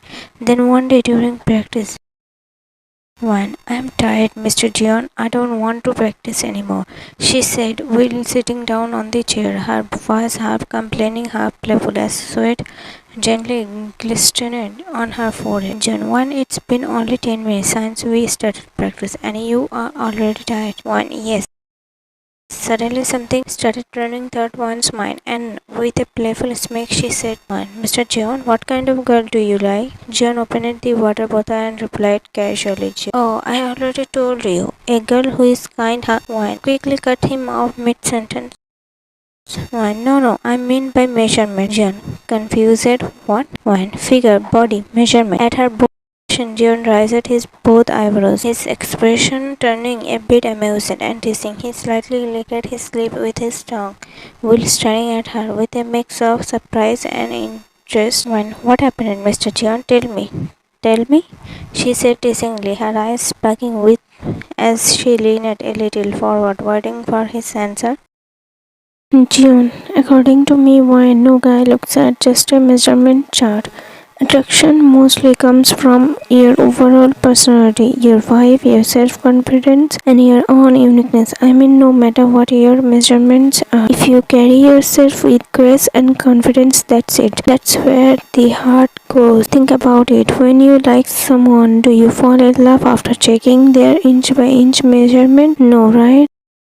Wine shakes her head softly. Jeon, then Wine, I just ask it like that. You know something that you might find attractive? Seeing her taste like that, Jeon smirked and slowly let his eyes travel from her in a teasing way. His gaze made Wine a little confused and nervous. Before she could say anything, Jeon suddenly spoke. Jeon 32. When her cheeks turned red and her eyes widened in shock, those were her exact. She immediately realized that Jeon said it on purpose just to make her and shy about her own question, but one wasn't the type to back off easily. Her next question was huge to make Jeon's head spin and heartbeat quicken. When Mr. Jeon, from one's expression and her playful tone, Jeon instantly understood what kind of she was talking about, and the moment he realized it, his cheeks turned red, not just a little, but deeply, flushed with embarrassment. For a second, he was completely speechless, trying to control the sudden wave of to his face. But when he noticed Wan's teasing smile and the sparkle in her eyes, he bit his lower lip to hide his own smile. Then, leaning a bit forward, he spoke slowly, every single word his voice deep and deliberate.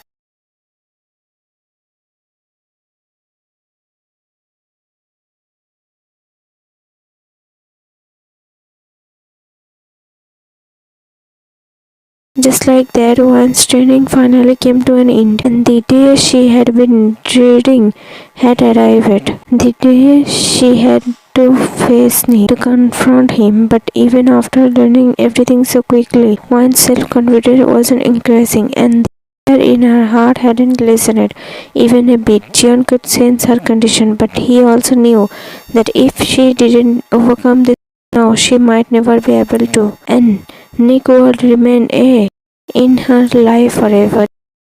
Jeon had somehow managed to bring her to the university, with Liam also there, because he could never leave his sister alone in front of that.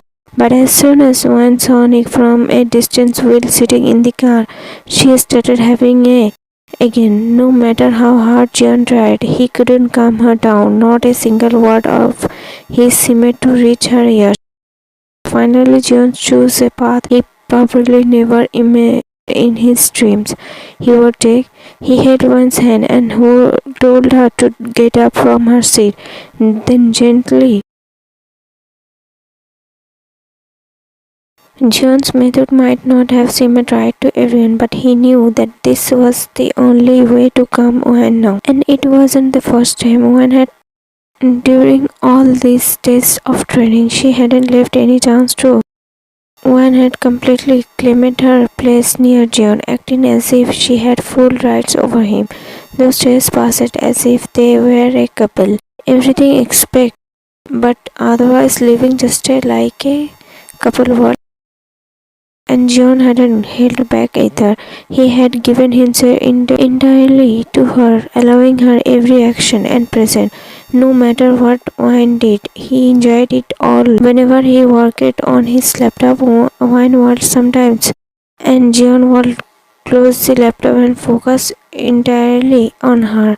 There were even times when he fed her like she was a little child, giving her attention and care without a single complaint, fully in her presence.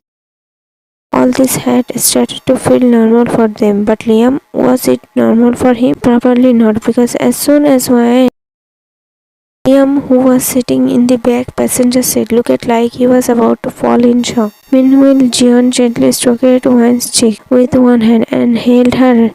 Then he spoke to her. Jeon, is your of Nick more important or am I? When you. Her answer came so quickly that Jeon couldn't help but smile slightly. Jeon, then I will give you two options. Think carefully which one you want to choose.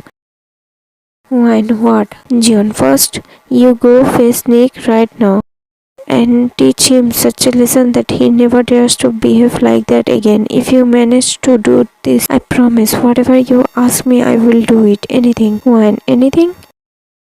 Jeon could sense that if Wan overcome her, she might ask him to do something extreme, something beyond what he could, something or even more. So he slowly moved his Jeon, whatever you want.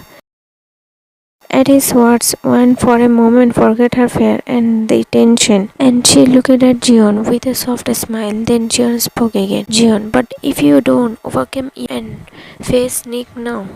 Jeon's face suddenly became completely serious, and in a deep, heavy voice he said, Jeon, then I will disappear from your life as if I never existed. Jeon's words were huge to give Wan's heart a huge shock.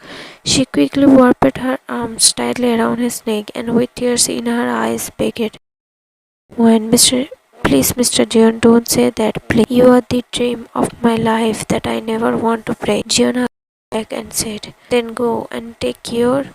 I will be with you always, every moment, but it's your choice whether you want to keep me in your life going forward or not.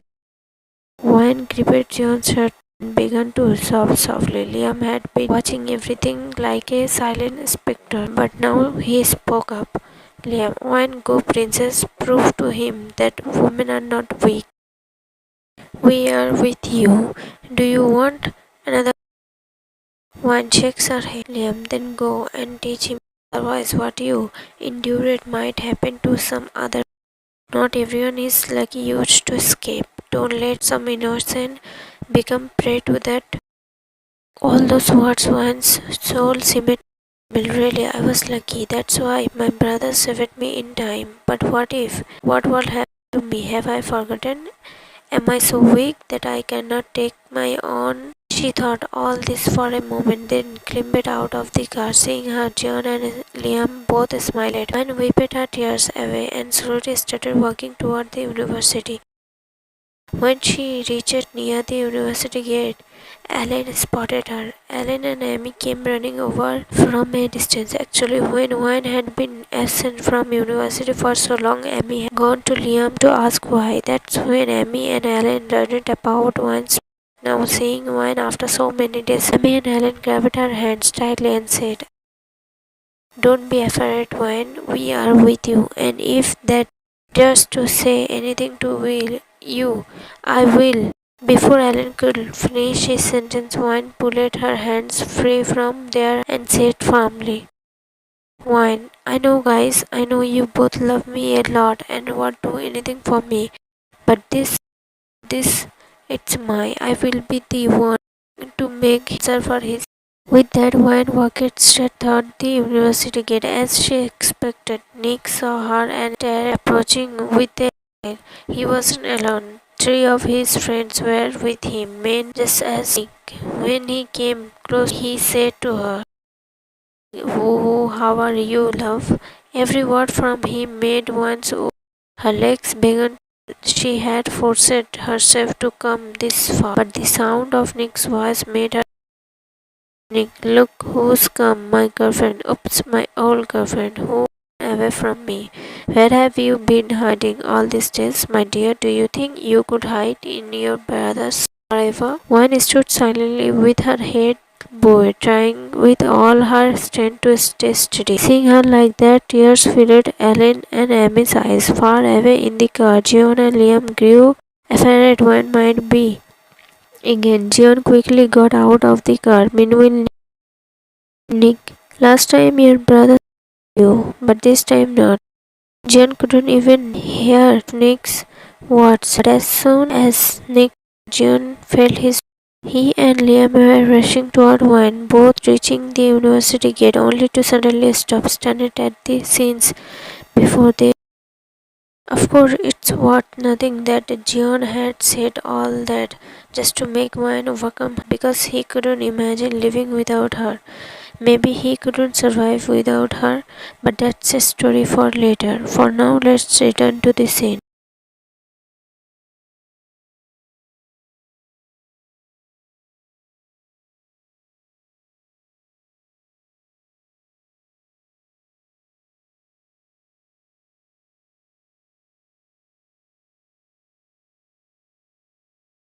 What's wrong, love? Does it hurt, huh? Up little, okay? And about you saying I hid in my brother's slab out of fear. No way. I came to prepare. You won't. Let's one continue. Nick, Jeon watched with pride and a smile spreading across his face. Jeon, bravo. And Liam's reaction, how he felt, you will see exactly like that in the post I just uploaded. The link to that post is right at the very top of this story's description. Don't forget to check it out and tell me what you thought of Liam's reaction. About 30 minutes had passed, but Wine's hands showed no sign of stopping. Finally, Jeon grabbed her waist, pulling her along, and Wine started complaining like a little kid. Wine, hey Mr. Jeon, where are you taking me? I am not satisfied yet. I want to him more. Hey, are you even listening? I don't want to go. Jeon wasn't paying attention to her protest. He only stopped once they were far away from everyone's eyes. Out in a quiet corner of the university backyard, they didn't know someone had followed them. Alan and Amy had quietly trailed behind.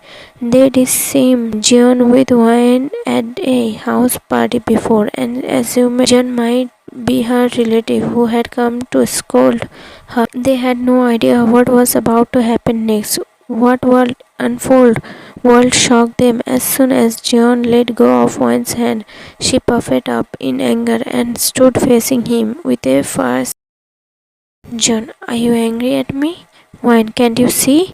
John, if you had kept like that, his job would have been done. Then how would you have taken on his brother? That's why I stopped you. Okay, now I am sorry. Wayne, what do you mean? John, I mean, look, right now, and his brother will come to take on you in that condition. When he does, we will him in the same way he went. Amused, not bad. Jeon smiled. So, shall we go home now? Because we will still have to make arrangement to welcome Nick's brother too. Wayne stepped out of Jeon's arms, trying to hold back her smile, and saluted him playfully. Wayne, okay, sir.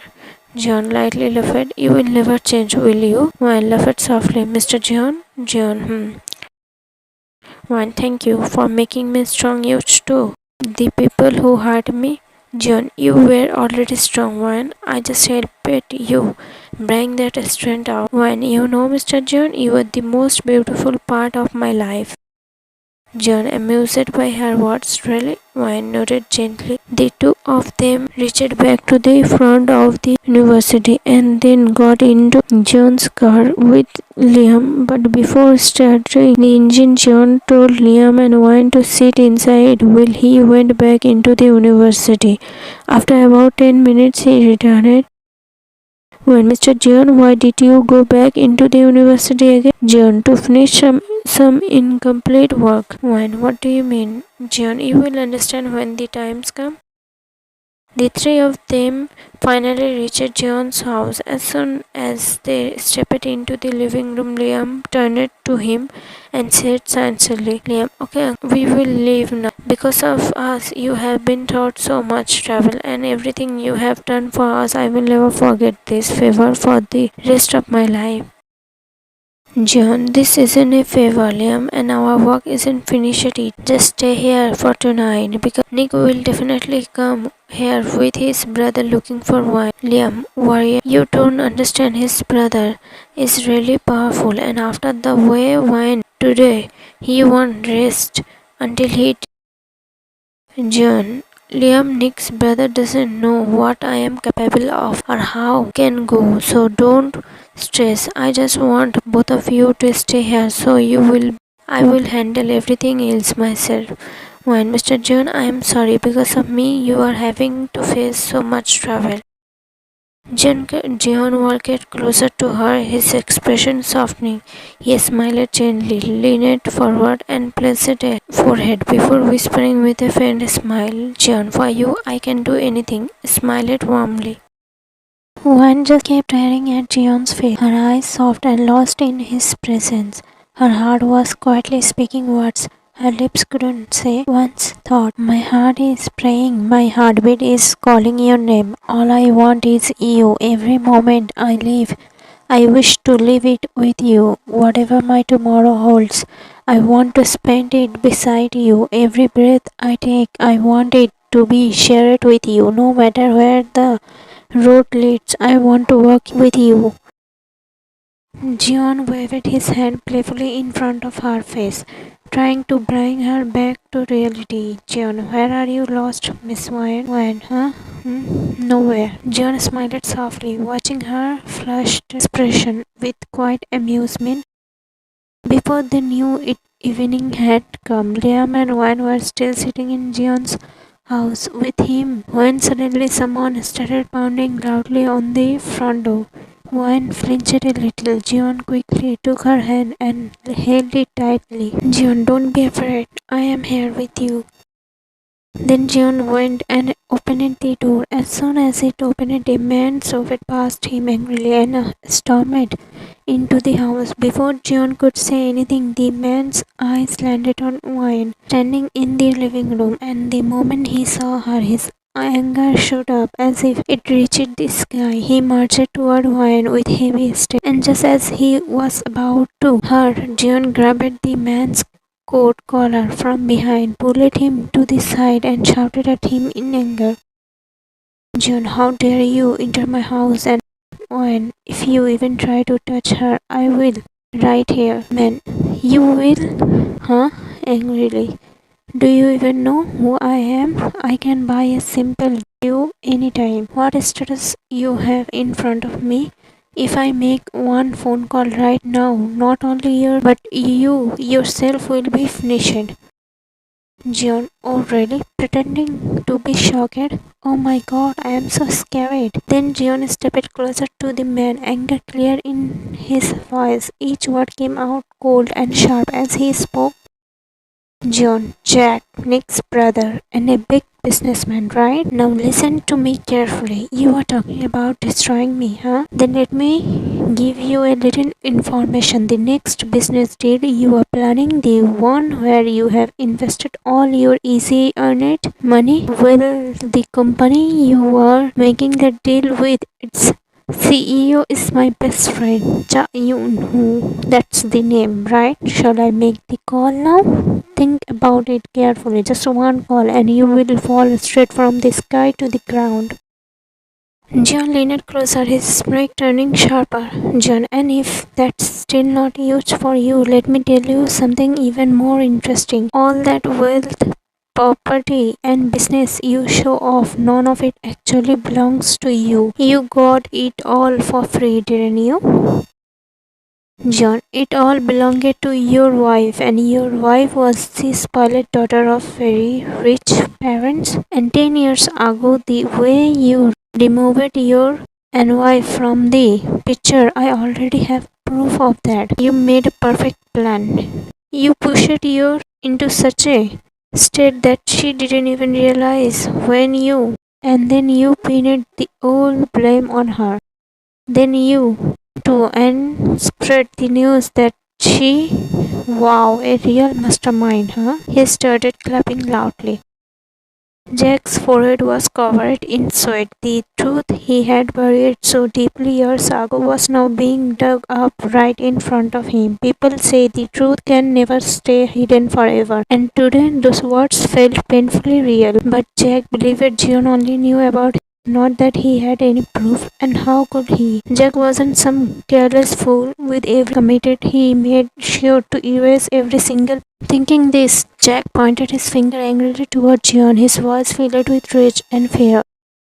Jack, do you think you can make fall against me and I will be scared? You have made such a disgusting claims against me. Just wait and see how I will run your reputation and get you cancelled. Hearing his words, Jeon smiled faintly. Then he walked over and sat on the couch like a king, leaned back on the cushions, closed his eyes, and began speaking slowly. John, you are definitely smart, Jack, but people who start thinking they are too smart usually end up making mistakes.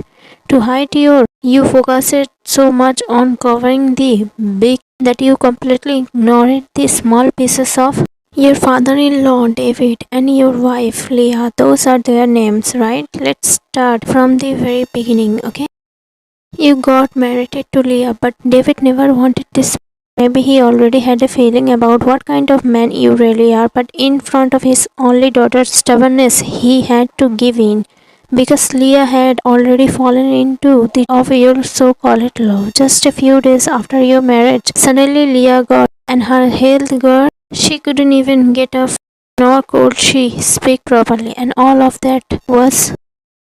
Jack interrupted Jeon angrily in between words. Jack, what nonsense is this? Jeon, I haven't even finished it. Let me speak first, then you can say whatever you want. And if you don't want to listen to me, then get out of my house right now. Tomorrow, your story will be all over the news like a piece of story.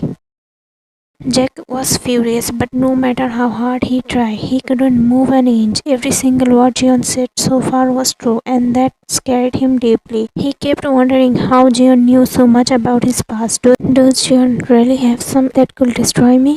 He thought nervously. So Jack just stood there silently. The room fell into complete stillness, a silence so heavy it could make your heart pound. Then Jeon slowly opened one eye and noticed it.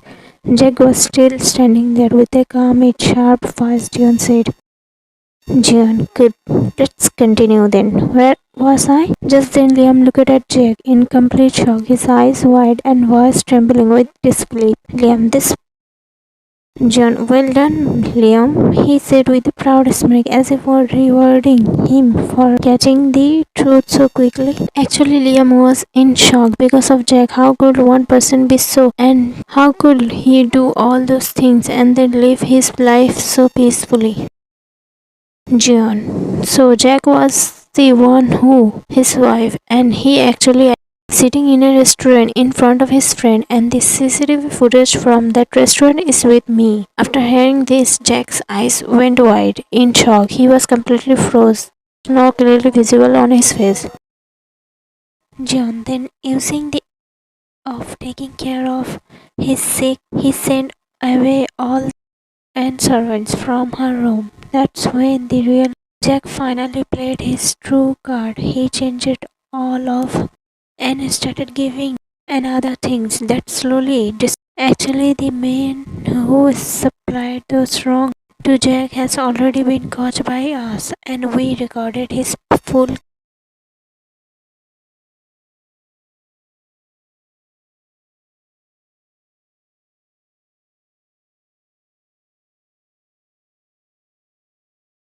Jack slowly sat down on the floor in shock, holding his head tightly, his face. Jack, this can't be true. You are lying. John, I told you, let me finish first. You will get your turn. After that, Jack went completely silent again because now he clearly understood that this time he had messed with the wrong person. One more mistake and his entire existence could. John, now the question is, if had already gotten, then why did Jack? Because she couldn't even do anything. This time, both Liam and Owen's eyes slowly turned from Jack to Jeon, who was still sitting in the same position, calm with his eyes closed, but his presence felt more dangerous than ever. Jeon, because someone secretly tried to give the ride and helped her recover a little, and that person was none other than the old loyal servant of the house, the one who had raised Leah like his own daughter. Hearing this, Jack felt as if the ground slipped away beneath his feet. It was true, Leah had, but he never knew how, and now he finally realized it. The truth, Jeon was right. Jeon really had of everything. Jeon, now comes the climax of this entire month, that his was slowly. He realized that if completely got better, not only would he lose all that he also end up in. So he decided to get rid of his, and he made it look like an, but the man who was driving that also with me now. As soon as John finished speaking, he opened his eyes and stood up. He walked straight toward Jack, who was still sitting on the floor trembling. John bent down beside him and whispered softly in his ears. John, it's not just your truth. I know, Jack. I also know everything about you, and I have of every single thing. If you want me to keep all of that safe and quiet, then leave this place right now and come back only when I call you. After hearing that, Jack looked up at him once, then dropped his eyes and walked straight out of the house. Gwen and Liam stood there in shock. As soon as Jack left, Liam hurried up to Jeon and asked, Liam, where did he go and why did you let him go? He's done so many. How can he just walk away? Hand him over to the John, calm down, Liam. Think about one thing. Do you really believe they can punish him? Liam, what do you mean? John, they may not have the kind of power to him the way he deserves, because he is very clever, Liam. As long as the against him is only with me, he is contented. He knows he can take it from me, but if that reaches thee, he will find a way in no time. Liam, what the? A man like him will just walk free after doing so many. Just then One's eyes filled with tears, and her trembling voice broke the silence as she said loudly, One, no. As soon as she said that, both Liam and Jeon looked toward her. When, with tears in her eyes, I used to think my life was tragic, that things only happened to me, but Leah, what happened to her and her father was so much without even doing anything wrong. One wiped the tears that were rolling down her cheeks, then looked straight into Jeon's eyes. Her voice was filled with anger, and the was clearly visible in her eyes. When he must be for his, no matter what it takes, he should get the he deserved. They both stared at each other for a moment. Then Jeon moved closer, pulled Wayne, and said, Jeon, your words are my command, princess. He will get for what he did. Wayne held Jeon, shooting her for a will. Jeon turned to Liam and said, Jeon, go Liam, take her home now. She is not in any anymore. Liam, okay. Wayne, come on. One said goodbye to Jeon and finally left for her home. As they were leaving, Liam helped her into the car and then came back to Jeon, hesitating a little as he spoke. Liam, are you really sure now that wine is... I mean, after learning about Jax, I am even more worried for... She's not only my sister, she is my whole life. John smiled faintly and patted Liam on the shoulder. John, I will give my life to protect your sister. Liam, what do you mean? John smiled. Nothing. Don't worry. Whatever happens, I will not let anything happen to Wayne. Liam gave a small smile. Behind that smile, his worry was clearly visible. And who won't be worried after all? Actions were nothing short of... Liam said nothing more and drove Wayne home, but Jeon understood Liam's concern perfectly. Seeing Wayne at home after so many days, her parents acted as if nothing had changed. Liam took her to her room and helped her lie down. Poor girl was utterly. Within minutes she fell into deep sleep. When Liam saw She was asleep. He went to his own room, freshened up, and lay down. He kept replaying everything that had happened today and all that he learned. He didn't even notice when he dozed off. Suddenly, late at night, the phone's ring startled him awake. It was 1 a.m. Jeon was calling. Liam's heart began to pound within trembling fingers. He answered the call, and Jeon's deep voice came through on the call other side. On call, Jeon. Liam, come to my house right now. Don't tell anyone and make sure one doesn't find out. Come quietly. Liam, at this late hour? Why? Is everything okay? Liam's voice trembled as he grew more. Jeon, there's nothing to worry about. I just need to show you something. That's why I called you. Liam, oh, okay. I am coming. A few minutes later, when Liam arrived at Jeon's house in his car, he saw Jeon already standing outside. Seeing him out there in the middle of the night left Liam confused and uneasy. Jeon walked up to him slowly and said, Jeon, leave your phone inside the car and lock it. Then come with me. Liam, but why? And where are we going? Jeon, I will explain on the way. Just do what I said first. Liam, okay. Liam did exactly what Jeon told him. Then both of them started walking on the foot through the quiet night. The road was dimly lit, and only the sound of their footsteps could be heard in the still air. Liam, where are we going? Jeon, a little distance from here, there's that bungee jumping area. We are going there. Liam shocked. What? You are going bungee jumping at this hour? And that's why you call it me? That place isn't a little far. If we walk, it will take almost an hour to reach. He looked at Jeon in disbelief, completely confused by his strange request and the mysterious silence that followed. Jeon, Liam, don't talk like a fool. Do you really think I'd walk that far in the middle of the night just to go bungee jumping? And that too after calling you secretly to come along with me? Liam, honestly, I don't think you did do something like that, but your actions right now are seriously confusing me. It feels like something else is going on. Jeon, with a tired and serious face, I have called Jack here. Liam, shocked even more. What? Why would you call him there? Jeon, because it's time he pays off for what he did. Liam, please can you just tell me clearly what you are planning to do? Jeon, you will find out soon, Yuj. When we reached there, Liam's heartbeat grew faster. He glanced at Jeon's expression. It was cold, unreadable, and full of some heavy emotion that made the air around them feel tense. They walked in silence toward their destination. An hour later, when they finally reached the area, they saw Jack already there. The old anger and smile were gone from his face. Now it was that showed when he saw Jeon. Jeon and Liam walked up to him and Jeon said, Jeon, look Jack, I won't go around this. I will say it straight. The you committed are unforgivable. If I try to get to you, you will find a way to escape again and probably repeat the same things. I don't want to take thee into my hands. And your brother is no. He has Jack, please Jeon, Jungkook, whatever you want to say, do it to me. Just leave my brother out of this. Jeon, oh, you really love your brother, huh? But did you ever think about the people the ones from this? They were also someone's loved ones.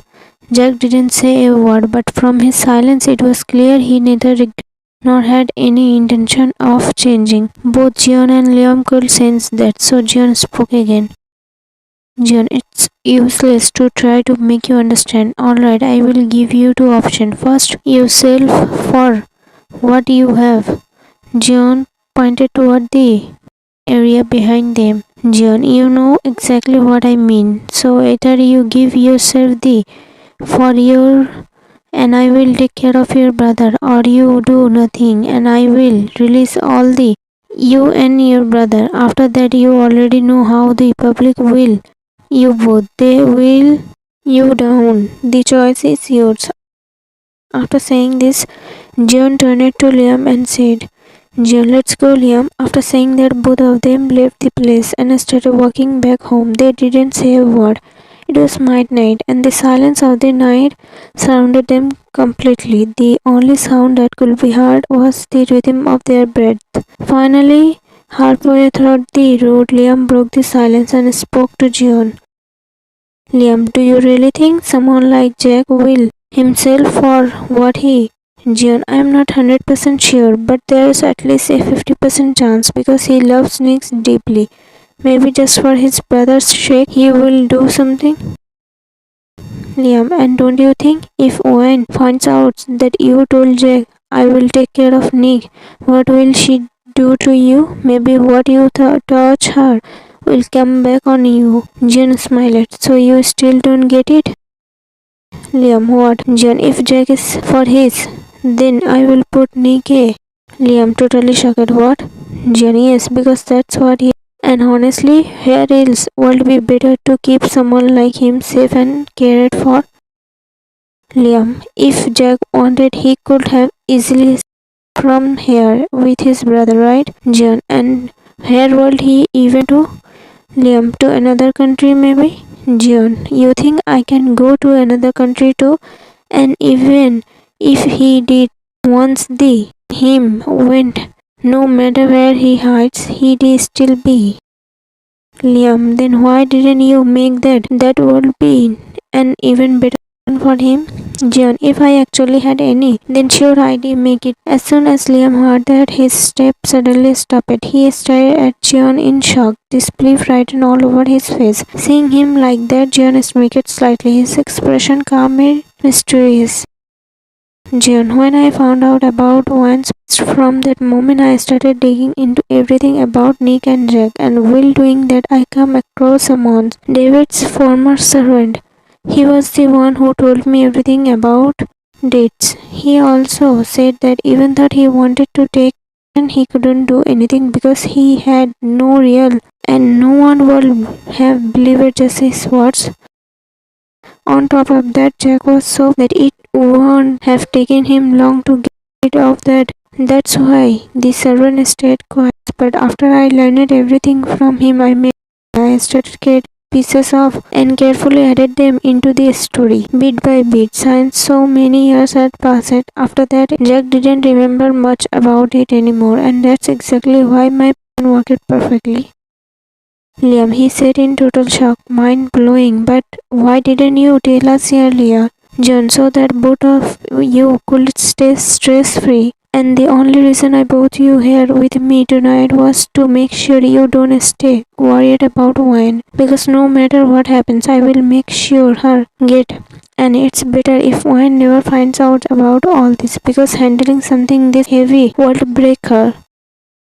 Liam, a soft smile appeared on his face. Finally, I can relax a little for my sister because the one protecting her is you. Jeon smiled. After that, neither of them said anything else. When they finally reached Jeon's house, Liam took his car and drove home. But before leaving, he told Jeon, Liam, now all we can do is wait for tomorrow. We will finally see what Jack chooses.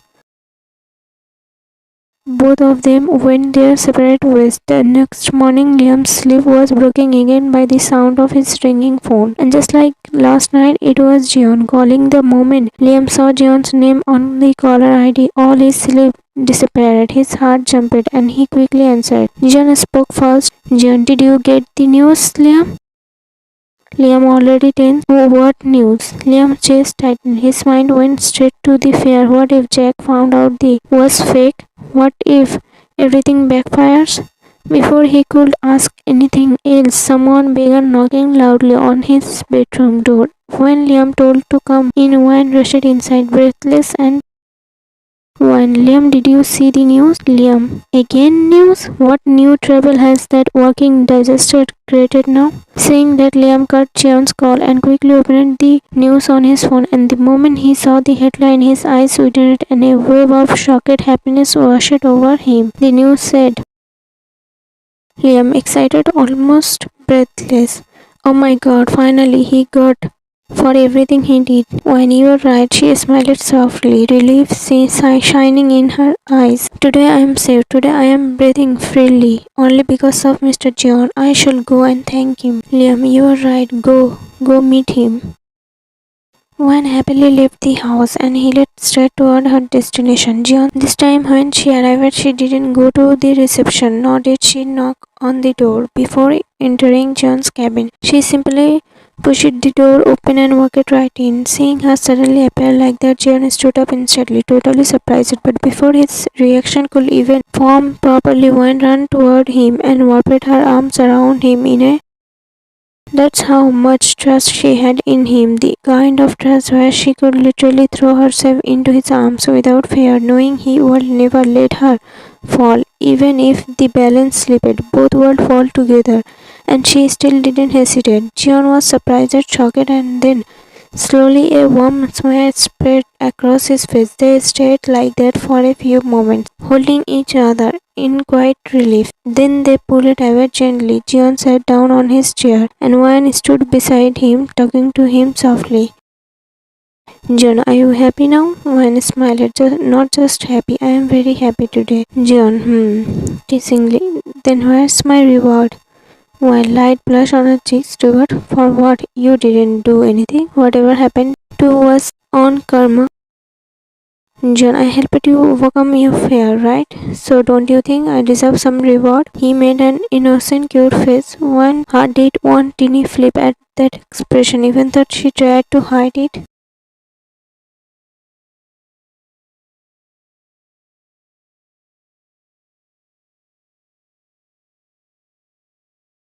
Jeon, smiling, so now where do you want to? While looking directly into his eyes and speaking softly. On a mole that is under the moon? Jeon confused. On a mole, and that too under the moon. Since when do moles grow under the moon? When they do, and when the right time comes, you will also see it.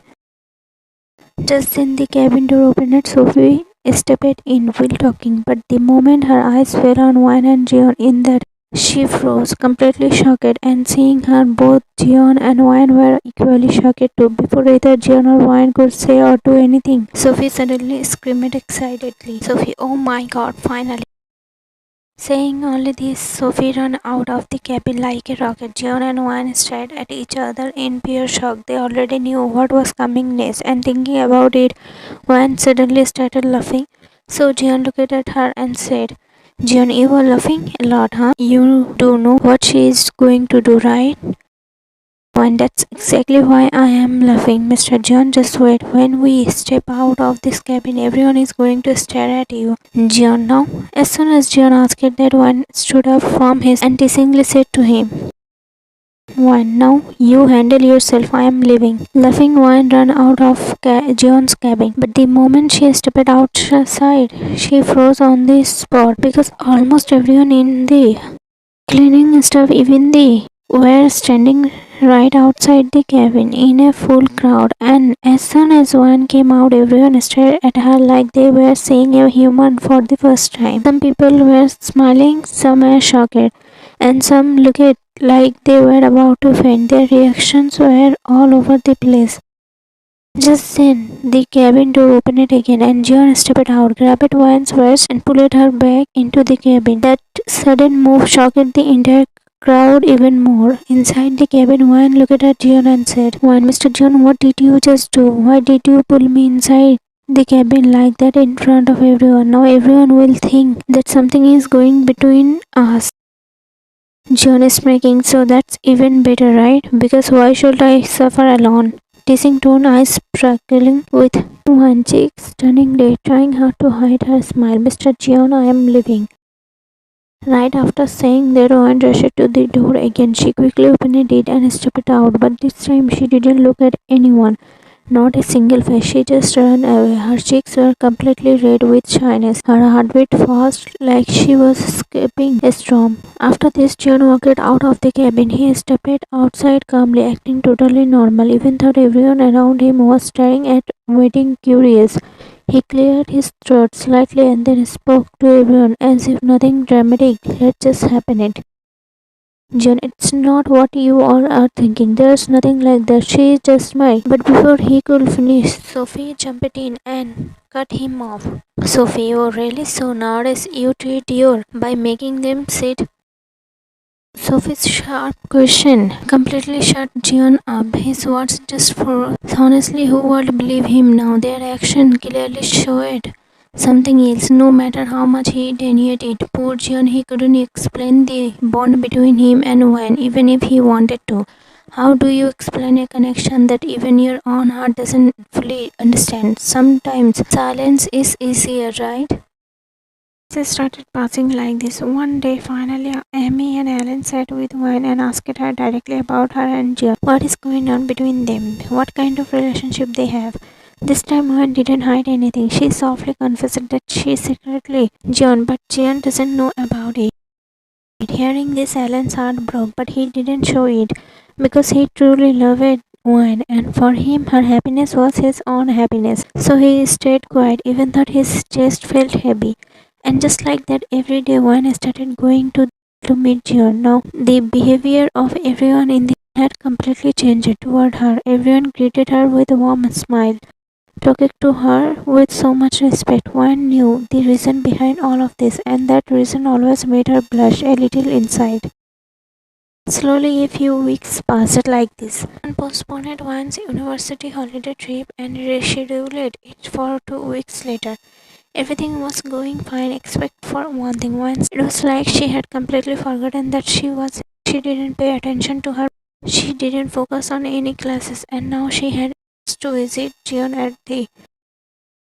Seeing all this, Liam tried to explain things to her, but it was like one was completely lost in Jeon, as if his presence was stuck in her mind, like she wasn't ready to listen to anything. This put Liam in a touch position.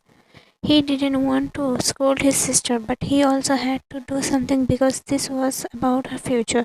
So, with no other option left, Liam called Jeon and told him everything. After hearing everything from Liam, Jeon was shocked. He had no idea that Wayne had been doing all this while ignoring her. He never wanted Wayne to face any loss because of him, even if it was related to her. So he decided to talk to her, but that didn't help either. Wayne, instead of understanding him, started explaining him that she later. So Jeon understood that this time he would have to be a little with Wan, so he would focus on her. When she went to meet her the next day, Jeon told her to sit in the waiting room. Wan felt a little confused by this, but she didn't think too much about it. But the real limit was crossed when, even after she waited for hours, Jeon left for his home without meeting her at all. Wan was now really angry, so while still sitting in the she called Jeon and burst out in frustration. On call. When Mr. John, how can you do this? I have been sitting here for hours waiting for you, and you went home without even meeting me? John coldly. Look, Juan, I have a lot of work, and I don't have useless free time to waste. Just those few words from John were used to bring tears into one's eyes. One sadly, Mr. John, are you okay? I mean, are you angry at me? Did I do something wrong? John, listen, one, please just go home, okay? I have a lot of work, and unlike you, I don't have extra time to waste. Okay, bye, coldly. Jeon cut the call.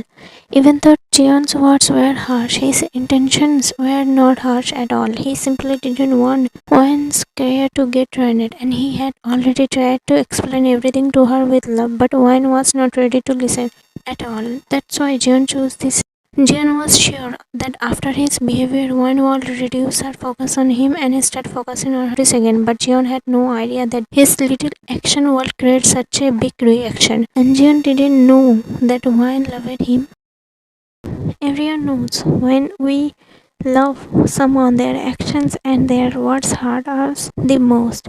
Jeon's harsh words had completely broken Wan from inside. She felt both anger and pity toward herself, sitting there in the same place crying. Suddenly she started talking to herself. One, so this is all the space I had in your heart, and I was the foolish one who misunderstood your sweet words as love. Now my presence irritates you, right? Fine, just watch. I will disappear so completely that even if you want to see me, you won't be able to. You were right. I was wasting my precious time on you. You were a very busy man, so stay busy. From now on, I will never come to meet you, and I won't talk to you either. Everything is finished. As she said these words in her trembling voice, tears kept falling non-stop. Her heart felt heavy, but she still focused herself to wipe her face. She stood up with shaky legs, trying to look strong, even though she was breaking inside. One left that place while crying. Jeon had assumed she would just be a little angry at him, and once her anger cooled down, she would understand everything on her own. But Wine was completely broken from inside, crying until she could barely breathe. That night she cried the entire night. Then somehow she gathered herself and decided to focus on her again. She blocked Jeon's number and started concentrating on her life. But not many days passed, just 2 days, and Jeon was already restless. The girl who used to call or message him the whole day, there was no sign of her now. The girl who stayed close to him from morning till night, he hadn't even heard her voice in these 2 days. He messaged many times, he called many times, but nothing worked. Jeon also understood that one had blocked him, which made him even more worried. Finally, Jeon contacted Liam so that maybe he thought he could talk to Wine, at least one. But Wine clearly told Liam that she was very busy and she had no time for useless things. Hearing that, Jeon understood she was taking on him, was going to hit him really hard. Jeon also realized he needed to tell Wine as soon as possible that every harsh words he said was a lie, that he only wanted her to stop focusing on him and concentrate on her. That's why he behaved that way. But how would he explain anything when he couldn't even meet her or talk to her? One had completely disappeared, as if she was hiding from the whole world. John did everything he could, but still he couldn't meet Wine. He visited her house, he waited outside her home for hours, and he even started waiting for her outside her too, but nothing worked. Every time Wine slipped away before he could reach her, and nobody knew where she went, not even Liam. Yes, Jeon even asked Liam for help to convince her, but Wine wasn't ready to listen to Liam either, and Liam knew very well that if he interfered too much in his sister's matter, Wine might get angry and create distance from him too, something he really didn't want. Finally, Jeon found a way to meet Wine. First, he confirmed with Liam whether Wine was at home or not. Once Liam said yes, Jeon secretly reached her house in the and getting inside wasn't a problem at all because Liam was already there to help him quietly. Hiding from everyone, Liam guided Jeon all the way to Wine's room door. Then he looked at Jeon with a tired expression and said softly, Liam, after this you handle everything yourself. From this point I don't know you and I don't even recognize you.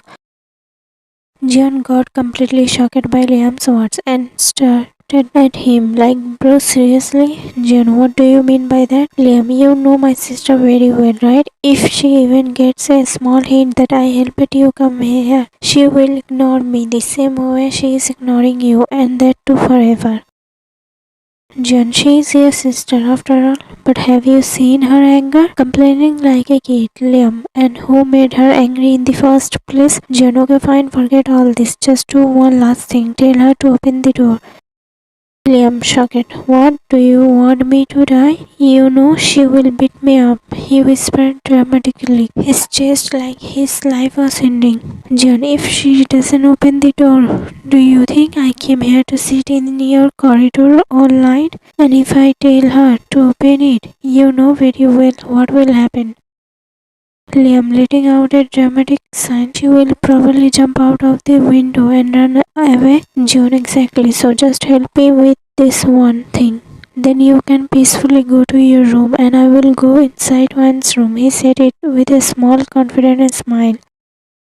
Liam, giving him a full bombastic side eye. First tell me, are you sure you will convince her? Because if you fail, then both of us will be in the massive trouble. Jeon is making eyes shining with secret confidence. Don't worry, Liam, just let her come in front of me once. After that she will agree on her own. Liam, this much confidence? Jeon smiled softly. Okay, now hurry up and tell her to open the door. Then Liam gently knocked on Juan's room door. From inside her voice came, Juan, what happened at Liam? Liam, speaking quietly, almost whispering, Juan, open the door. Juan, why? Liam, I bought something for you. Juan, what? Liam a gift. Then he looked at Jeon from head to toe once, singed and added a very big gift. Wine. Wait. As soon as Wine said that, Liam immediately ran back to his room. Jeon was shocked to see him disappear so quickly and stepped aside a little himself because he knew if Wine opened the door and saw him standing there, she would slam the door on his face. Wine opened the door but got confused because no one was there. She stepped out of the room, and the moment she did, Jeon quickly grabbed both her and pulled her back inside. He entered the room with her, locked the door behind them, and held her. Jeon's move was so fast and sudden that one couldn't understand what was happening, and she didn't even say who did it. But when Jeon her against the wall and stood very to her, he pinned both her above her head with one of his hands. One looked at him and was completely shocked the moment she saw him. One was angry, but still no one knows why her cheeks turned a little red, just a teeny bit, maybe because of Jeon's sudden move, but Jeon didn't even notice it. And before one could say anything, Jeon gently placed his finger on her lips, stopping her words. He started looking at her face with a soft, almost etching admiration. It felt like he had waited so long, suffered so much just to see this face again. There was a different kind of happiness on Jeon's face, calm, warm, almost glowing. Then finally Jeon's eyes stopped on One's eyes, which were staring back at him in anger, as if she wanted to burn holes in him. Jeon took a deep breath and said, Jeon, what all will you make me do, huh? I'm doing things I never even did in my younger days. In the middle of the night, I am secret coming to, just to meet her, just because she was angry on me. As Jeon said all this, a faint smile appeared on his face, like he was quietly amused at himself, because he had never imagined that at this he would do something like come to meet a girl. Maybe he had gone a little crazy in love, who knows. He pulled his finger away from Mine's lip and then noticed that her cheek had turned slightly pink, probably because of his words. At first, one was very angry at Jeon, but his words seemed to calm her anger. Her breaths were fast, and she couldn't stop staring at him. Jeon slowly started caressing her face with the back of his hand, and Wine closed her eyes. Then Jeon said, Jeon, you are so angry that you have become invisible for me. For a moment, because of Jeon's start, Wine had completely forgotten her anger, but the moment Jeon asked this question, it all came rushing back. Every word he had said to her, and as soon as she remembered it, she started struggling in his hold, trying to get free, glaring at him with full anger. Seeing her react like that, Jeon said, Jeon, Wine, this grip isn't so weak that you can escape just like that. When angrily, let me go. Why did you come here? You are very busy right now. Your time is not getting wasted. Jeon, you are this angry because of my words. The angrier One got, the more Jeon kept teasing her. Honestly, Jeon was enjoying it. The way her face puffed up in anger, the way her eyes flashed at him, it was amusing to him. Why does my face not clearly show that I am angry? No, leave me and get out of here. Jeon started smiling, and Wine began trying desperately to pull herself out of Jeon's hold, but it didn't work at all. She tried for quite a while, using all her strength, but nothing happened. After struggling for so long, Wine finally stopped. The poor girl was. Then Jeon said, Jeon, princess, won't you forgive your Mr. Jeon? Just that one line was used to make Wine's cheek turn red. She didn't want to react. She really didn't. Something about this man's words always did something to her. In just a few soft sentences, she would become like this. One felt the heat rising in her cheeks and started thinking in her mind. Once thought, oh God, no, please control me. What kind of magic do his words have? Why do I react even when I don't want to?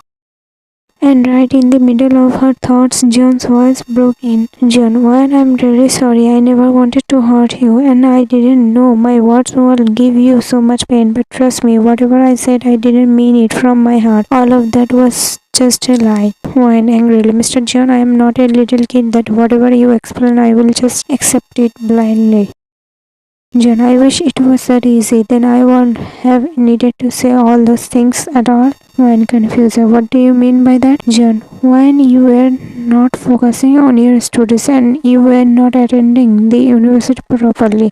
Because of that, Liam was worried, so he called me and told me everything.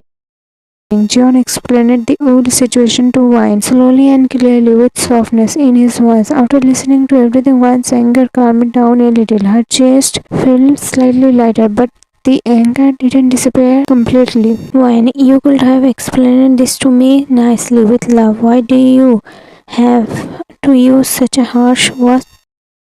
John, didn't I try that before? But instead of listening to me, you started explaining things to me. One became quiet. Now she finally realized her mistake. Yes, John had really had tried to explain everything to her gently earlier, but she was the one who didn't listen. Then John slowly let go of her hands and pulled her into his, holding her as if he didn't want to let her go, and said softly, June, I'm sorry, Princess. Don't stay upset with me now. Your anger, it hurts me. One also held him, closing her eyes and resting her head on her voice came out soft and warm. When Mr. John, please forgive me too. Even I am at fault. And honestly, staying angry at you feels like such a difficult job.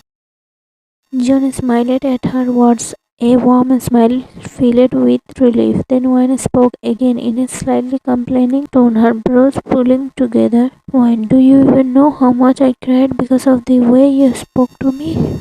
On hearing that, John immediately pulled her out of his arms and held her face gently, looking straight into her eyes with sudden worry and guilt. Jeon, why do you do this? You always hurt yourself first. Remember this forever. I will never do anything that will cause you pain. But you also have to promise me today that you won't take every little thing to heart. Wine smiled. Okay, Mr. Jeon. Then Jeon gently her forehead, his lips soft and warm against her skin, and said softly, Jeon, it's really late now. Go to sleep. I should leave too. Wine immediately grabbed his shirt tightly as if afraid he would disappear the moment she let go and said, Wine, stay for a little longer, please. Jeon, don't you have university tomorrow? We will meet after university, okay? When Mr. Jeon, did you forget? Jeon, what? When? Tomorrow I am going on that university holiday trip. Then Jeon remembered it. Jeon, oh right, yes. When? Sadly, Mr. Jeon, I don't want to go on the trip. Jeon, why? When? I have never gone anywhere alone like this. I will miss everyone a lot. Jeon smiled softly. When you are having fun there, you will forget everyone. When? Him tightly holding on as if she didn't want to let him go, and said, When? But I won't forget you. I will miss you. I don't want to go. Jeon, her back gently pulling her even, and said, John, I will miss you a lot too, but we can still talk on the phone. This time Wine spoke with a little irritation in her voice. Wine, it doesn't matter to you whether I am here or not. Jeon smiled. It matters to me a lot, Wine, but I want you to go because you will feel a little better there, and these past few days have been too much for you. This trip will help your mind relax, and if you really miss me, then after thinking for a moment, Jeon said, Jeon, tonight I will stay here with you. I will stay by your side. Is that okay now? Jeon's words immediately brought a soft smile to Wine's face. Wine, thank you so much, Mr. Jeon. Jeon smiled. Come on. Now quickly go to your bed. Wine smiled. After many days, Wine and Jeon finally slept peacefully tonight because both of them had found the comfort they were searching for in each other. Next morning, Wine woke up when Liam knocked on her door early in the morning. Wine quickly sat up in panic because she thought if Liam found out Jeon was, he would definitely think something weird, and on top of that he would tease her non-stop. But she didn't know that the person who brought Jeon here was Liam himself. But Wine's breath almost stopped when she looked around and saw that Jeon was nowhere in the room, not on the bed, not in the bathroom. So how did this man disappear so early in the morning? Then Wine noticed a paper on the table beside the bed. Right on Jeon's side, a water bottle was kept on top of it to stop it from flying. Wen quickly grabbed that paper and saw it was a letter written by Jeon. Then Wen slowly started reading it with a nervous heartbeat. In the letter, I am sorry, princess. I am leaving without telling you. Actually, I had to go to before everyone in your house wake up. When I wake up, you were in deep sleep and I didn't want to disturb your rest. That's why I am leaving quietly. And yes, all the best for your holidays. Take care of yourself on the trip. If you need anything, call me. I have a 2 days, so I won't be able to come and meet you. But we will talk on call later. Okay, bye.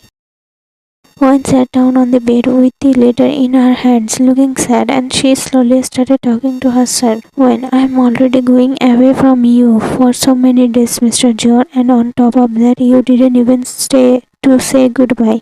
Do you not miss me even a little? Maybe not, because it looks like you were more excited to send me on this trip. Did I really fail to make even a small place in your heart after all this time? While saying this, all this, one's eyes filled with tears. She kept sitting like that for a while, lost in her thought and hard feelings. Then Liam knocked again, breaking her thoughts. One quickly wiped her tears and opened the door. The moment the door opened, Liam spoke fast. Liam, I have been knocking for so long. Why weren't you opening the door?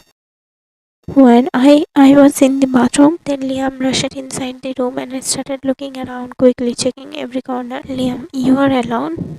When yes, I always live alone, right? Liam, panicking a little. When did Liam accidentally exposed himself and Wayne stared at him with a questioning look. Liam gave a nervous smile and tried to cover it up. Liam actually asked me to help him a little. That's why. Did you two fight again? Did you throw him out of the house or something? He asked a bit shocked. When? No, everything is fine between us now, Liam. Oh, then where is he? When he left early so that our parents won't see him. You know how dad is. Liam, oh, okay, then you also get ready quickly. You have your trip today. When, Liam pulled his sister into a tight hug, holding her like she was still his little girl. Liam, take care of yourself, okay? When I'm really going to miss you. You are going somewhere alone for the first time. I'm honestly scared. Will you be able to handle everything? Why, don't worry, bro. I'm not weak like before. I will manage myself. Liam hesitating, voiced soft. Still, Wayne, let me come with you, please. Why, no, bro. If you keep staying by my side all the time, then I will never learn how to handle things alone, and you will never stop worrying about me. Trust me, and my friends will also be there. Liam, fine. Then give me your friend's Alan's number. Why, not at all. Liam, why? When you will keep calling him non-stop just to make sure he takes care of me. Please, Liam, the person I was scared of will never come near me again. And if something ever happens, Mr. John has already made me strong huge to handle people on my own. Finally, just like always, Liam had no choice but to surrender to his sister's stubbornness. Liam, okay, fine, but you better keep calling me and let me warn you right now. If your phone is ever switched off, even for a second, I will come there immediately. Fine, okay, now go. I have to get ready. When pushed Liam toward the door because she knew he would keep talking endlessly if he stayed any longer. As Liam stepped out, she quickly closed the door behind him and muttered to herself. When Mr. Jeon, when I return from this trip, I will propose to you no matter what happens. This time it will be do or die for me. If your answer is yes, then my happiness will have no limits. But if your answer is no, then I will walk out of your life completely, so far away that even my shadow won't bother you. So far that you won't even feel my presence anymore. Sometime later, Wayne got ready and reached her university. All the students who were going on the trip were already gathered there. Soon Alan and Amy spotted her and rushed toward her. Amy, finally, the three of us are going somewhere together, excited and almost bouncing. Alan, it's going to be so much fun, dude. We'll party, enjoy, and go crazy together. Super excited, big grin on his face. Wayne, After reading Jeon's letter, Wan's mood had already fallen. She was trying to hide it, but Amy noticed her sad expression and asked gently, Amy, what happened? Wine, you don't look happy at all. Is something bothering you? Ellen, yeah, is everything okay? Wine, yes, everything is fine. Ellen, did you have any fight with that Mr. Jeon of yours? Wine, sadly, if we were a couple then fight, what makes sense, right? But we don't have that kind of relationship. We are just connected by a name, eh? And he's Amy patting Wine's shoulder softly. Don't be sad, Wine. When will you tell him your feelings? What if it becomes too late? Wine, I am thinking maybe after I come back from this trip I will tell him. Amy smiled. That will be good, and don't worry, everything will be fine. The way he takes care of you, honestly it feels like maybe he also likes you. He just can't say it. Really? You really think so? Ellen, yes, Wine, because no one does that much for someone without a reason. The way he looks after you, it clearly means something. Finally, a little spark of hope appeared on one's face. Her lips curved into a small but genuine smile, as if her heart felt a little lighter. Wine, thank you guys for giving me courage and for making my mood better. I mean, then come on, let's go and sit in the bus now. Wine, yes, let's go. All these students and teachers got into the bus. One sat at the back seats with her friends, but even after sitting for a long time when the bus still didn't start, one student asked the principal, "Student sir, everyone has already boarded the bus, so why isn't it moving?" Then the principal spoke to all the students. Principal, students, actually I am waiting for a friend. He will join us on this picnic. He said so he can help us if we face any problems. After this, everyone went back to chatting with each other. About 5 minutes later, someone got onto the bus. The moment one saw that person, her eyes widened in shock. Her heartbeat skipped, and with a whisper escaped her lips. When Mr. Jeon, principal, students, this is my friend Jeon Jungkook. The moment everyone heard that, a wave of excited whisper spread inside the bus. Some of the girls' comments reached Wine's ears as they talked to their friends. Girl, dude, this man is so handsome. Girl, too. Yeah, dude, when Seth said his friend was coming, I thought he would look like just like him. But dude, this one looks like a walking model. Look at his height, his body. I feel like running to him and giving him the ever. Shut up, okay? This guy is going to be mine. I have already selected him for myself. This won't work, okay? Whoever make a place in his heart first will get him. Dude, I can cross any limit to make him mine. These comments were heard not only by Wayne but also by Amy and Ellen. When they looked at Wayne's face, it was already red with anger and jealousy in her mind and heart. Only one thought was shouting, "How dare they look at my love like that? He belongs only to me." Right then, Jeon smiled warmly and spoke to all. Jeon, hello everyone. Sorry because you all had to wait so long because of me. At that moment, one of the girls from the students suddenly shouted excitedly, "Girl, it's okay, sir, anything for you." Jen smiled and one who was already angry started gritting her teeth while glaring at him. She whispered to her friends with pure irritation, "Well, look at him, just look how he is smiling like that. He's really enjoying all these girls falling over him. Let him come near me. I said I will so hard his teeth will fall out." Amy nervously, "Wine, calm down. Everyone is here and no one knows about the bond you two share. One wrong move from you can ruin your reputation and his too." Wine, if his reputation can go straight into the ground, only then maybe this girl will stop staring at him with those eyes, she said, gritting her teeth in anger. Then a few girls stood up and went toward Jeon to welcome him, which was obviously not a welcome but just an excuse to get to him. Wine and Amy and Ellen understood their intentions very clearly, and Wine's anger had now reached the seventh sky. "Girl, welcome sir. We are very happy that you joined us on this trip." "John, thank you everyone." One was breathing heavily in anger, her chest rising and falling fast as she tried to control herself. One, thank you everyone. Huh? Look at him talking like he can't even understand these girls are literally with him. Jeon, all of you please sit in your seats. I will go and sit at the back. Girl 2, oh no sir. Why will you sit at the back? You can sit here. We will go behind. Jeon smiled. No, all of you sit in your seat. I have some work. That's why I will sit at the back. Girl, okay sir, she said in a tone almost batting her eyelashes. At this point, there was nothing left to say. Wen was at the peak of her anger, ready to explode any second. And to pour oil on that burning fire, Jeon walked toward her with a soft smile and said, Jeon, hello Miss Wine. That's it. Finish it. Whatever passion was left inside Wine completely shattered. In anger, she grabbed Jeon by his collar, pulled him slightly closer, and said with a furious voice, Wine, what do you think of yourself? You are really enjoying all this, right? Watching everything like this is so much fun for you, isn't it?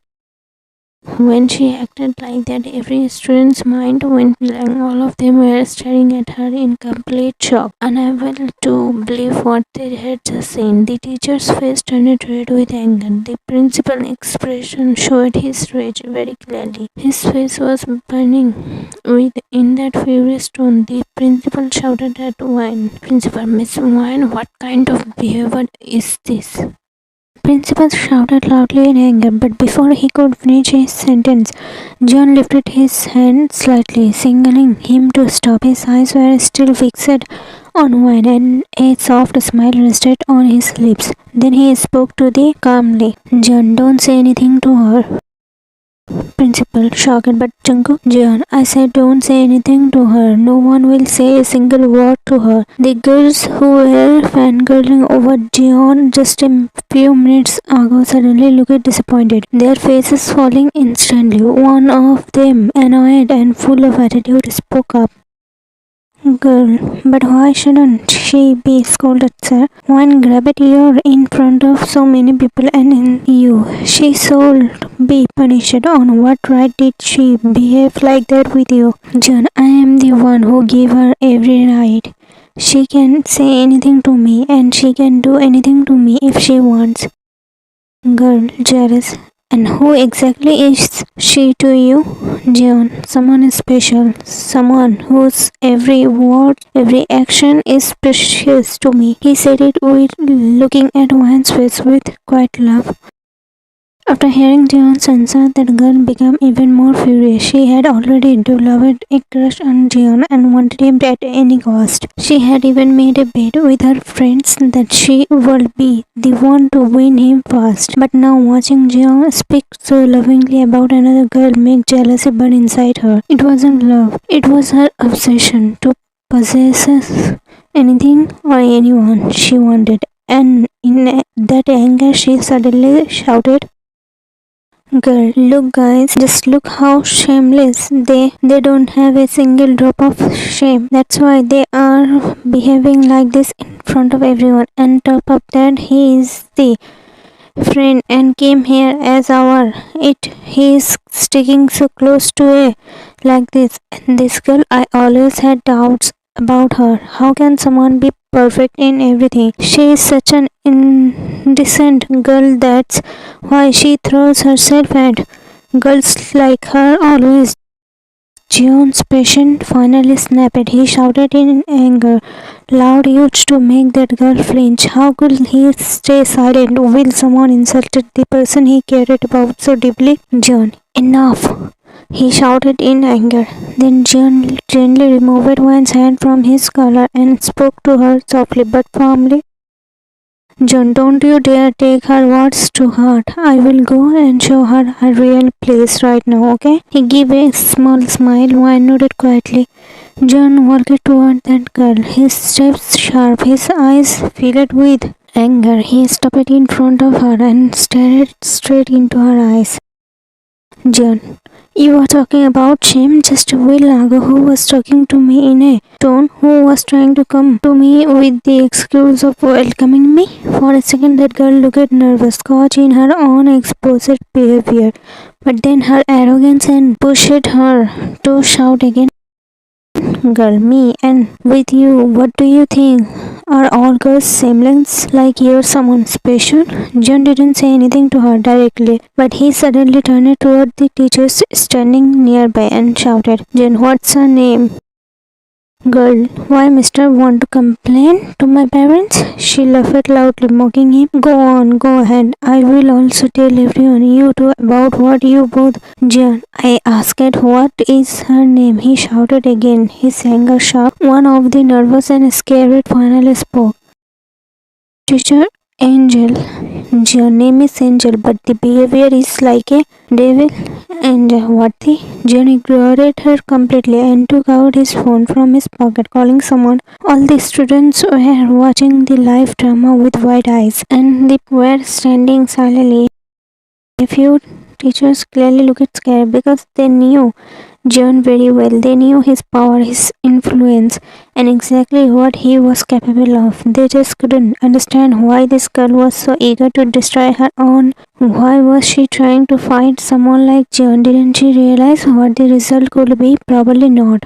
Because if she understood even a little, she would never have made such a big mistake. She was the spoiled daughter of a powerful father, and she believed nothing could ever harm her. After all, her father was a trustee of this university, and Jeon, well, in her eyes, was just a. She thought he couldn't do anything to her, but what was about to happen next she had never imagined it, not even in her wildest dream. As soon as the person picked up Jeon's call, he spoke. Jeon, Angela, I want every detail of about this right now. I am still on the call, so pull up her information and tell me immediately. Within just 5-7 minutes, that man gathered everything and told Jeon. And sir, she is her father's only daughter. Her father is a trustee of this university and one of the big businessmen of the city, and he also runs some business. Jeon sent all reports of his work straight to the also make this news viral, and the moment their company's share price dropped because of the scandal, buy every single share. Man, okay sir. After hearing all this, Angel clapped loudly in front of him and said with a mocking proud tone, Angel, wow, what an actor you are. You think you will buy my father's company, huh? What status do you even have? If I just tell my father my dad wants, he will buy you and the place where you work right this second. John, oh really? Then I work in Bellora. Actually, that belongs to me. Go ahead, call your father and ask him if he can buy that. Hearing the name Bellora, Angel got a little shocked, but she still couldn't understand John's powers. So she clenched her teeth in anger and said, Angel, wait, I will fulfill this wish of yours too. Saying that, she took out her phone and called it her father on call. Angel, Papa, buy Velora for me right now. Angel's father, daughter, we are Rainet. Some get all the reports of my work today, and our whole business has collapsed. Now finally Angel's mind came back to reality. She looked at Jeon's face he was making. Then she spoke to her dad. Angel, Papa, how did this even happen? Angel's father, I don't know, Angel. Someone took revenge on us, and I just received a card. On that card it said, this is a small gift from Jungkook.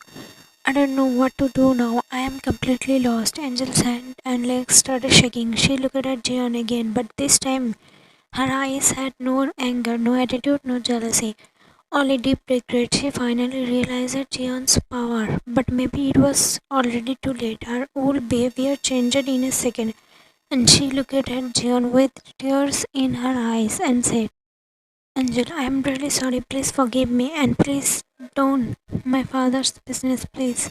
Jen, I could have direct things said to me, but one word against wine, I will never accept that. Angel quickly went to Wine and held both of her hands tightly, speaking with a trembling voice.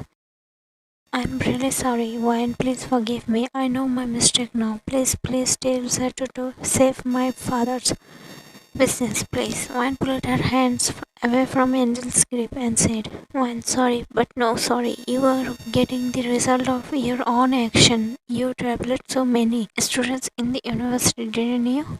You were so proud of your father's money, right? Now face it.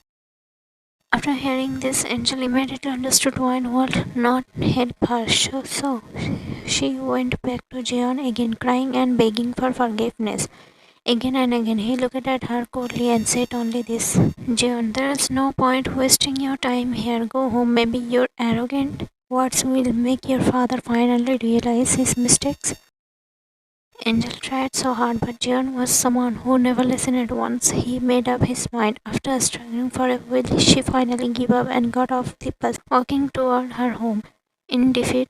After that, nobody said anything because the people who already knew Jeon understood very well that messing with him was not a smart idea, and the ones who didn't know him well after this incident, they learned it very clearly. To be honest, no one really cared that Angel left because she truly used it to irritate everyone a lot. June came back and sat near Wyan, so Wyan softly asked him, Wyan, was it really the right thing to do that with her? June smiled calmly. You don't worry, Wyan. Whatever happened with her, it happened because of her and her father's own actions. Wyan looked at him with a small confusion and a little power. Wyan, by the way, you were enjoying it a lot, all that they were doing with you? Jeon leaned back slightly, eyes sparkling with a teasing smile pulled at his lips as he looked directly into her eyes. Jeon, jealous? Why, no, why will I be jealous? It's your life, do whatever you want. Taunting tone, eyes narrowing a little. Jeon laughed softly, enjoying her attitude.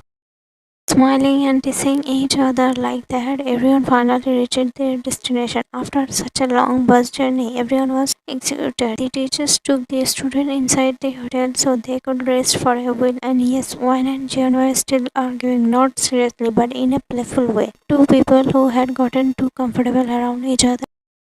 Everyone stood near the reception while the teachers collected the room keys. Students looked around, admiring the fancy hotel, whispering and pointing at little things. Juan and Jeon stood together near a large painting on the wall, discussing its color and trying to guess what the artist wanted to show. Juan's hand was slightly lifting as she pointed at a corner of the painting, and Jeon leaned a little closer to look properly.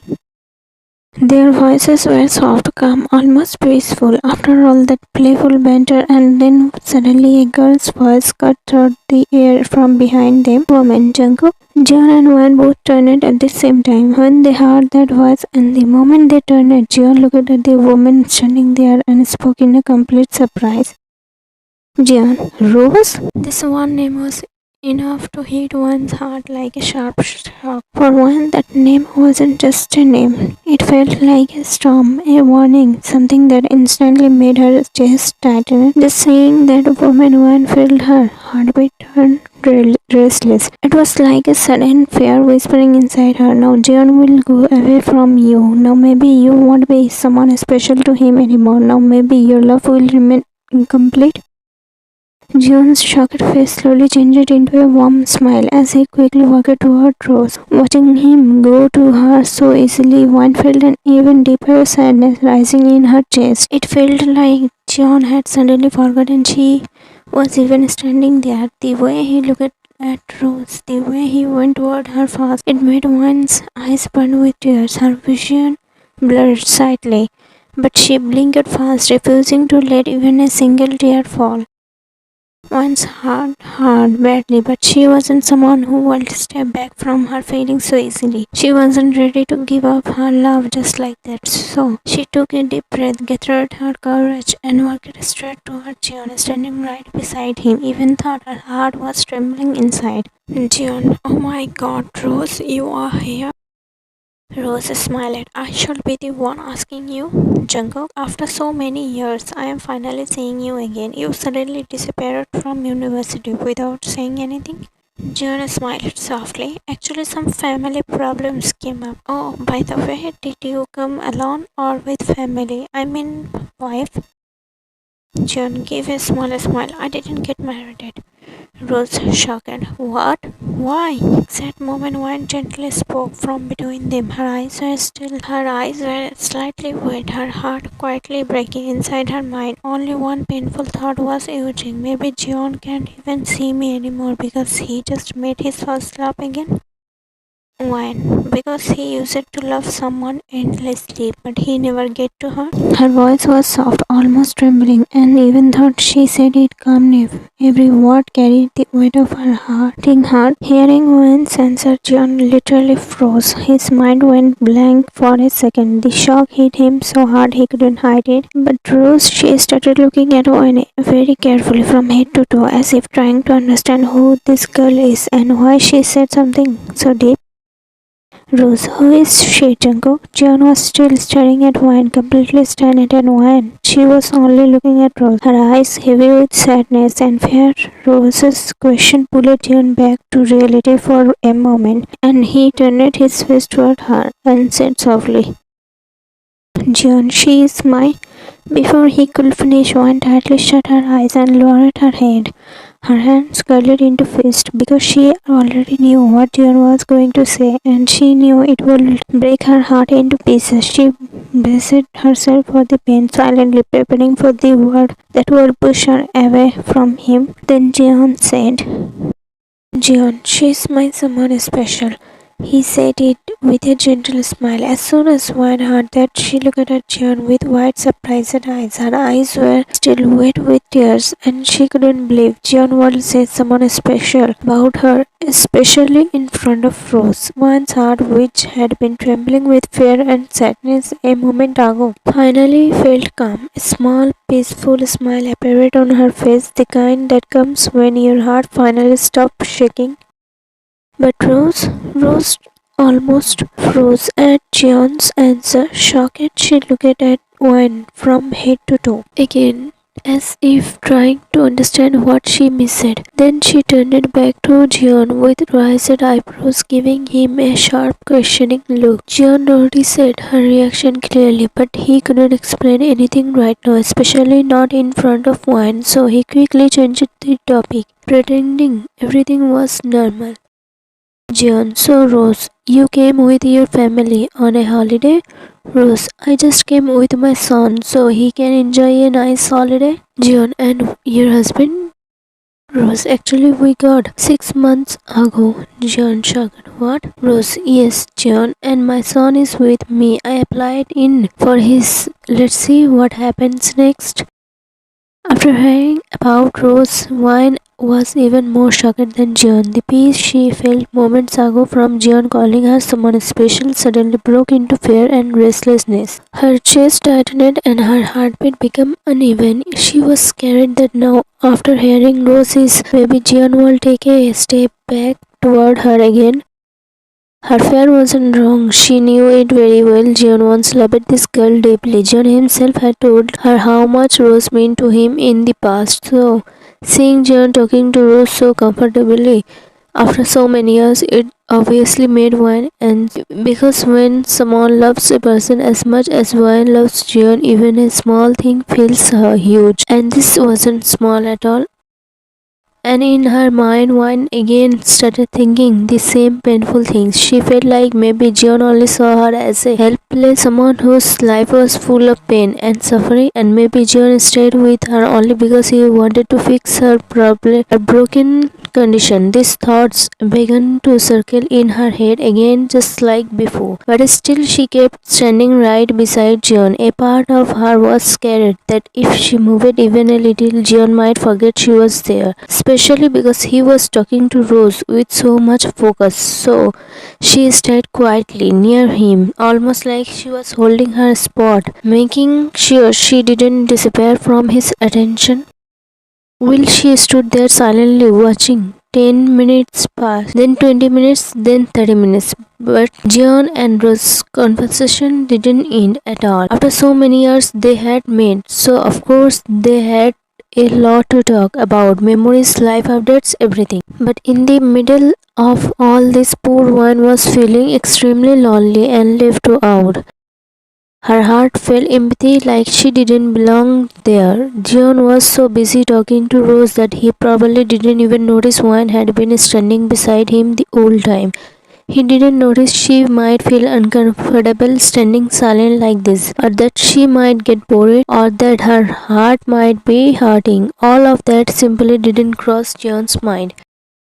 Finally, Wan's patience broke. Her heart couldn't take it anymore. She thought, no, this is enough. If Jeon doesn't care, then why should I keep caring about his feelings? Do I have no value, no place in his life? She understood that Jeon and Rose were meeting after many years. Of course, they had a lot to talk about, but did that mean Wan had become invisible?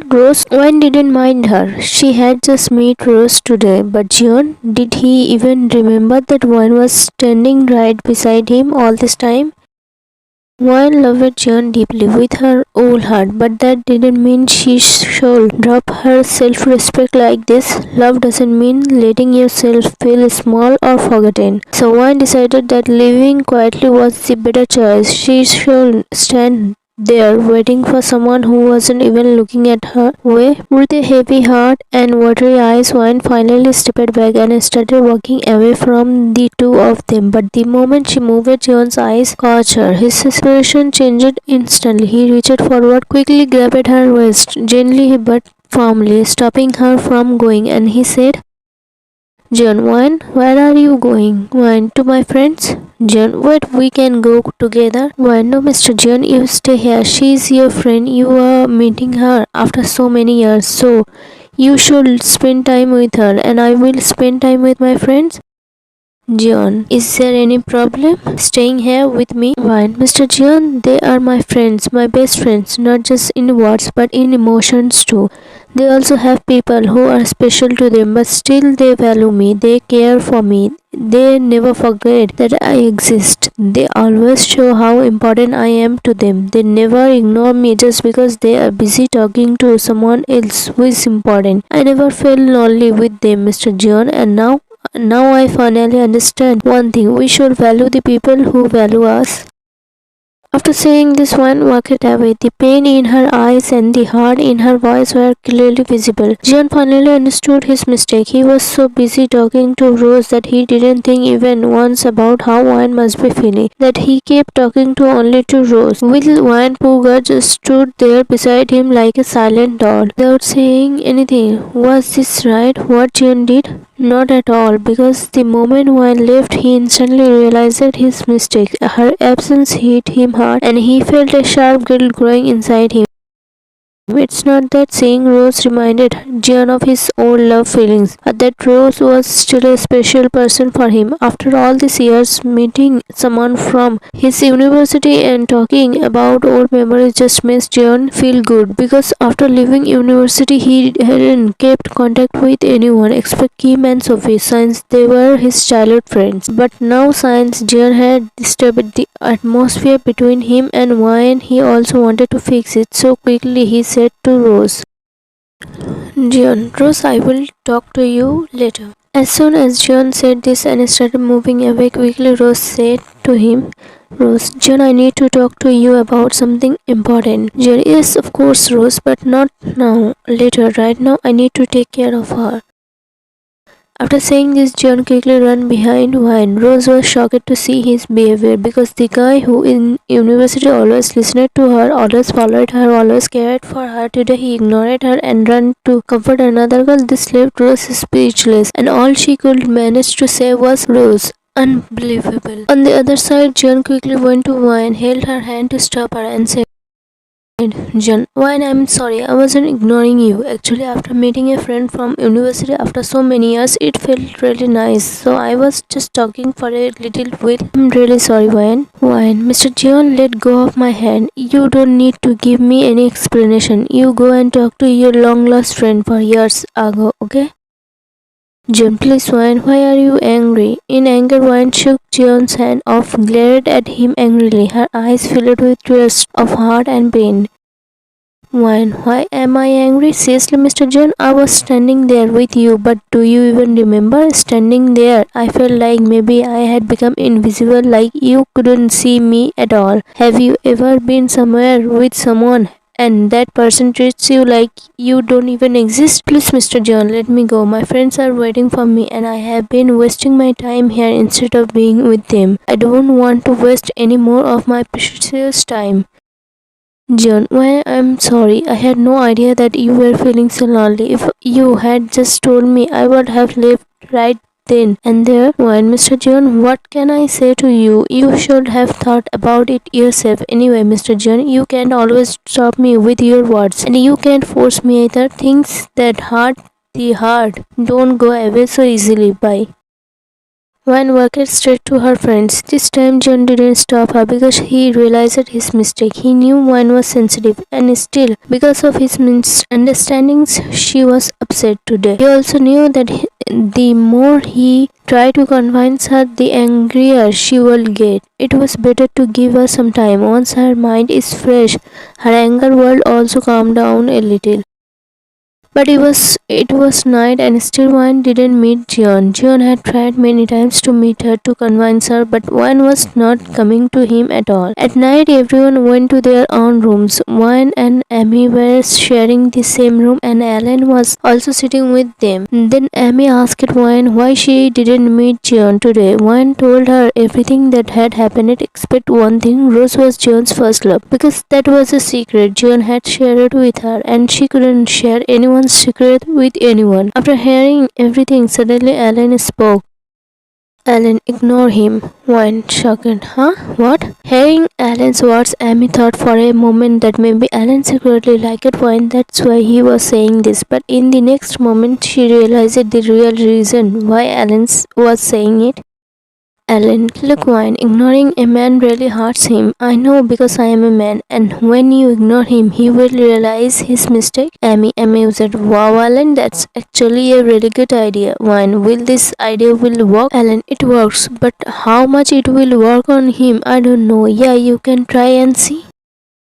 Amy excited. I have another idea. Wine, what? Amy, you should not only ignore him but also make him feel jealous. Alan teasingly, you little bookworm, where do you even get ideas like this? Amy, shut up. Wine, but how? At Wine's question, Amy smiled and looked at Alan, giving her a hint. Wine understood Amy's hint perfectly and started smiling at Alan too. Seeing both of them smile like this, Alan understood everything immediately and said, Alan, do I always have to be the one to meet you two and become the sacrificial goat? I am not part of all this. One, please dude, just agree. Why are you showing so much attitude? You are my best friend, right? Alan, absolutely not. Have you ever seen Mr. Jeon when he is angry? If he throws a punch in rage, I will just want to disappear into the crowd. Amy laughed. One, dude, he won't hit you. I will protect you. Finally, after a lot of requests from Amy and Wine, Alan had to agree. And what could he do? The poor guy. It wasn't just friendship. There was love too.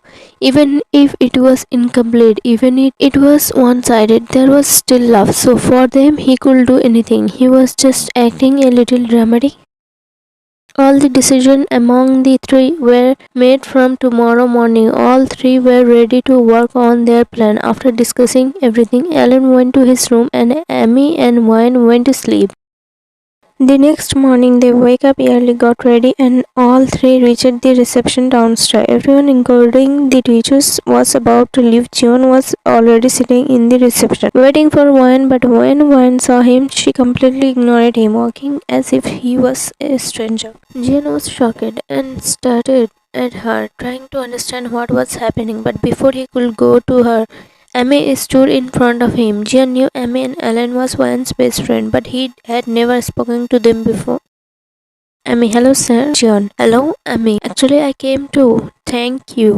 Jeon confused. Why? Amy, for helping Wan in the bus that day. Jeon smiled. But Jeon's focus wasn't even on Amy's words. His eyes were only searching for Wine. He didn't know where she had suddenly disappeared. Seeing this, Amy finally got the chance she came for. She had actually came to tell Jeon something through this conversation, that Alan deep down really loves Wine. Yes, Alan truly has feelings for Wine, but Amy had come here as part of their plan. So seeing the right moment, Amy said, Amy, what happened, sir? Are you looking for someone? Jeon, yes, Wine was just here. Where did she go? Amy, oh, maybe Wine went somewhere with Alan. They look so cute together, right? Alan really likes Wine a lot. Jeon, what? Shocked and Wine? Amy, no, sir, Wine doesn't know anything. Maybe Alan will tell her about his feelings very soon. Jeon's face lost all its color at those words, like his heart suddenly dropped seeing the perfect moment. Amy quickly walked away from there. Jeon stood frozen for a few seconds, completely stunned. But then he pulled himself together and started walking ahead, searching for one with a worried heart.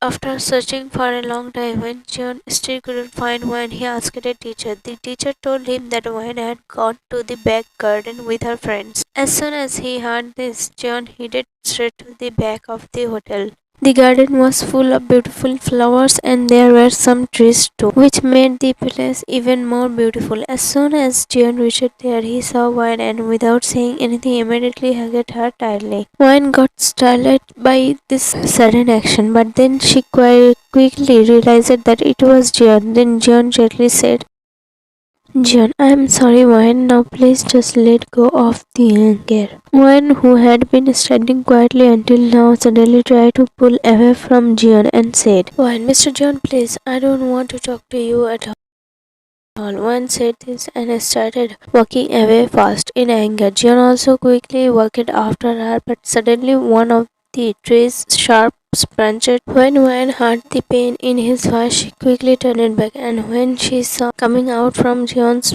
Wine got shocked and immediately ran to him. In her voice, the pain, worry, and guilt were clearly felt. When Mr. John, what happened? How did this happen like this? Seeing her panicking like that, John gently held her face with his palm and smiled softly while saying, John, it's okay. Wine, I'm fine. Now tell me, will you forgive me?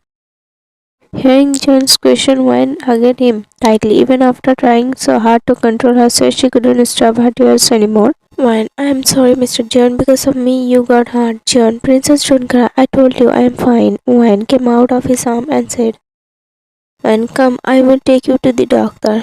John smiled. I am already here. Don't take so much tension. I am fine. I will go to my room and treat this one myself. Till then, you stay here with your friend. Wine didn't stop John. The moment John walked away, Amy and Alan quickly came close to her.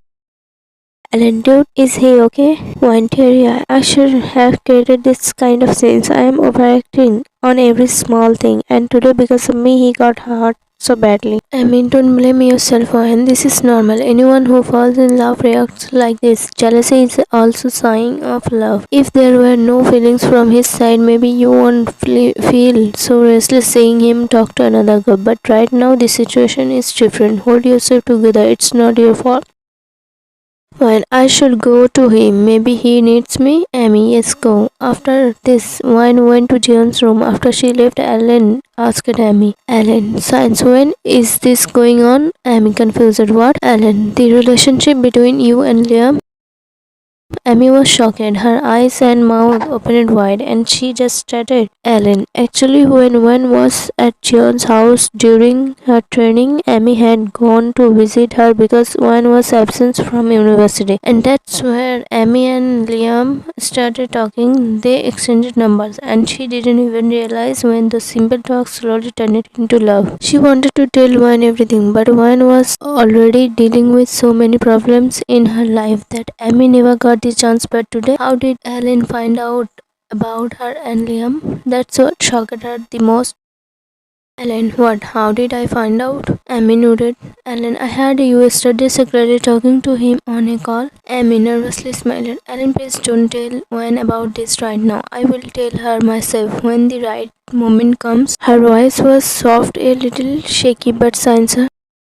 Alan, that's the best thing. And anyway, she will be very happy to have you as her sister-in-law. He said it with a warm smile, teasing her a little. Amy smiled. Her cheeks warmed, her heart beating fast, with a shy happiness in Jeon's room.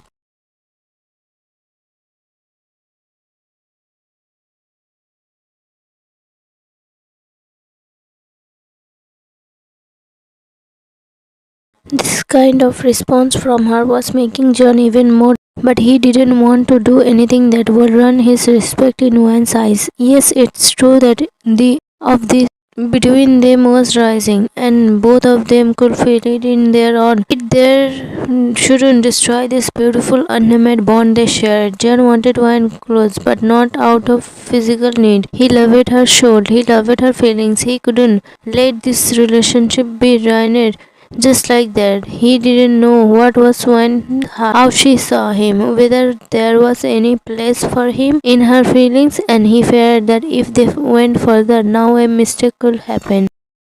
As Jeon was lost in these thoughts, suddenly there was a knock on the door of his hotel room. Wayne and Jeon quickly pulled away from each other. Jeon hurriedly put on his so that no one would see him in this strait with Wayne and misunderstand the situation, preventing Wayne from facing any problem. Once Jeon had put on his, he spoke up. Jeon, who's there? Come in.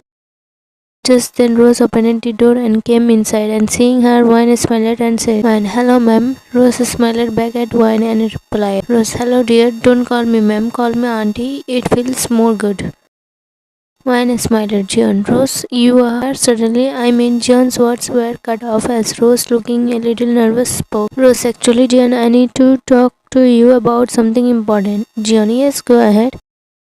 Rose nervously looked at Wine, and seeing her hesitation, Jeon smiled and said, Jeon, Rose, you can say anything freely in front of Wine. At Jeon's word, Rose smiled nervously but didn't say anything. See her hesitation, Wine said, Wine, it's okay. You don't need to be nervous, Mr. Jeon. I will go. Jeon, are you sure? Wine nodded with a little smile. Wine was just about to leave his room, but reaching the door, she smiled and turned back to Jeon. Wine, Mr. Jeon, be ready by 6 p.m. Jeon, confused. Why? Wine, I have a surprise for you. Jeon, really? Wine nodded. Jeon, okay, princess.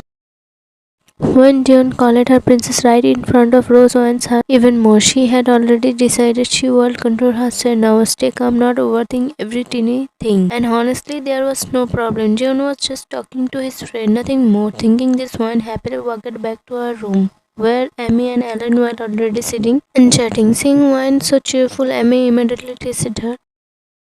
Amy, what's going on? You look too happy. Did Jeon just propose to you or what? Wine, not it. Then Wine told them both that Rose wanted to talk to Jeon about something important, and that's why she had got out.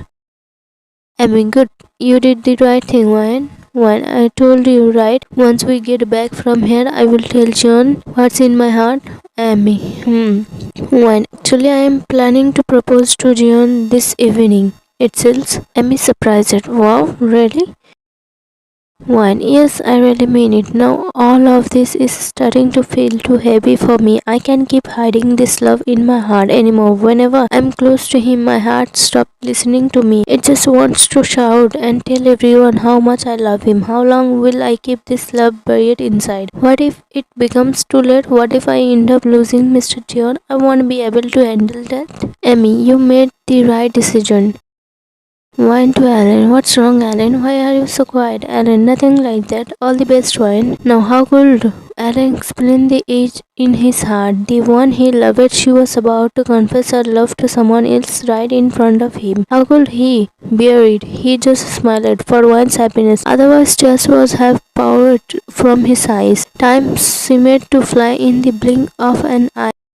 By 5:45, Wine reached the terrace and started waiting for Jeon. There was no decoration, no flower, nothing fancy. She just wanted to tell Jeon her feelings straight from her heart. If Jeon said yes, they could always celebrate later. But if he said no, then what would she do? Just thinking about it made her palms sweat. Her heart was trembling, her breath growing fast. She stood near a wall on the terrace, and from there she could clearly see the small cafe next to the hotel. And suddenly, out of nowhere, Jeon woke up and stood right beside her. Seeing him so suddenly made Wine for a second before she took a breath, controlled herself, and smiled.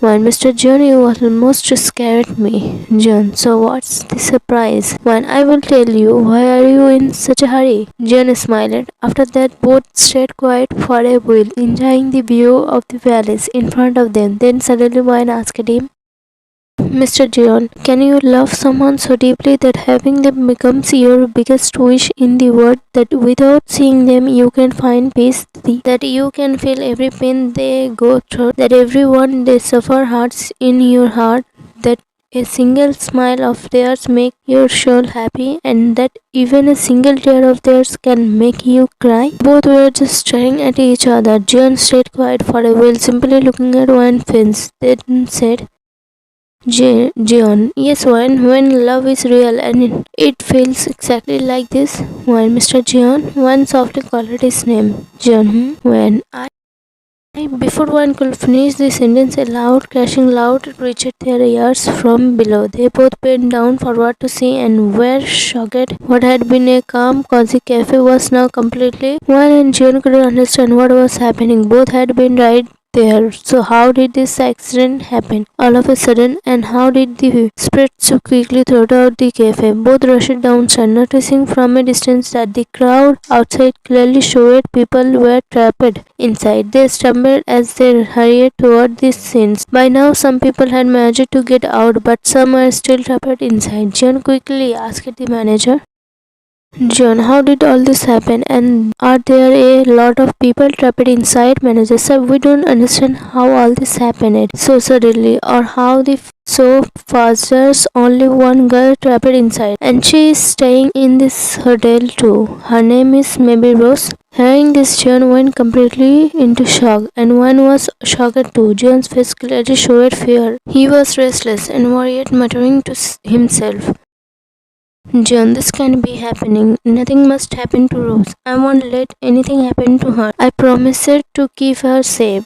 These words weren't they enough to bring tears into one's eyes. She was trying so hard to hold herself together, telling herself again and again that what she was thinking wasn't true, that there was nothing between Jeon and Rose. But if there was truly nothing between them, then what did Jeon's words mean? Why did his voice shake like that? Why did his fear sound so personal? Still, she kept trying to strengthen her heart, whispering inside, No, I am probably thinking wrong. There's nothing like that. But even this little comfort she gave herself, Jeon broke it completely. As soon as Jeon moved forward to enter the burning wine, panicked seeing him rushing straight into her whole body froze for a second. Then she immediately grabbed his hand tightly, trying to stop him. Wine, Mr. Jeon, where are you going? Jeon, Wine, Rose is stuck inside. I have to get her out safely. When Mr. Jeon, wait, a lot of people have already gone inside. They will make sure she comes out safely. Jeon, I can rely on anyone else for this. I have to go myself. I will save her and get her out safely. Nothing will happen to her. After saying this, Jeon pulled his hand away from Wan's grip and ran straight inside to save Rose. Watching him disappear into the wine felt every bit of hope slip out of her chest. She had no strength left, no courage, nothing. It felt like something inside her had broken completely. She just stood there like a lifeless statue, staring at the place, her heart sinking deeper and deeper. Then in a soft, trembling voice she spoke to herself. Wine, Mr. Jeon, if today inside that Rose and I both were trapped, who will you save? Then with a sad, heartbroken smile, she whispered to herself, Wine, what kind of question am I even asking? Obviously he will save the girl he loves. With one deep, trembling breath, tears kept flowing non-stop from Wine's eyes. Soft sobs escaped her lips as she tried to speak, her voice breaking again and again. Wine, I lost Mr. Jeon, my love lost. Maybe I was born to live alone in this world. My endless love lost Mr. Jeon. Even my whole existence is lost too.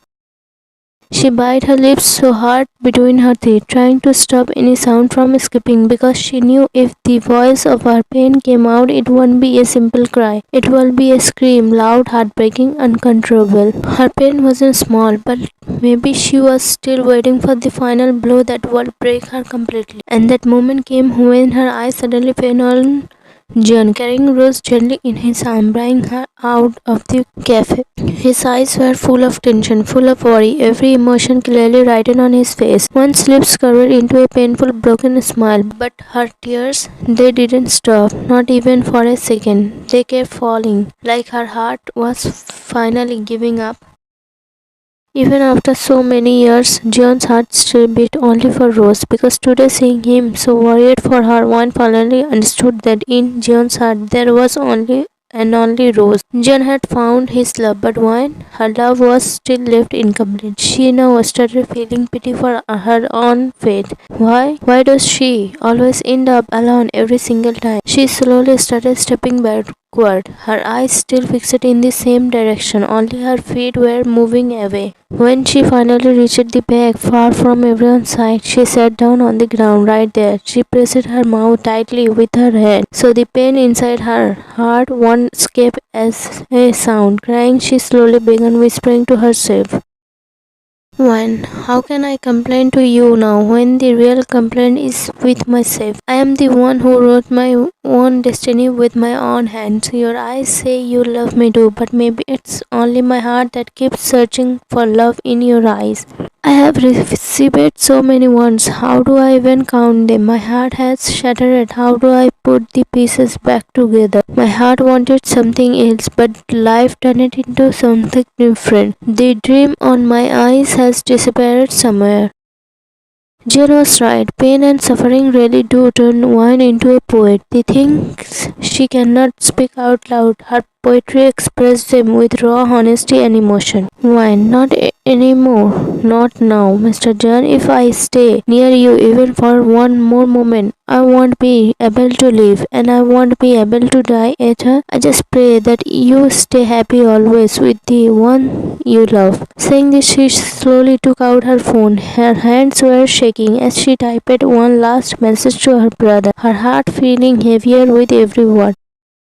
Message. Bro, I am tired of myself, tired of losing every battle, tired of this fate that keeps breaking me. Please forgive me. I am living without meeting you, but don't worry about me. Your sister has learned how to handle her own pain now. I just want to go far away from here, far away from everyone. Don't ask the reason. Just understand that your sister can't take this pain anymore. And if I stay here, I will. Slowly every single day. I'm only telling you a last goodbye so you won't worry about me. Take care of yourself and take care of Amy too. Yes, bro, I knew about you both from the very beginning and I am truly happy for you. Please don't try to find me, because if you do, I will hide myself from this world completely. I really love you, bro. I will miss you so much. Bye. Her eyes were blurring with tears as she typed each word, her heart trembling yet her fingers moving with a strange calm, like she had already accepted her own ending. Now she wanted to leave this city, this country. She wanted to go far away from Jeon so that he can even find her at any cost. And she walked away. She left everything behind, her brother, her friends, her love, that love which remained unfinished. There was love, but it wasn't meant for her. It was closed, never written in her destiny. One went on her path without telling anyone anything, just waiting to go far from everyone. She even left her mobile phone behind so no one could find any clue about her. On the other side, Juan's message had reached Liam's phone. After some time, when Liam finally picked up his phone, he saw the notification of Juan's message. He opened it and started reading. And the moment he did it, a shock ran through his chest. And the fear of losing his sister, his heartbeat sped up. Instantly, he immediately dialed Juan's number, but it was useless. Her phone was switched off. Hearing the switched off tone, Liam's breath turned uneven, his hands and legs started trembling with panic. His mind went blank with fear. Without wasting a second, he quickly called Amy. After four rings, Amy picked up the call, and the moment she answered, Liam, panicking badly, rushed his words and asked her quickly. Liam, where is Wine, Amy? Amy confused. She must be somewhere here. Why? Liam, please find her quickly. Please just check where she is. Liam's painful words and his shaking crying voice were enough for Amy to feel that something was seriously wrong. Amy tensed. Liam, what happened?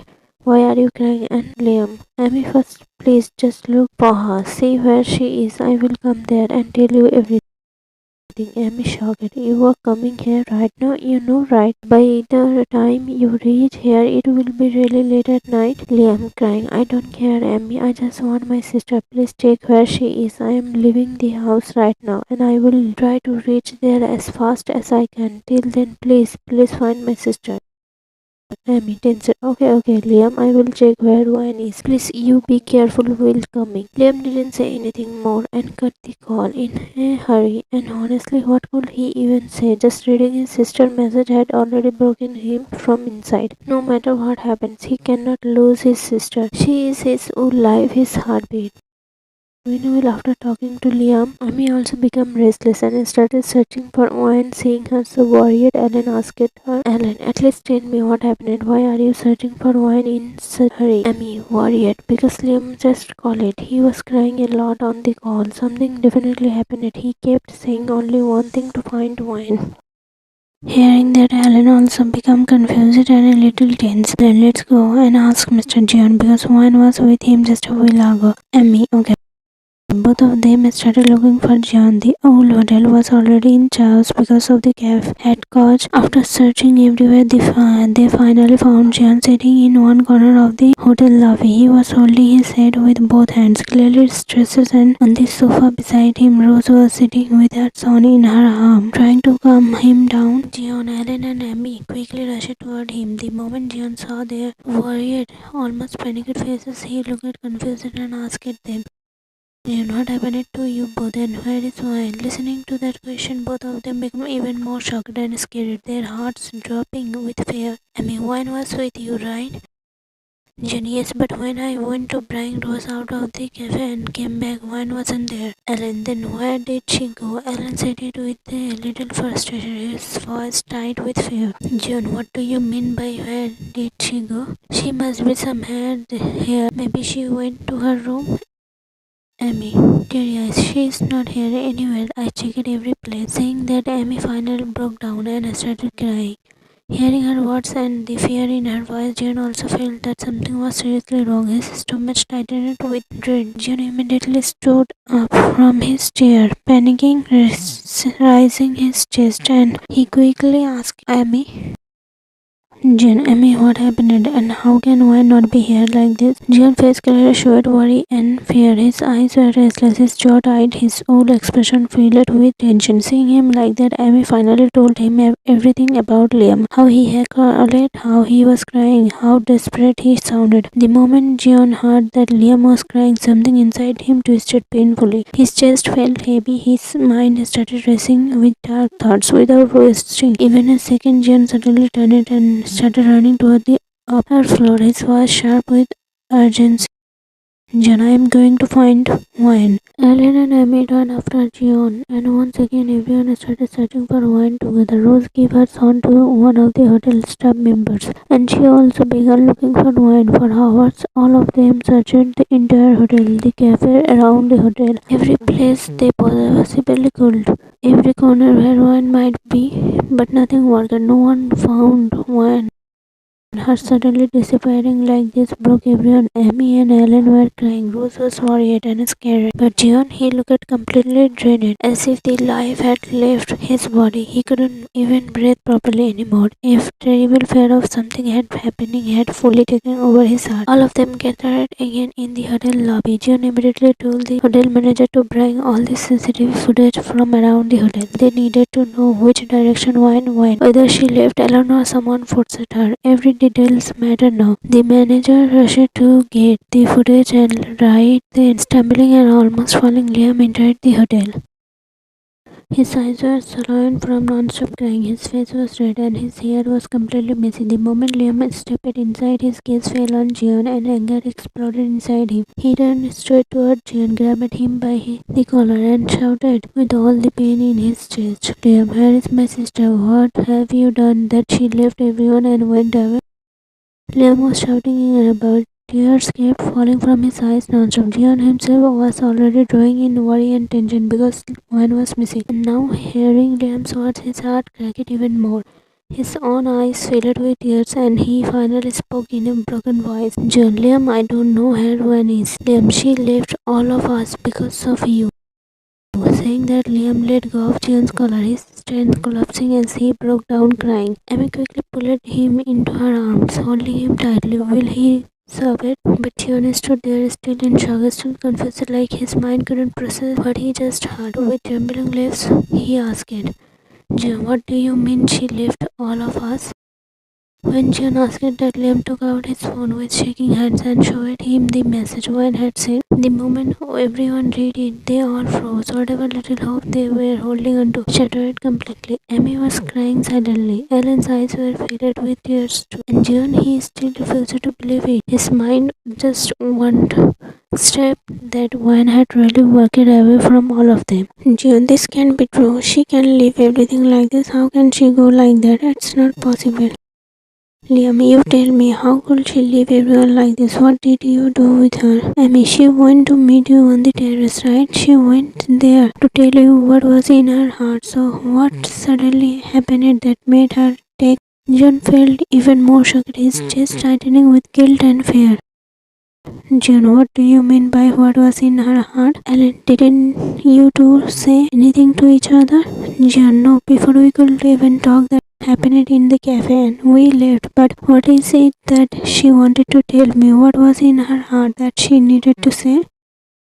His voice was heavy, trembling with confusion and regret, his mind struggling to understand one sudden despair. Amy closed her eyes and tears kept streaming down her face. Her voice was trembling as she finally spoke. Amy, she was going to confess her love to you. That those words not enough to shake Jeon to his soul. They were, because hearing Amy say that, Jeon felt like he couldn't even believe it. His eyes filled with tears, his lips trembling as he asked, Jeon, what?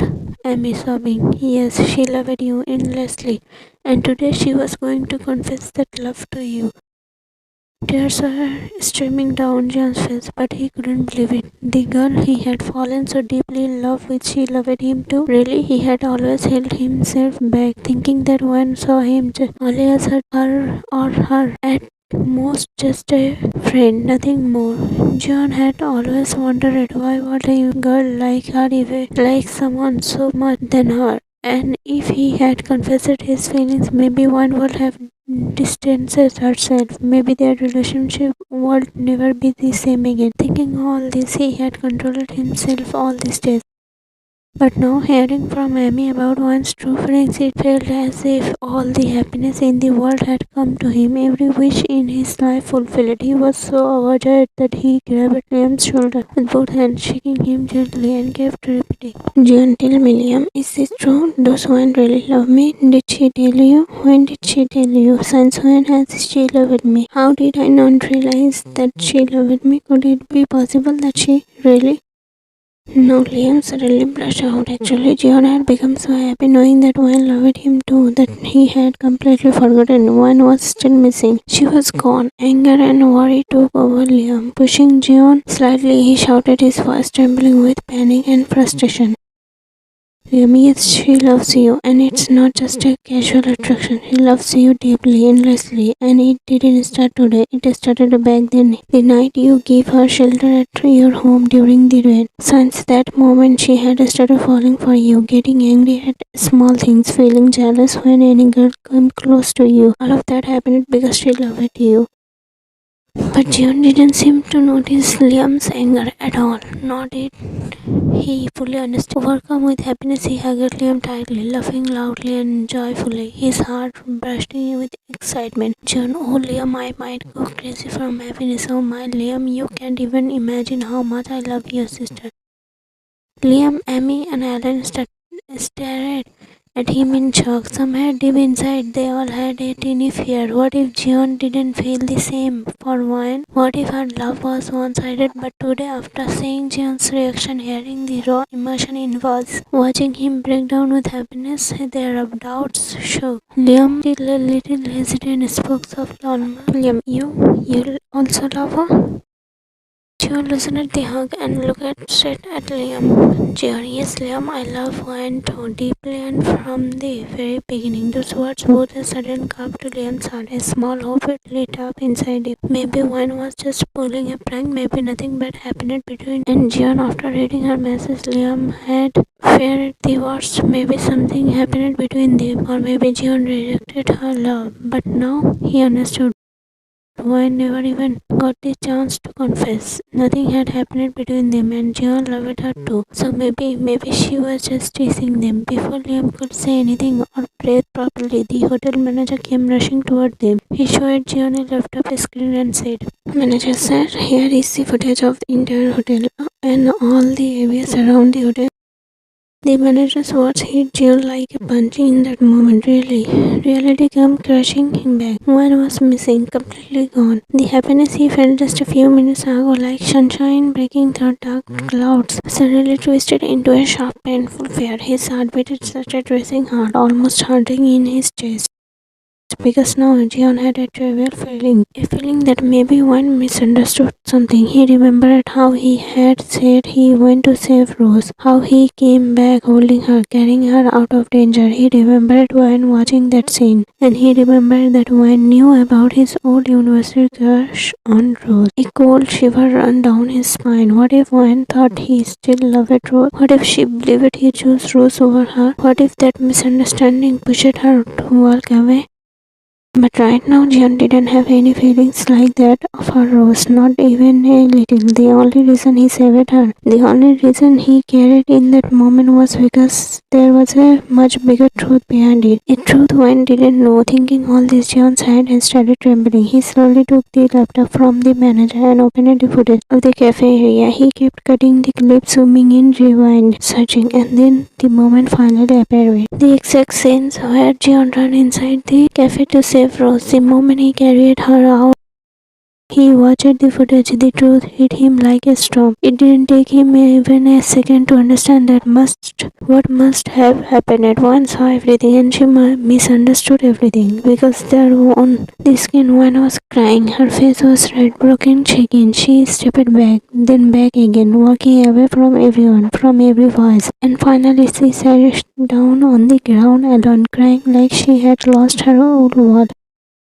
Seeing her like that, Jeon's heart cracked open. Tears slipped from his eyes without warning, and his grip on the laptop loosened until the laptop slipped from his shaking hands and fell on the floor. All of them watched the footage, and that was the moment Liam finally realized the truth. His sister wasn't joking. She wasn't breaking anyone. She had genuinely left, completely silently, painfully. Jeon's body froze, and then everything inside him collapsed at once. He dropped on to the floor, knees hitting the ground, and a raw, heartbreaking scream tore out of his. He cried loudly, helplessly, like a man who had just lost the one person that mattered more than his own breath. Seeing him like that, Rose was shaken to the core. She had known Jeon for years, but she had never seen him broken like this, never this defeated, never this shattered. Thought his own tears, Liam looked at Jeon and shouted, voice cracking with fear and confusion. Liam, what is going on? Why was my sister crying like that? Who is this girl? What is your relationship with her? And because of her, did Wayne leave all of us?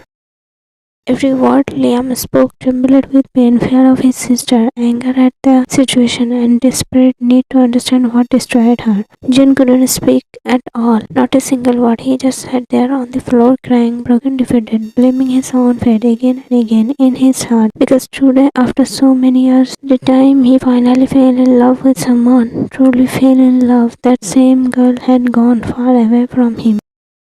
Poor Jeon, the girl he tried so hard to keep close, the girl for whom he buried his own feelings deep inside, the girl he protected by staying silent because he was scared of losing her. Today that same silence had taken her away from him. Every moment with her, every smile, every conversation, every time she walked beside him, all those memories suddenly came rushing back, standing right in front of his eyes like a painful slideshow he couldn't escape. Seeing Jung like that, Rose was also feeling bad because after watching the footage, she understood everything. Even though she didn't watch it, she was still somehow responsible for the distance between Jeon and wine today. Watching Jeon's condition, Rose realized that Jeon was not in a state to speak, to understand anything right now. And honestly, how could he be? He had finally found love after years and still ended up losing it. This kind of pain, only someone who has gone through it can truly understand that feeling of being so close yet never really having them. So Rose decided that she herself would explain everything, and she said, Rose, I will tell you what relationship Jeon and I have, and why Jeon saved me like that, and why he was taking care of me. Now everyone's eyes stayed fixed on Rose, and with tears filling her eyes, she slowly began to share the painful story of her life. Every hurt, every wound she had carried alone. Rose, I was in love with a boy since my university days. Everyone knew it, even Jeon. Everything was fine back then. After finishing our studies, both of us met each other's family. My parents, his parents, everyone was happy with our relationship. In his family, he had no one except his mother. My father arranged our wedding with a lot of celebration. And even after marriage, everything stayed good, peaceful, full of hope. 2 years passed just like then. I decided it was the right time to have a baby. And from that moment on, slowly I began to see the real faces of my and his. They didn't leave any chance to me or trouble me. Those two made my life heavy and painful. They only had one thing to say every single day, that they wanted it at any cost. And honestly, what could I do? A son or daughter, that's something only God gives. But still I kept patient and kept praying with all my heart that I would have a son. And it happened too. I gave birth to a baby boy, and everyone became happy. For a moment I felt like finally everything would become normal again, just like before. For a few years things were going fine, and I started believing that maybe life was becoming peaceful again. But one day suddenly, without telling anyone, I went to my husband's office to surprise him, and that's when I came to know his real truth. He was having an with the CEO of his own office, and he was telling his girlfriend, my wife's is done now. I just have to get rid of. Now just think, if the person you love the most is, how would your heart feel? How deep that heartbreak? How scary that betrayal would be? I completely broke down inside. In pain and anger, I made a huge mistake. A mistake I still regret. This I had heard everything by and me back home, and that's when I finally saw my true face too. She was also involved with them. I still can understand how a human being can fall so low, become this. The moment they home, my at her son and said, "Do you know what my own husband said about?" He said, "No, mom. Why should?" Hearing that from the man I once trusted, it felt like every part of me broke at once. My whole world collapsed in a single second. Then I understand how low they all were inside them. In that moment, everything became clear. My dad is a very rich man, and my husband had married me only because he thought he would. Maybe he would have really got it, but I was the one who never took a single thing from my dad. I trusted my marriage, I trusted. After the wedding, I left everything behind and shifted to another country with him that day with trembling hands and in my arms. But even then, they kept following, as if running my life. I reached here, but even after coming this far, I know those from me and my son went to this place. That fear, that shadow, it never leaves my mind. That is why I went to Jeon's room. I told him everything, every truth I was hiding, every pain I was carrying, and I took a promise from him to protect me and my son until my father arrives. I already called my father, and he might come today, maybe any moment. Until then, I only asked Jeon for safety. Nothing wrong between us. I had decided that once my father comes, I would live with him, holding my son close and going far away from this.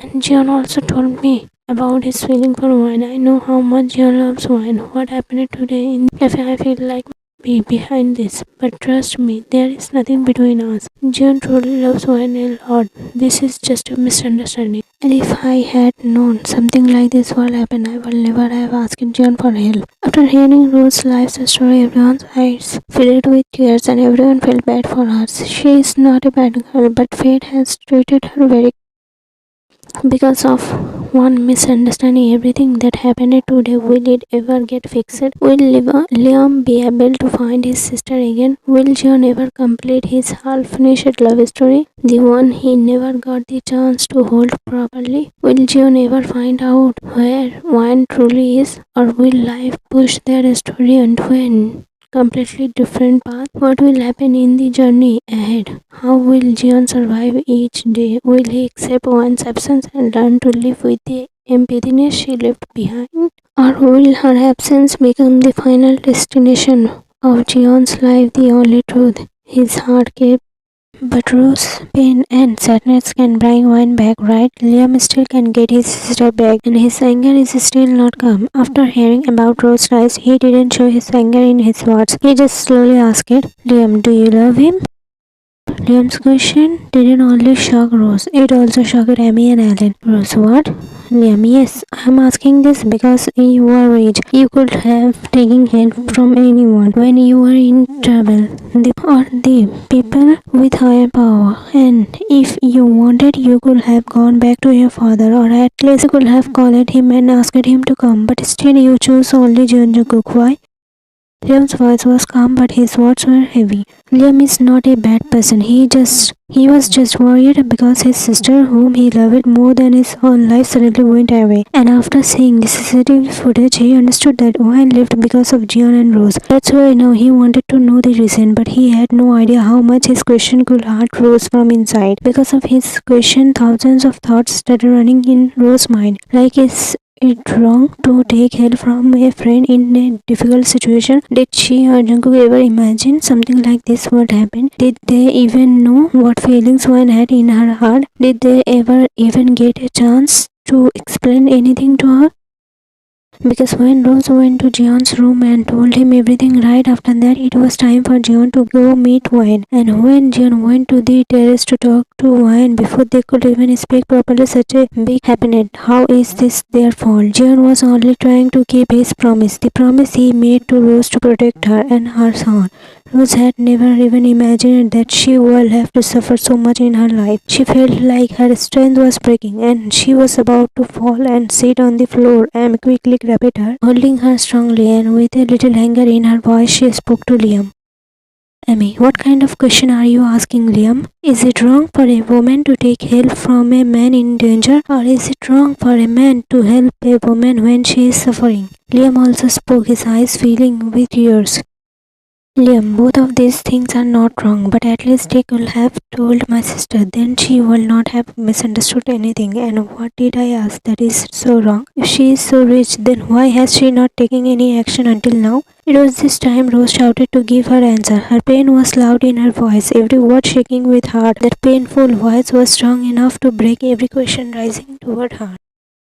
Rose, when would we have told your sister, Liam? Did we even get a chance? Did we know what was in her heart? If Jungkook saw me trapped in the world, he tell one first why he was going to save me, or will he save me first? When you see someone in danger, will you give an explanation first, or will you help that person first? Rose, I was running to save my life and my son's life. I didn't come here with any plan or packing. I left with empty hands. Do you know how I reached here? Hiding and running. The only thing I had was my mother's last memory, a ring. I sold that ring to a stranger on the road for a little money and come here. That too with so much difficulty because those were chasing me. Somehow I called my dad by borrowing a phone from a girl. Who else could I have asked for help? Rose, is the CEO of a company. It would take her long to, especially when I was helpless. My dad will need time to reach me. How could I dare to go against them alone? How could I go to the? What guarantee did I have that they wouldn't bribe the and make me look guilty? And about taking help from anyone else. When a lonely, helpless woman goes out to ask for help, people take off her wig. They play with her. If it was only my life at maybe I won't care. Maybe I won't even fight this hard. But my child's life is tied with my Rose. You tell me, if today in my place, your sister one was suffering like this. How will you feel? Will you still ask her the same question? Will you still tell Jeon that before saving someone's life, he should first explain everything? Liam, you are right from your side. You lost your sister. Your anger is valid, but we are not guilty either. Please try to understand our situation too. I know Jeon from university, and in all the days I have seen him, I have never seen him so broken, so defeated, so helpless. Just like you lost your sister, he also lost the person he loves. A love that was complete. It somehow remained unfinished. Liam broke down completely, hiding his face in his hands as tears poured out. Then he spoke to Rose. Liam, forgive me. My words were harsh, but I never wanted to hurt you, not even for a second. I don't understand what to do anymore, how to find my sister. Where should I go? Who should I ask? Nothing makes sense to me right now. She has never gone away from me like this, and today she suddenly left everything behind. I'm scared that something bad might happen to her. Liam started crying heavily, his shoulders shaking. Amy pulled him into her arms and held him tightly. Amy, Liam, don't cry. Right now you need to hold yourself together. If you break like this, how will you find wine? It wasn't her fault, and it wasn't their fault either. The whole situation was wrong from the beginning. Just then, Alan suddenly shouted loudly. Alan, Mr. Jeon. At Alan's voice, everyone turned toward Jeon, who was sitting on the floor crying and cursing his own face. But now Alan was holding him, trying to wake him up, because Jeon had already fainted. The pain in his heart had crossed every limit. Watching his love slip away like this had completely broken him.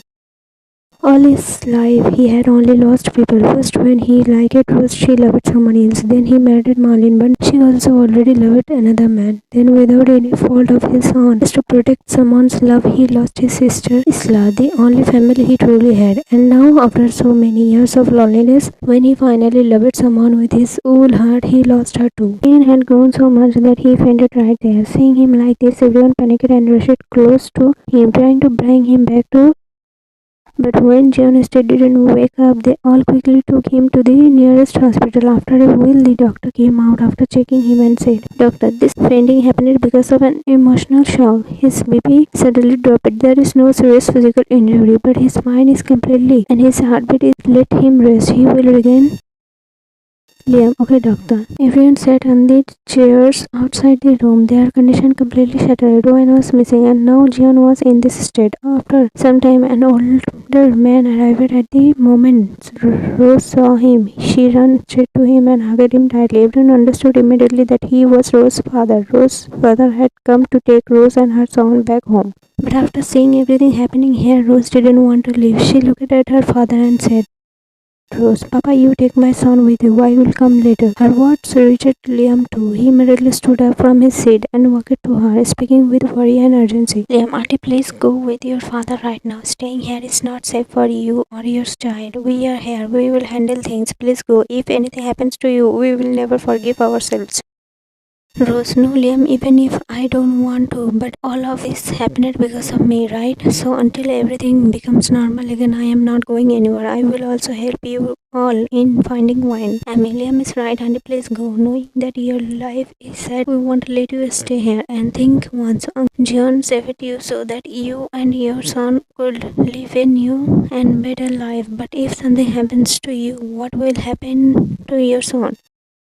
Yes, Auntie, please go. And if possible, please forgive me because my actions have also caused you so much pain. Rose gently patted Liam's cheek and said, Rose, it's okay, Liam. I understand your situation. Then Rose held Liam's hand and placed it in Liam's hand, saying, Always protect and respect your love because true love is a very thing. After that, Rose left with her father, ready to start a new chapter of her life. Yes, maybe her father will take on the who had her sitting outside for a while. All three of them started feeling restless because Jeon still hadn't regained. So Liam got permission from the doctor, and the three of them went into Jeon's room and sat beside him.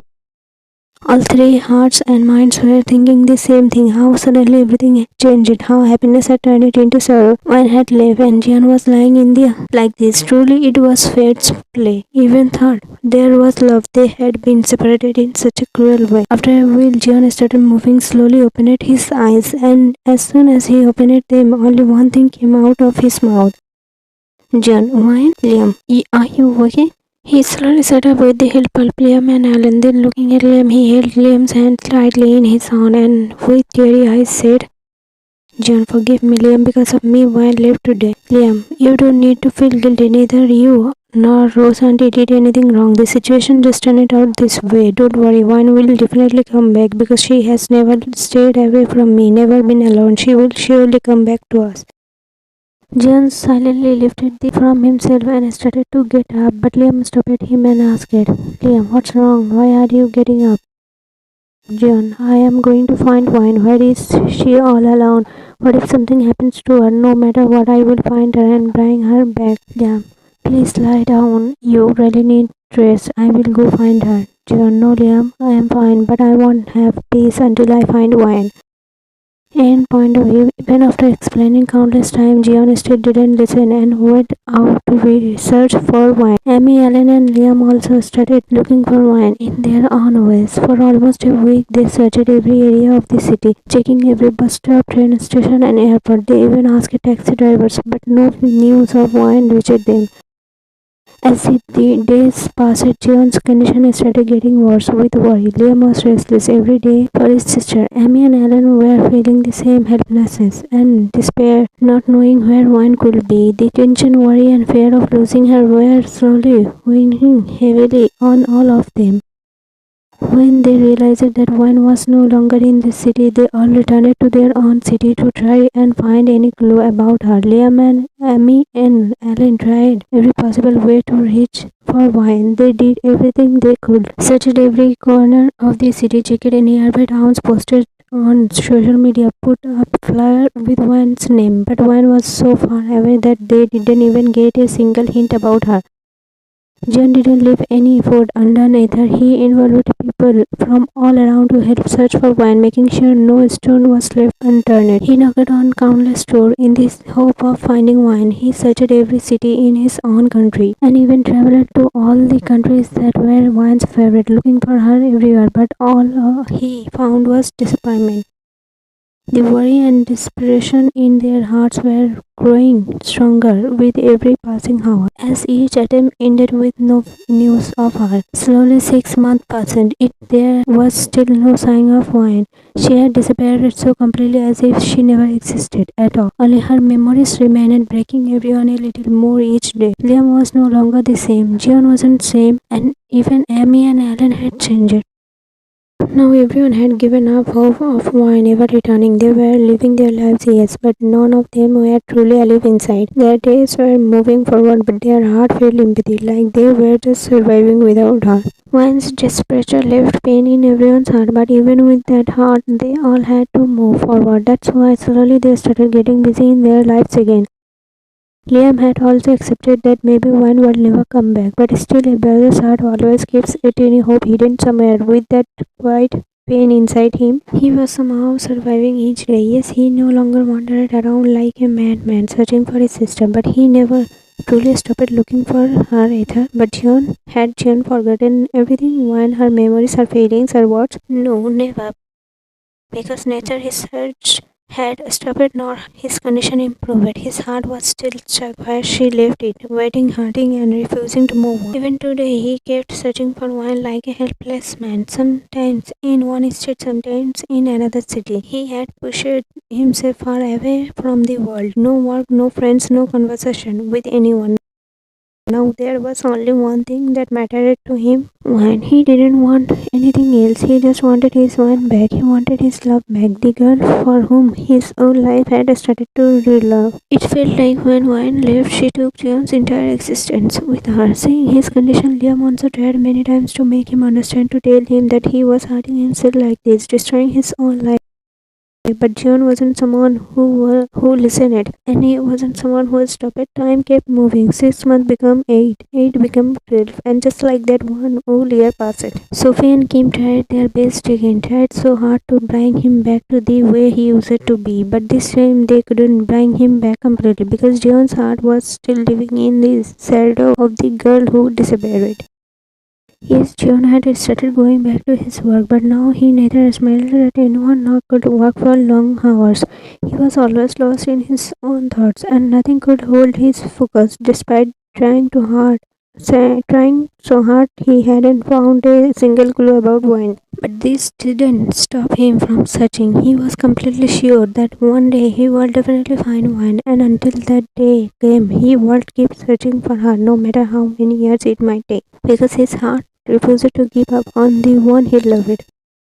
Now the only thing left to see is whether one will meet Jeon or not, and if they do meet, then how and when will it happen? How many more days or even years will Jeon have to wait? And after that meeting, will they be able to be together or not? Or will this time end up taking someone away forever? The uncertainty hung heavy in the air, filling their heart with both hope and fear, as if the world itself was holding its breath, waiting for the answer.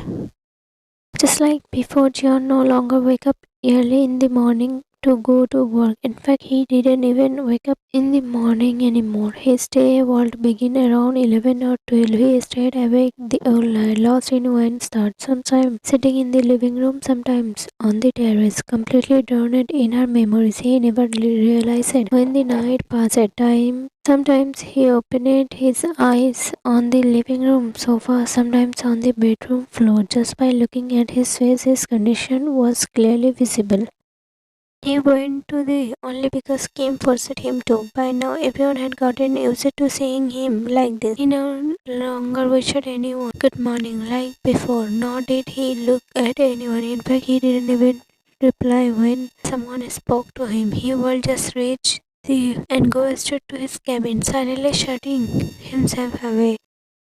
Understanding his condition, Kim had already transferred all of his to another long ago so that he won't make any mistake in this step. Even then, to keep him a little busy, Kim let him check old reports just to distract his mind. Kim tried to help him as much as he could, but when someone doesn't try to help himself, how can anyone else truly help him?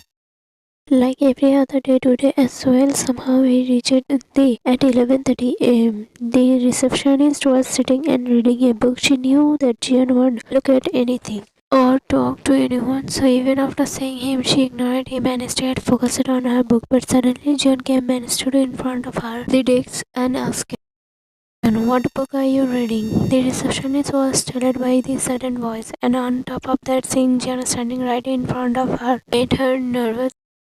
Confusion and fear were clearly visible on her face. And why won't she be shocked?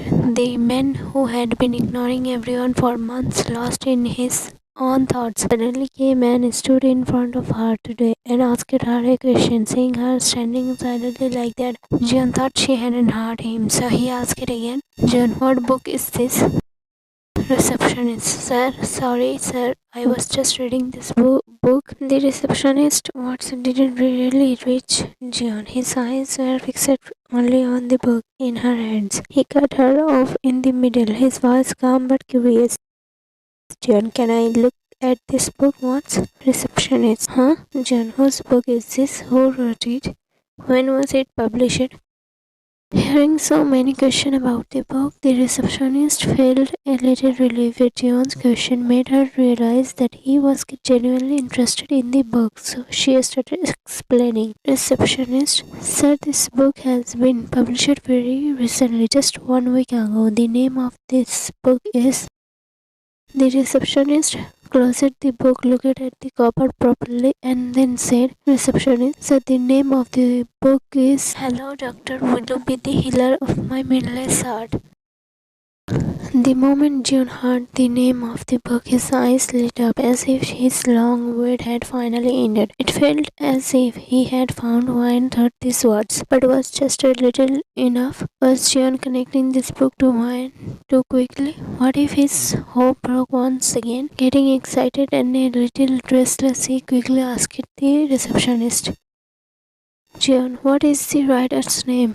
Receptionist: "Sir, the writer has written it under the name Jeon." Jeon kept repeating the name softly to himself. It wasn't what he had expected. Wine hadn't written the book. It was written by someone named. Once again his hope shattered and his face turned dull and sad. Just then the receptionist spoke. Receptionist said, "So how come Pagana is not a person's name, it is an Italian word and it means his companion. Hearing this, Jeon's eyes suddenly lit up and a new hope, a small ray of light appeared on his face. A different kind of happiness slowly showed on his expression because he clearly remembered right here in this he had once called Wayne his companion. Excited and restless, he almost snatched the book from the receptionist's hands and said, Jeon, can I take this book? I will read it and return it to you. The receptionist's face showed mixed emotion, shock, tension, nervousness, and confusion all at once. Receptionist, okay, sir. Jeon, thank you. After that, Jeon didn't say another word. He quickly walked into his cabin, sitting down on his chair. The moment he opened the book and read the picked it up on the very first page, tears instantly filled his eyes. He picked it up. I hope I don't drown in this rain of tears. I hope I don't die before you come to me. Come to me, my companion, because I belong only to you. You don't even know it, but you are my life. Without you, my love, what is loyalty? What is a promise? All that remains is my love.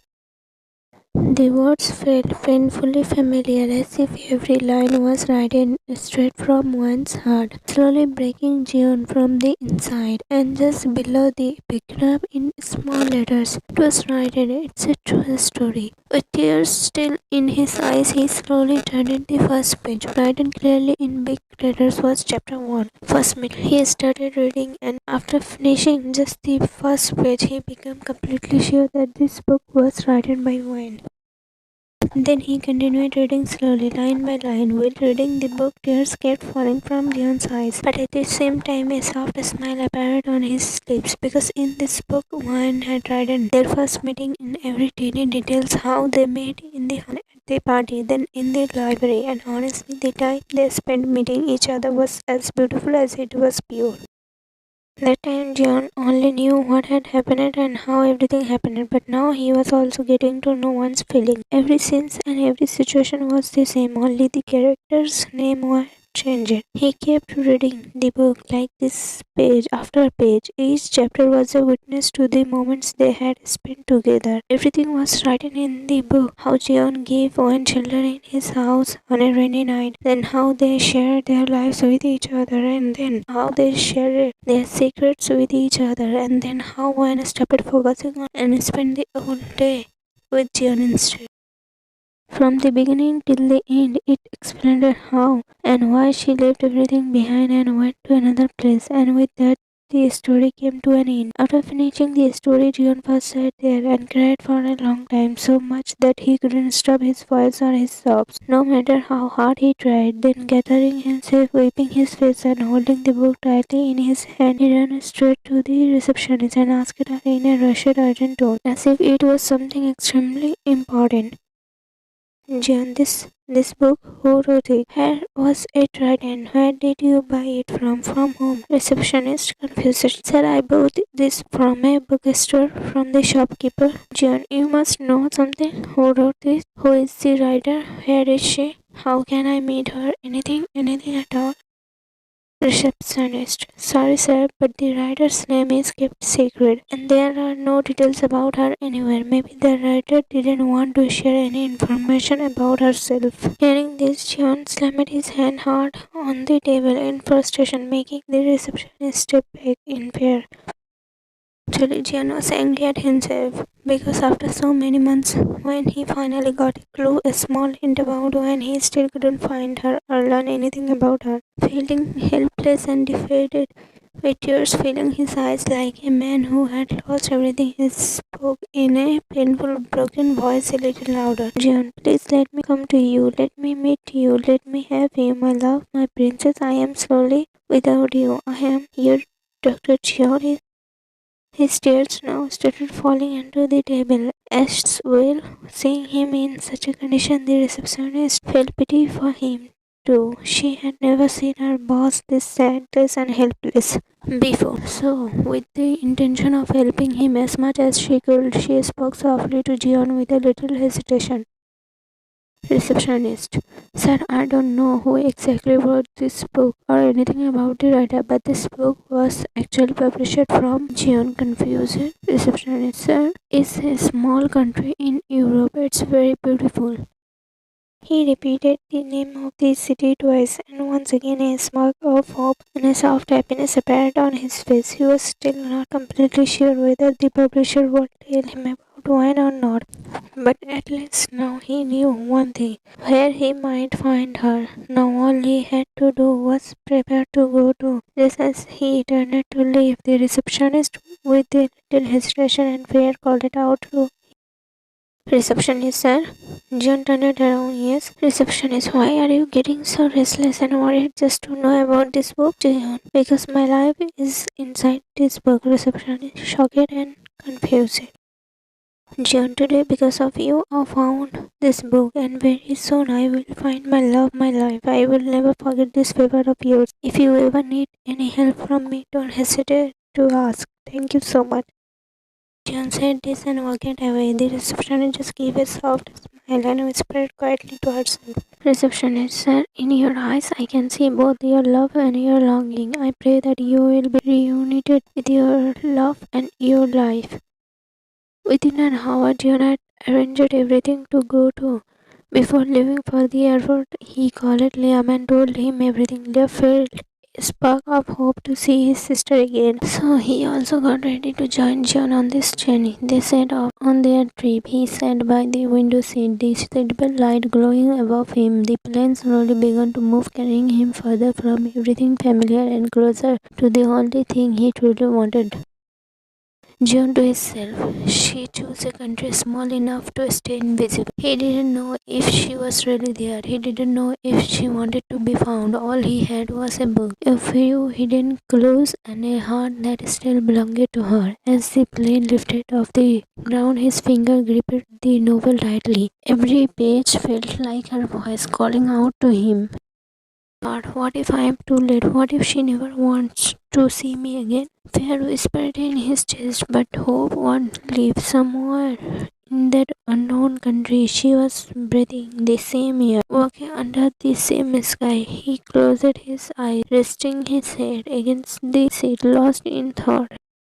Jeon's thought, even if I don't find you, I have to try. Loving you is never something I can leave behind. When they both landed at the airport, they realized why Wayne had chosen this place. Because this small, peaceful spot could win anyone's heart at any country, but finding a publisher wasn't easy, especially when the publisher herself was a simple book writer and this was her first published work. After meeting many people and carefully investigating, they finally got an address. When they reached that address, they saw the publishing house wasn't a building that screamed success. It was a quiet, modest, a narrow street, faded walls, a small wooden nameplate near the door. They slowly stepped inside. The scent of old paper and fresh coffee filled the room. The woman behind the desk looked up. She wasn't rich, no expensive clothes, no arrogance, just calm eyes and ink-stained fingers. She was a writer too. Man, what can I help you with? She asked gently. He hesitated, then placed the book on her desk. He spoke slowly, his voice measured. But Jeon, I want to know about this author. Her fingers paused just for a second, then she slowly closed the book. Her tone was not cold, not defensive, just firm. We don't reveal our writers. Jeon, I'm not a journalist. I'm not a fan. I don't know who are you, and I don't need to know. Whoever you are, I will not share any information about the author. Liam, I am her brother. You can tell me, can't you? Please. When the author's name isn't even in the book, how can you be so sure that it's your sister? Jeon, because the book she published, it's our story, it's her life, and I am in it, Dr. Jeon. Jeon's words surprised the woman a little, but she still refused to give any details about the author. She asked them to leave. Both of them sat across the road in front of her house. Slowly, as night fell, the cold began to grow. The woman asked them 2 or 3 times to leave, but they didn't move, so she went back inside and closed the door. All night they sat there in the cold. Several times during the night, the woman peeked through the window to see if they had left, but they weren't ready to move. Seeing their condition, the woman finally invited them inside and offered them hot food, but neither of them touched it. Then the woman spoke to Jeon.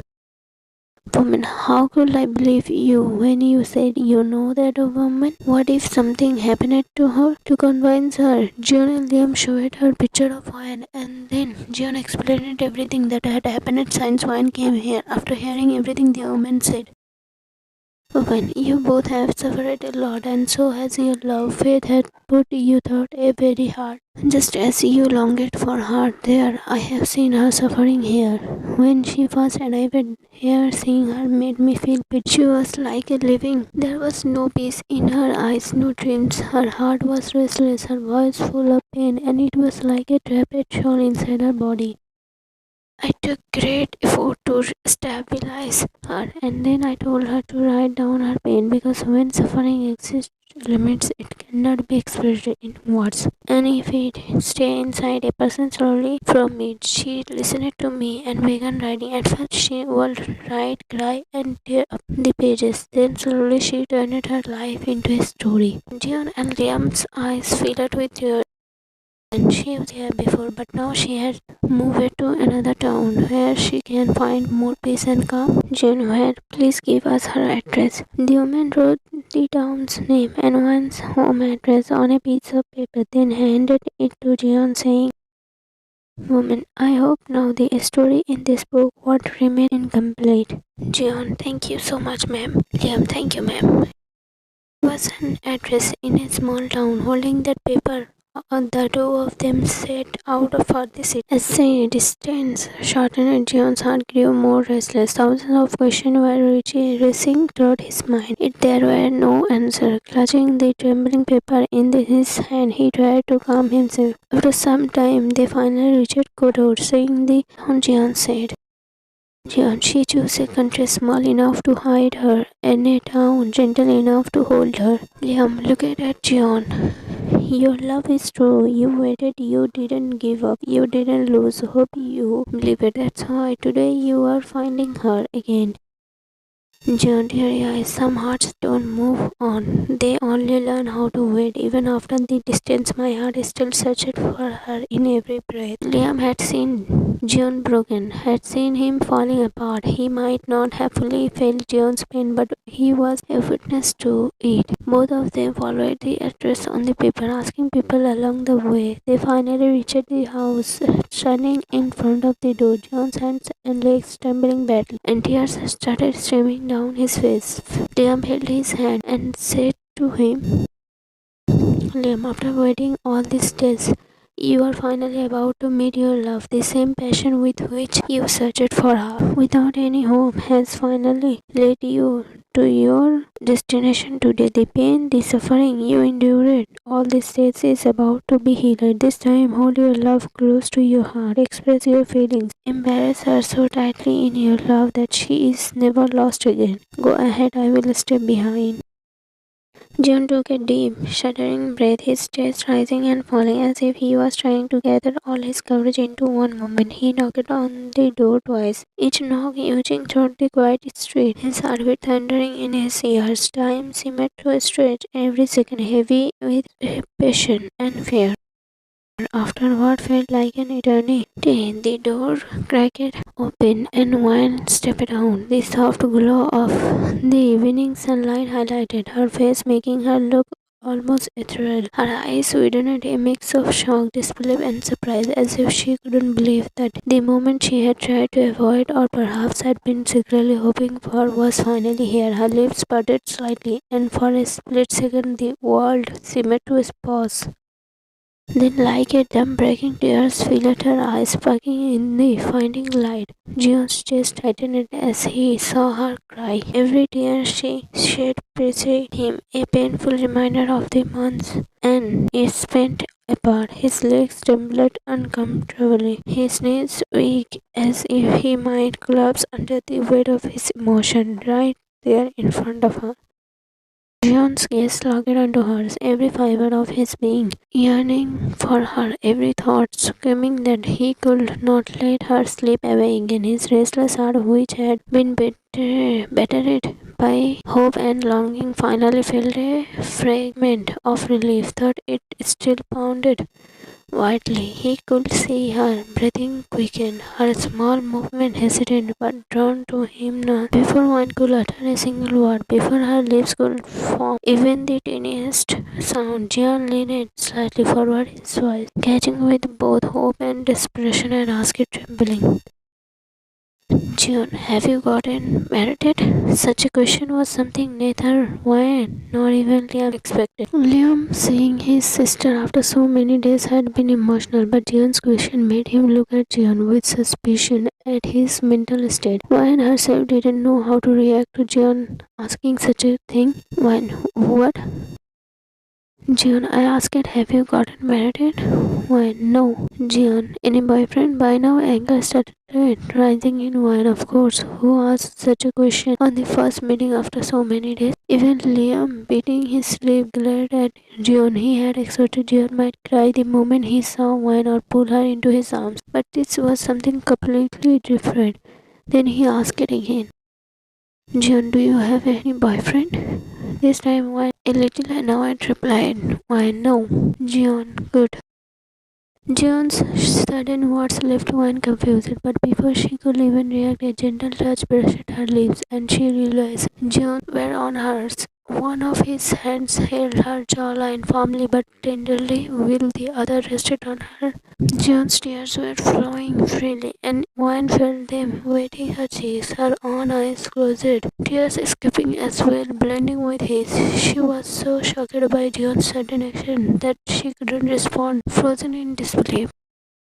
Even Liam was momentarily stunned, seeing the of the moment, but then a smile broke across his face. Finally, their love was complete. The story that had been incomplete for so long finally found its ending. Their bond given a name after a will when Jeon gently pulled away from hers. When opened her eyes, Jeon, overwhelmed with emotion, dropped to his knees in front of as if grounding himself to finally express all the love and longing he had carried for so long.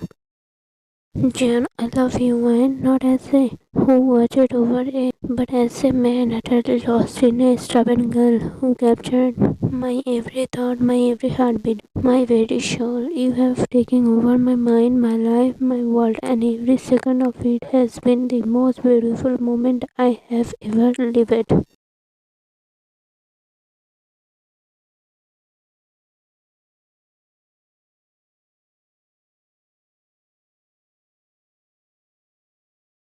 Jeon's words started echoing in Wan's ears again and again. These were the same words she had been waiting to hear for so long. But today, even after hearing them from the man she loved the most, her heart didn't feel happy. Instead, it felt heavy and painful. Wan slowly closed her eyes, and the tears that had filled them quietly rolled down her cheeks. Standing in the same position, trying to stay strong, she finally spoke in a soft, broken voice.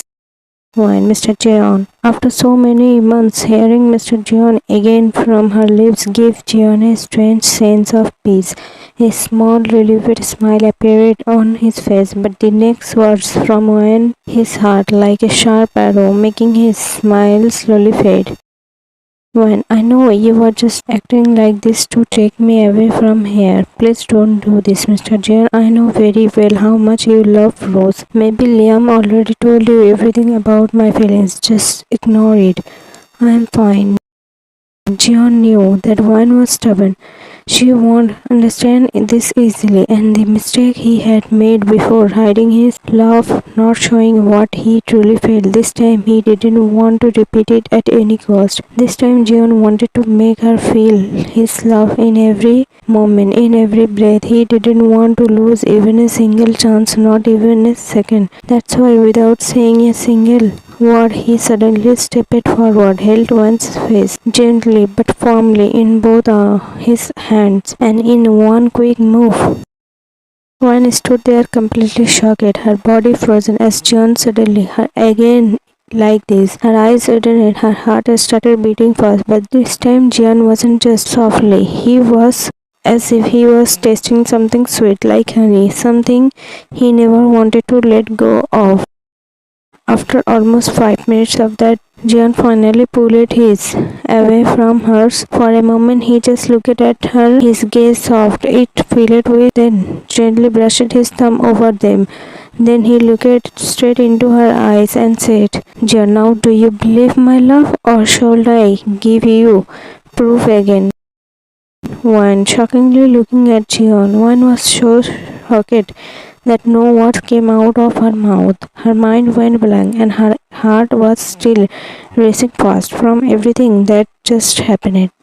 And Jeon, he was feeling a strange kind of pride and satisfaction after his action. A small confident smile appeared on his face. Meanwhile, Wan's cheeks slowly turned completely red, burning with shyness because her brother was still standing right behind Jeon, watching everything. Wan, looking down, saying softly, Mr. Jeon. Jeon, say it, my love. Wan's condition became even worse. First, she was already unavailable to handle Jeon's sudden confession, and now the way he was talking so softly and closely was making her even more nervous and shy. Her heart was trembling, her fingers slightly shaking. Seeing her like that, Jeon was enjoying it a lot. After so many days, he was finally feeling real happiness and peace in his heart. Watching his sister blush like this, Liam smiled gently and then said to Jeon, Liam, what brother-in-law? Look, because of you, my sister has turned completely red. Liam's words made Jeon both shocked and happy at the same time. His eyes widened for a second, then a bright smile appeared on his face. Jeon, brother-in-law? Liam, yes, now you have officially become my brother-in-law. Jeon, laughed, yes, one shyly. Bro, like this, laughing and teasing each other, they all went inside the house. Then Jeon and Liam told Wan everything that had happened during the holiday trip, planning each moment carefully. Listening to everything, Wan realized her mistake. Guilt filled her heart, and her eyes became teary. She apologized to everyone sincerely and agreed to go back with her brother and Jeon. Before leaving for her country, she also met the publisher, who not only published her book but also took great care of her after she came there. She thanked them with a soft, emotional smile and said her goodbye. When Wan returned to her city, Alan and Amy were already waiting for her at the airport. After so many months, the moment they saw Wan, their eyes filled with tears. Wan's eyes also got teary seeing her friends again. Her heart felt warm and heavy at the same time. Wan ran towards them to hug them tightly, missing them badly. But as soon as she reached near them, instead of hugging her, Alan and Amy started lightly hitting her and said, Alan, you are not our friend. Amy hit her more. Alan, she left us like we meant nothing to her. Alan, love for Jeon, anger at Jeon, upset with Jeon, and we are the ones who suffer. Wine shouting, hey, leave me. Seeing them like this, Liam and Jeon also started laughing. The scenes felt lively and full of warmth. After so long, finally after beating her enough, Alan and Amy pulled one into a tight hug. Their anger melted into love and their eyes turned soft. Truly, this is what real friendships look like. Full of complaints, but even more full of love. After that, they all had dinner together, talking, laughing, and enjoying every moment like old times. Then everyone left for their own homes, while leaving Jeon gently wine on her forehead. His touch soft and full of care, and said, Jeon, tomorrow there is a surprise for you, baby. When, really? Jeon, yes, but for me. When? Okay, Jeon, I love you. One felt a little shy, her cheeks turning pink because Liam was standing right there. Liam playfully covered his ears with his hands and said in a teasing tone, Liam, see, I have closed my ear. Now I can't hear anything. Say whatever you want. Wine smiled. I love you too, Mr. Jeon.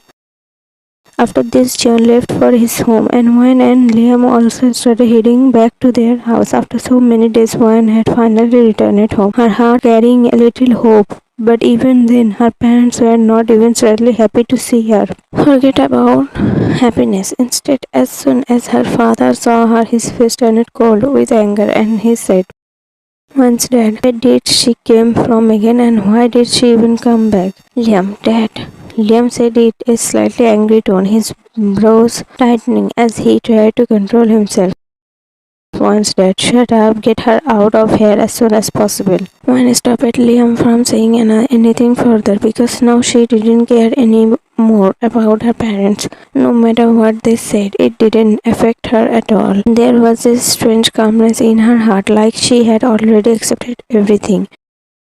Both brother and sister went upstairs. After so many days, Liam was extremely happy to finally have his sister back. With him, there was a soft smile on his face that didn't fade. For a long time, they sat together and talked about everything. What they did all these days, how their lives were going, all the little and big moments they missed. Their voices were filled with warmth, sometimes laughter, sometimes a little silence full of emotions. Then both of them went to sleep because they slept late at night. One also wake up late in the morning. After waking up and freshing up, one came downstairs to get something to eat for herself, still a little sleepy. But the moment she reached the living room, she suddenly stopped in her tracks, seeing Jeon sitting there with her dad. One was completely shocked. Her eyes widened, and for a second she couldn't even move. And Jeon wasn't sitting casually, he was sitting like a king, sitting on a single sofa, one leg over the other, his arms spread comfortably, full of confidence and authority. Seeing him, one was shocked, but Jeon, on the other hand, was extremely happy. Without any hesitation, Jeon stood up and walked straight toward her, in front of her dad, without caring about anything. He gently her forehead, pulled her into a warm hug, and said, "Jen, good morning, sweetheart." Went shockingly, huh? Just then, Kang stood up with a fake smile on his face and walked towards his daughter, his expression looking sweet, but his eyes showing something else. "Kang, daughter, answer your soon-to-be husband's question."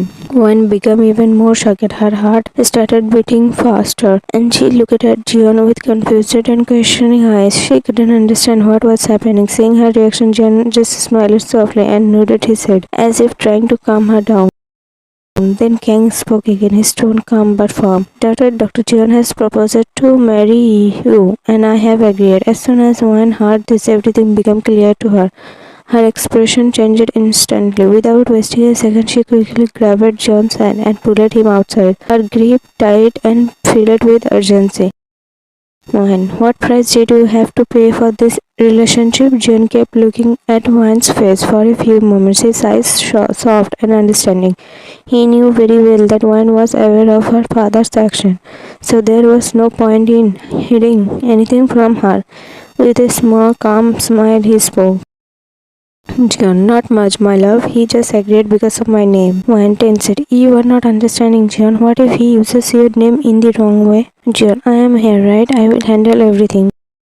John gently pulled Juan into his arms and hugged her tightly, trying to ease her worries. Juan slowly closed her eyes, feeling a little safe in his embrace. But a small fear still stayed in her heart. After 2 months, their marriage was fixed. Both of them were very happy to have each other, like they finally found their place. Their days were passing beautifully, filled with small smiles, soft moments, and growing love. One day, one was sitting in Jeon's house with him. She was quietly doing her studies, trying to focus, while Jeon was busy working on his laptop. The room was peaceful, only the soft sound of typing could be heard. But suddenly, one's eyes stopped on Jeon, wearing a black t-shirt and grey sweatpants, looking effortlessly attractive.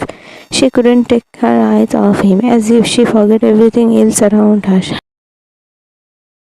One slowly stood up from her place and walked straight towards Jeon. Seeing her suddenly in front of him, Jeon pushed his work, closed his laptop, and kept it aside, his full attention now on her.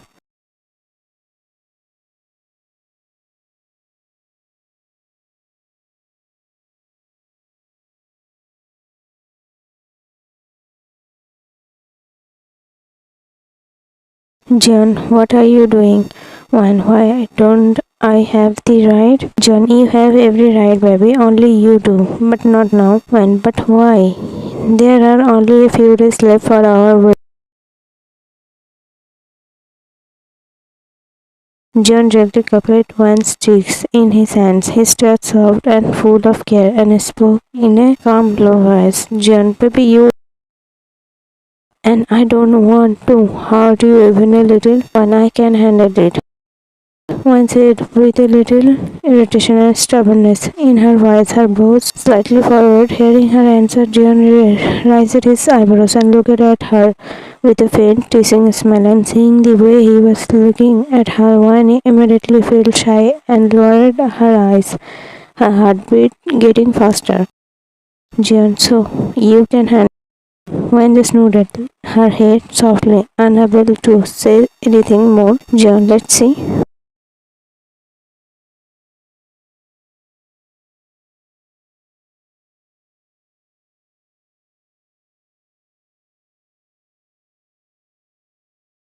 That moment clearly showed that they were no longer just connected by their hearts, but now they had become one in every way. 1 month passed like this, peacefully and happily, but suddenly Wan's health started getting a little worse day by day. Jeon became very worried, seeing her condition getting weaker, his heart feeling uneasy all the time. But Wan thought it was just normal weakness and didn't take it seriously at all. She didn't care much about her own health. Jeon, being stubborn and scared, forced her to go for a medical. Deep inside, he had a fear of losing her forever. He didn't know why, but seeing her condition getting worse made his heart feel extremely restless. And Wan had rejoined her university to complete her leftover studies. Her exams had already started, because of which she stopped meeting Jeon and focused completely on her studies. They only talked a little through calls and messages. But suddenly one day passed from morning to night, and Jeon didn't receive even a single message from or call from Wan. This had never happened before. No matter how busy Wan was, she always sent at least one message to Jeon. Once Jeon had already lost Wan, and he never wanted to go through that again. The fear of losing her again started rising inside him. Jeon quickly called Wan's number. The phone rang, but no one picked it up. He tried again and again, but even after calling 3-4 times continuously, Wan didn't answer. Now Jeon's heart started racing and a strong uneasiness took over him. Without wasting a second, he immediately left to go to Wan's house. After some time, when Jeon reached the gate of Wan's house, the guards stopped him. Already worried and restless, Jeon lost his patience and said to them in anger, Jeon, what nonsense is this? Why are you stopping me? I need to meet Wan. Said this are strict instruction from Miss Wan herself. We are not allowed to let you meet her. In fact, we are not even allowed to let you enter the house. Jeon was neither shocked or confused, because he knew Wan very well. She will never do something like this. The girl who could leave everything behind for her love, how could she treat that same love like this? It didn't make sense to him at all. Jeon could clearly feel that something was wrong, something was definitely not right, but he couldn't understand what exactly it was. A strange tension filled at his heart. Standing right there, he called Liam, hoping to get some answer. But Liam didn't pick up either. Now his worry started turning into fear in frustration. Jeon even threatened to call the police, but nothing worked. No matter what he said or did, the guards didn't let him into the house. Then Jeon decided to take another way. He pretended to live in his car, acting like he was going away, but after driving a little far, he parked the car at a distance and quietly came back. Hiding from the guards, he carefully went behind the house and climbed over the hall, entering inside the boundaries. As soon as he secretly entered the house and stepped into the living room, a few guards standing there noticed him. Before he could react, they quickly caught him and held him tightly. On the other side, in Wan's room, Kang was holding Wan. His voice was cold and threatening as he Kang, from now on, you will not contact that Jeon again, otherwise you have no idea how dangerous I can become. When in anger, tears falling from her eyes. Just a few days ago, you had no problem with me and Jeon's relationship. What happened now? Did you find someone else? Someone? Kang, laughing like a devil, his smile dark and cruel. You are smart. Yes, there is a man from the very powerful. If he helps me in business, I will become the number one businessman in the world. But for that, I have to give him something in return. Kang stepped closer, his grip tightening, his voice filled with cold selfishness. Kang, and then I remembered you. Anyway, you were of no use to me, but at least this way I can finally use you for something, so I have fixed your marriage with him. Ryan, don't you even feel once that I am your own blood, your own child?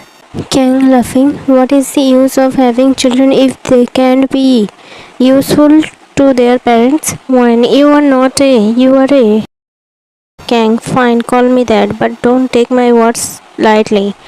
If you even try to meet him, I won't do anything to you. Kang leaned closer, his eyes turning cold and dangerous, his voice dropping into a dark thread. Kang, but I were your lover in such a way that neither you nor anyone in this world will ever be able to find. When in anger, your blood is running in my veins too, right? Maybe my thinking is not as yours, but it is strong. There is one thing common between a father and daughter: pride. I am your daughter. I will meet him no matter what. If you can stop me, then try. Kang, now furious, pulled at her even harder, making his face turn dark with rage as he spoke through clenched teeth. Kang, don't make the mistake of thinking my words are just a threat. This is a warning. I will erase. One, think again, because this time you will be facing your own reflection. We will see whether your hatred wins or my love. Give these empathy traits to someone else, because I am not afraid of anyone's father. For a moment it felt like a silent war had started between the father and daughter just through their eyes. On one side, Kang's eyes were filled with anger, hatred and cruelty, and on the other side, one's eyes held pain for her love, strong determination, and unshakable faith. At that very moment, one suddenly heard Jeon's voice from downstairs, shouting her name again and again, his voice filled with panic and desperation. And within a second of hearing Jeon's voice, Wan forcefully pushed Kang away and ran downstairs. Kang quickly regained his balance and ran after her. Hearing her footsteps, Jeon's attention immediately turned toward her. Wan came running and without stopping crashed straight into Jeon's chest, holding onto him tightly as if she finally found her safety. Wan, Jeon, Wan. Just then Kang came and started pulling Wan away from Jeon, trying to separate them forcefully. Jeon in anger. What the hell, Kang? Wan is mine now. Kang, you two are not married, and now you never will be. I have fixed her marriage with An. Leave her and get out of here, and don't you dare show your face to me again. Jeon, Kang, you can't. She is An. Now she has the right to make her own decision. If you try to her, it won't even take a minute to send you. To Kang, laughing loudly. You know, for An, all of this is just like a toy. They keep it in their pockets like loose chains. Kang looked around confidently and smirked, his voice filled with arrogance. Kang, and all these guards you see saying they also belong to that same. Now, no matter what you do, you won't be able to stop this. He will marry Wan within 1 week. Their wedding will happen. Kang then pointed toward the gate, his tone turning cold and commanding. Kang, you heard everything? Now get out of here. Guards threw him out. Wan, with tears in her eyes, held in Jeon tightly, as if she never wanted to let him go. On one side, the guards were pulling Jeon away, and on the other side, Kang was dragging Wan back.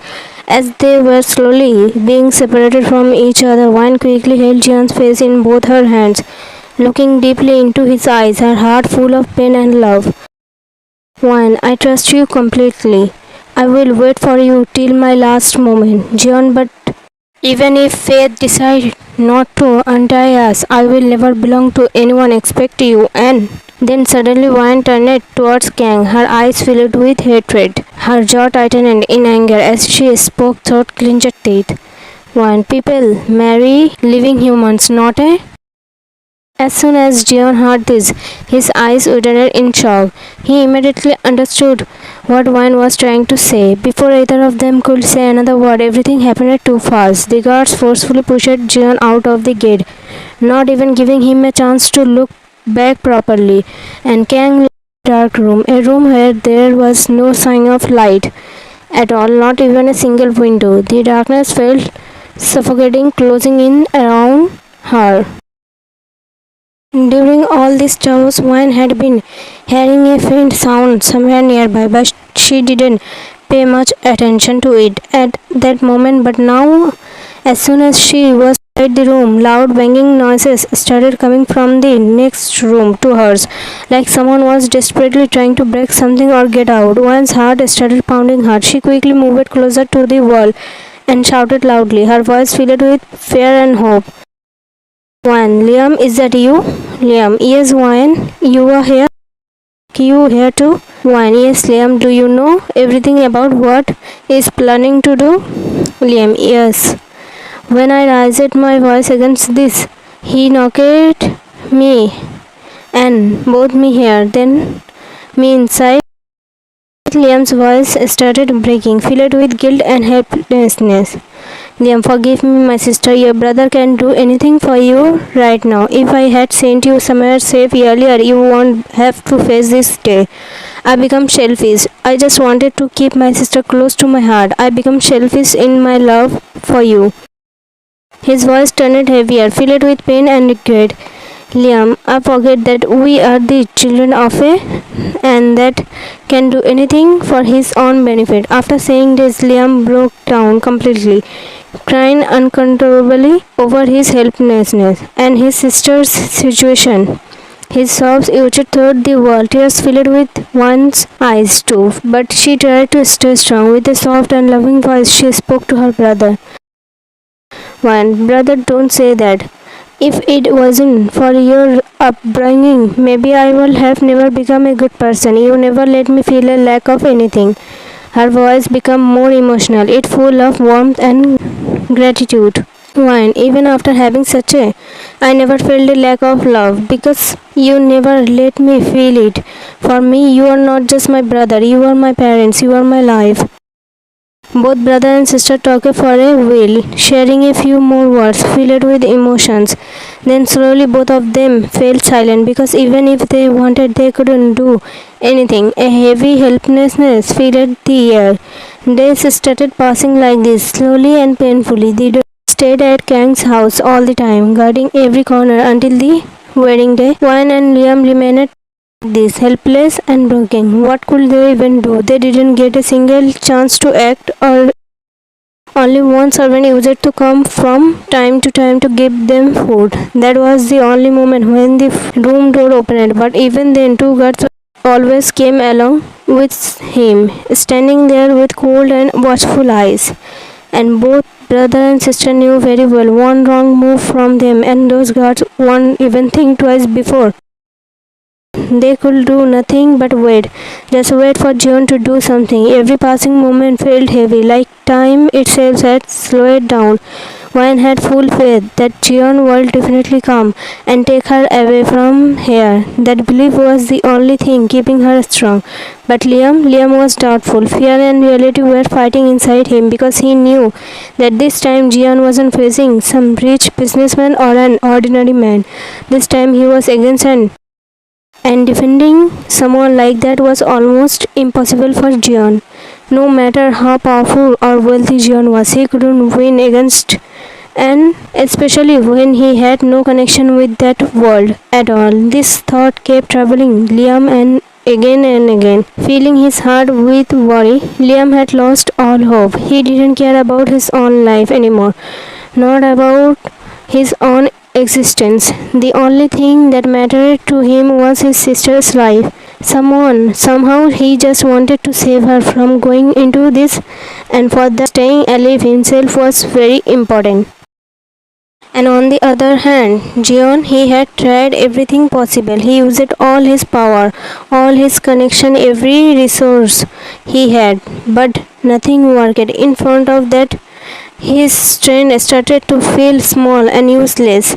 This was the first time he felt so helpless. At last, tried and defeated on the night before the wedding, he once again reached the gate of one's house, but this time the security was even tighter than before. Guards everywhere watching every movement, leaving almost no chance for him to get inside. Standing outside, he started shouting one's name loudly, again and again, his voice breaking with desperation. He even began the guards, pushing them in anger. He was completely frustrated now. He didn't want to lose wine at any cost. Hearing all the chaos in front of the house, Kang came outside in anger. The moment he stepped out, Jeon suddenly dropped to his knees in front of him. His pride shattered, his eyes filled with tears. He started crying uncontrollably, begging for his love, asking him to give wine back. Seeing him like this, broken, crying and helpless, Kang actually enjoyed it. A cruel satisfaction appeared on his face. He said just one thing to Jeon in a cold tone and then turned around and went back inside the house. Kang, you have already lost. Forget her and leave this place. Just a few hours are left, then she will belong to someone else. As soon as Jeon heard this, anger rushed through his whole body. He quickly stood up, his eyes filled with rage, and tried to. But before he could even reach him, the guards grabbed him tightly and held him back. Just then, Alan and Amy arrived there. In fact, both of them had also tried many times to meet Wayne, but they failed every time. Seeing Jeon in this condition, broken, angry and helpless, they couldn't leave him alone. That's why they stayed with him as much as they could. Now seeing him like this, they somehow calmed him down.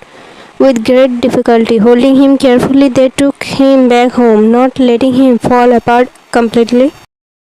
At the wedding day, Wayne might try to run away and Liam might create trouble, so Kang arranged the entire wedding inside the house itself. Everything was under tight control, with guards everywhere.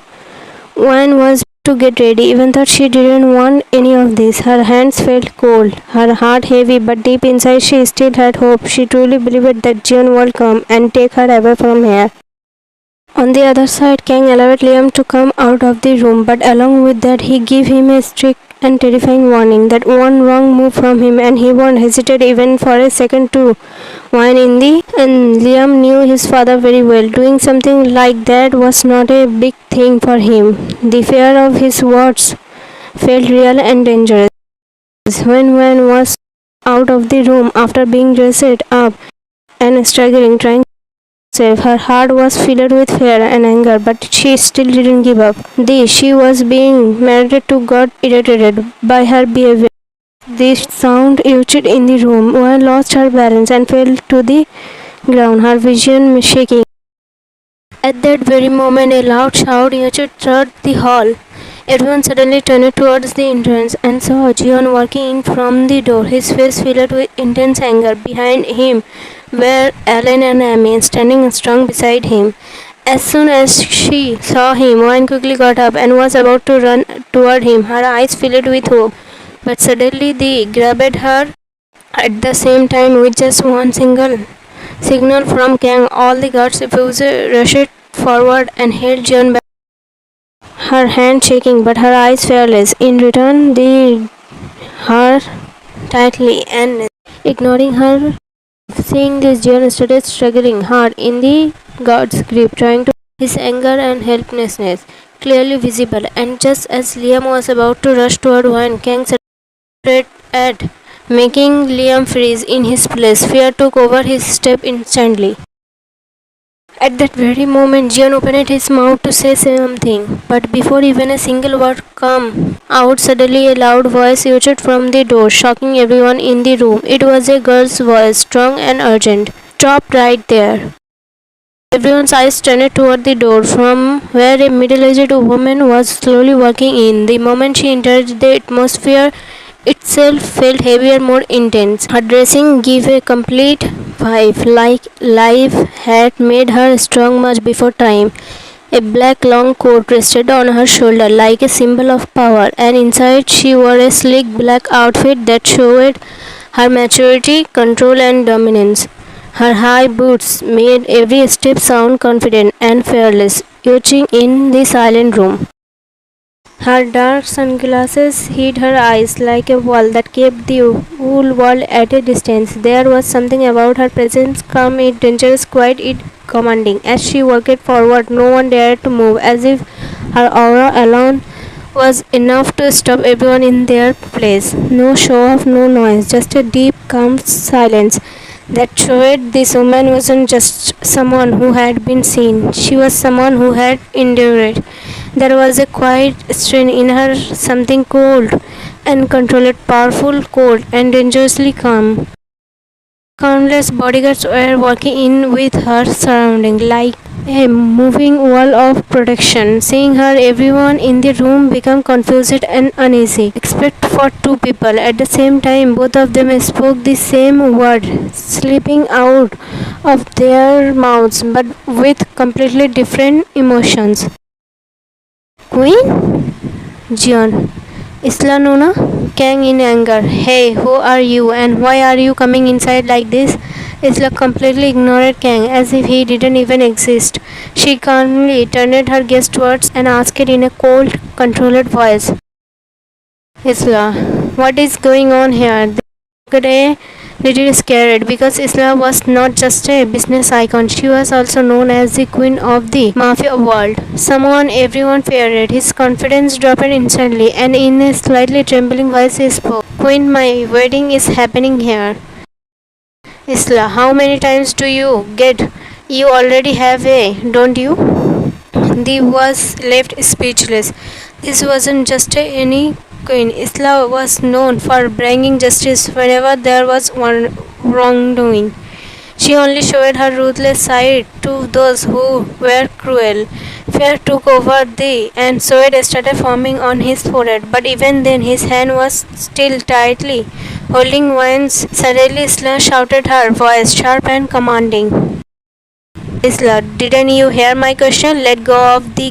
Hearing her angry voice quickly let go of Wine's, almost in panic. Jeon was still standing there, watching everything in shock, unable to process what was happening, and everyone else in the room was just as stunned, their eyes fixed on Isla, as if they were seeing something unbelievable. Isla, do you even know on which you dared to rise? Become even more scared at this question. In his mind, he started thinking that Wine must be someone very special to Isla. That's why she came herself. His grief loosened, his confidence completely shaking. Isla, that girl is my brother's love. Now no one had any problem understanding that Isla was Jeon's sister, but still no one could fully believe it. The room fell into a deep silence, filled with shock and disbelief. Just then Isla pointed her finger towards Jeon, her expression cold, it filled with authority. Isla, One is my brother's love, and you were trying to take her away from him by nervously. I am sorry, Queen, I didn't know Jeon Jungkook is your brother. Isla's eyes turned even colder, her voice sharp and filled with controlled anger. Isla, even if he wasn't my brother, who gave you the right to self on any? His tongue stopped working out of fear, and his hands and legs started trembling badly. Isla, and even bigger has been done by this disgusting man, pointing towards Kang. How can someone do this to their own? You are not a, you are a, and both of you will have to face for this. After hearing this, even Kang started sweating, fear clearly visible on his face. His confidence completely broke, but before either of them could say anything, Isla shouted firmly, her voice full of authority. Isla, gods take both of them away to the place where everyone has to answer for their begging desperately. I am sorry, Queen, please forgive me. Please, I am really sorry. Please don't. Crying and begging helplessly, fell at Isla's feet and held onto them tightly, his whole body shaking. Tears kept falling as he pleaded, because he knew very well that Isla's usually meant only one thing. Please, Queen, help me. Isla looked down at him with cold, emotionless eyes, her face showing no sympathy at all. They were about to, even after he refused. Did you show her anything? They had no words left. His voice completely gone. Saying this, even Kang came forward and fell at Isla's feet, begging for forgiveness. His pride completely shattered, but it made no difference because even thought Isla was a she was known for her sense of justice. She was a different kind of queen, one who punished wrong and stood for what was right. With just one signal from her, her guard stepped forward and dragged both of them away, ignoring their voice slowly faded as they were taken away. When everything finally became a little calm, Isla slowly turned her gaze towards Jeon. Guilt was clearly visible in her eyes, like she had many unspoken feelings inside her. But the moment Jeon's eyes met hers, he quickly looked away, avoiding her gaze. Without saying anything, he walked straight to Wine, held her waist gently but firmly, and started taking her with him. Jeon, let's go, Wine. Wine immediately held Jeon's hand, stopping him, her grip soft but urgent, as if she needed to say something before leaving. Wine, Jeon, wait. If I am thinking right, then Queen Isla is your sister, right? Jeon looked at Isla once again. This time there were tears of regret clearly visible in her eyes, as if she was holding back years of pain. But Jeon quickly turned his gaze away again and looked at Wine, his face turning cold. Jeon, so what? Wine, don't be stupid. Jeon, she is your only sister, and after so many years you finally met her today, and you want to just ignore her and walk away like this? Jeon's anger suddenly rose, his jaw tightened and his eyes filled with suppressed emotion as he spoke, unable to hold it back anymore. Jeon, did she ever feel that I am her only brother? Yes, she wanted to punish me, I accept that, and she did punish me, but she gave me a lifetime of pain. His voice started to shake, years of hidden emotion coming out all at once. Jeon, there were so many moments in my life when I was desperate for my own people. I kept longing for my sister, craving her love. I waited and suffered again and again, but I never got it. His eyes filled with pain, his words heavy with hurt. Jeon, because my sister only wanted to show her sense of justice. While saying all this, tears kept falling continuously from Jeon's eyes. His voice broke and he looked completely shattered. Seeing him like this, Wine tightly held his hand, trying to support him, her own heart aching for him. On the other side, after hearing Jeon's words, tears were also following non-stop from Isla's eyes. Her face showed deep regret and pain, as if every word of Jeon had her heart. When Jeon, every single thing you said, every word is true. But you are only showing your pain, the pain you felt because your sister was not with you. Her voice was soft but firm, her eyes filled with understanding as she held his hand tighter. But have you ever thought about your sister, the one who stayed away from you by her own choice, how much pain she must have gone through? She looked at him deeply, her words filled with emotion. Did you forget that the way you love her, she loves you just as much? And she never loved anyone else. She never built her own home. Just so her love for you will never be divided. Her voice became softer, filled with deep emotion as she tried to make him understand. Even being a woman, she gave up the happiness of being a mother. She loved you like her own child. There is no bigger proof of her love than this. And just once, try to put yourself in her place. Try to see from her perspective. Then you will understand how much pain she has gone through too. Her voice gently tempered, but her words stayed strong. I agree you were punished without reason, but she didn't know that, right? Then Isla, with tears in her eyes, spoke to Jeon, her voice trembling with regret. Isla, I am sorry, my child. I know a small sorry means nothing compared to the pain I give you. Her tears kept falling as she struggled to speak, her voice breaking. Isla, but believe me, I have also suffered this pain by staying away from you. In this whole world, I have no one except you. She took a small step forward, her eyes filled with guilt and love. Isla, I didn't know that I was punishing you for a crime you never even committed. Jeon asked Isla a little rudely, his voice still filled with pain and anger. Jeon, so after all these years, how did you finally get proof of my innocence? Isla gave a helpless, weak smile, her eyes still filled with tears, and replied softly, Isla, Malin told me. With a bitter smile, Jeon said, his voice carrying sarcasm and hard. Jeon, after all these years, Malin finally told the truth. Isla slowly nodded, her expression turning heavy with sadness.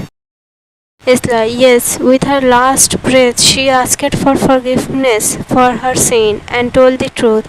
Hearing this, Jeon suddenly froze in shock, his eyes widening as she quickly asked, Jeon, last breath? Isla, yes, maybe she got the punishment for her mistake. By believing her lies, I pushed you away from me. Her voice became heavier, filled with regret as she continued, Isla, and after you left her husband and ran away, from that moment she was completely alone. A few years ago, she got a serious illness and slowly she started becoming weaker day by day. I tried a lot to save her, I really did. But 2 days ago, in the hospital, she took her. After hearing this, Jeon felt bad for Malin because she wasn't a bad person. It was just her that were bad. And she had also gone through so much in her life. Just then, Isla started speaking in a soft voice, her words full of emotion and hidden love. Isla, for me, you are not just my younger brother, you are like my son, Jeon. Even though I sent you away from me, I was never truly away from you. I was always with you at every step of your life. I just never let you feel it. When you went away from me, it was me who found Kim and Sophie and sent them to you so that you won't feel alone. Her voice was soft but steady, her eyes showing how closely she had always watched over him. Isla, I always knew everything about you, every moment, every step of your life. From the day you met Wayne till today, I was behind every step silently protecting you. Isla, when Wayne's ex-boyfriend Nick and his brother Jack came back to this country, and when you were trying to find information about them to help Wayne, it was me who gave your men all the detailed information about Jack. Her words carried a quiet pride mixed with pain, showing that even from a distance she never stopped caring for him. Isla, when Nick in that whole incident, I was the one who made the CCTV footage. Isla, and when you and Liam went to Jack, you him and came back. The next day you thought he committed because he of you. No, a man like him will never, no matter what happens. After you both left, I was the one who told my men too. And during the camping trip when Rose's husband tried to, it was me who made sure he was dealt with as well. Isla, when Wayne left you and went to, I was the one who secretly talked to the book publisher there and told him to give you Wayne's address. Jeon, for me, you are not just my brother, you are my whole world. She took a small pause, her eyes glowing with regret. Isla, but I became so busy in giving justice that I ended up pushing my own life away from myself. While saying all this, Isla broke down completely. She started crying uncontrollably and slowly sat down on the floor, her strength giving up. Everyone present there had tears in their eyes, the atmosphere filled with heavy emotion. Just then, Wayne gently tapped Jungkook's shoulder, silently signaling him to go to Isla. Jungkook's eyes were already filled with tears, which kept falling without stopping. Without wasting a second, he quickly went near his sister, sat down on the floor, and pulled her into his chest. The moment they held each other, both brother and sister broke down even more, crying loudly in each other's arms, finally letting go out years of pain and longing. Isla, forgive me, Jeon. The one I wanted to give the most happiness in life. I am the one who gave him the biggest pain. Please forgive me. Jeon, don't say that. Whatever you did it for humanity. The atmosphere stayed emotional for some time, heavy with feelings. Then Jeon gently helped Isla stand up from the floor and wiped her tears softly, his touch caring and warm. Jeon, won't you meet my wife? Yes, you have already seen her and know everything about her, but let me introduce her to you properly now. At Jeon's words, Isla softly smiled, a gentle warmth finally appearing on her face. Then Jeon called Wayne closer to him and said, Jeon, Wayne, this is my sister Isla. Wayne, hello Yoni. Wayne quickly stepped forward and hugged Isla tightly, holding her with and respect. Then she said with emotion in her voice, and thank you so much. If you hadn't come today and helped us, maybe we would have never been able to be together. Jeon immediately said, his voice firm yet filled with love. Jeon, that will never happen. You are mine, and you will always be mine. And today, no matter what, you would have become mine anyway. Everyone present there became confused. One looking confused asked, One, how? I mean, you saw it yourself. My Hitler father was determined to get me to that disgusting no matter what. So, how will I become yours? Jeon, that's a surprise. Smiling softly. One confused surprise. Jeon smiled, nodded. In the evening, I am hosting a party for everyone to celebrate that all this trouble is finally over. Liam, party? Wow. One. But what is this surprise? Jeon, you will find out at the evening party. You all are invited to my party tonight. Alan, Amy, okay? Alan smiled. Okay, boss. Everyone started laughing, the heavy atmosphere finally turning a little light and relaxed. After that, everyone went back to their own homes. Isla also asked Jeon how he would have stopped the if she hadn't come, but at her question, Jeon just smiled and said, You will find out in the evening. Slowly time passed and evening arrived. One by one guests started coming to Jeon's house. The place filled with soft lights, quiet excitement, and a feeling that something big was about to happen. After some time, Wayne also arrived with Liam. Alan, Amy, and Isla were already there. As soon as Wayne entered, Jeon walked up to her, gently held her hand, and brought her to the center. At that moment, all the lights slowly dimmed, and a single spotlight focused only on Jeon and Wayne. Everyone's attention turned towards them, the room falling into a soft silence. Jeon slowly went down on his knees in front of Wayne. Seeing this, a beautiful smile appeared on Wayne's lips, and her eyes filled with tears. These were not tears of pain, but tears of happiness, the kind of happiness that comes after going through hundreds of pains. Finally, after crossing so many struggles and hardship, today they were becoming one. Today their story was reaching its most special moment. Then Jeon took out a diamond ring, his hand steady but his heart full of emotion, and held it in front of Wayne. As he spoke, Jeon, will you be the moment he said this, everyone was shocked, wondering what kind of unique proposal this was. Soft whispers filled the room, but then Jeon slowly lowered the hand that was holding the ring and gently bent closer. With deep love in his eyes, he softly kissed, his touch careful and full of emotion, as if he was already feeling a small.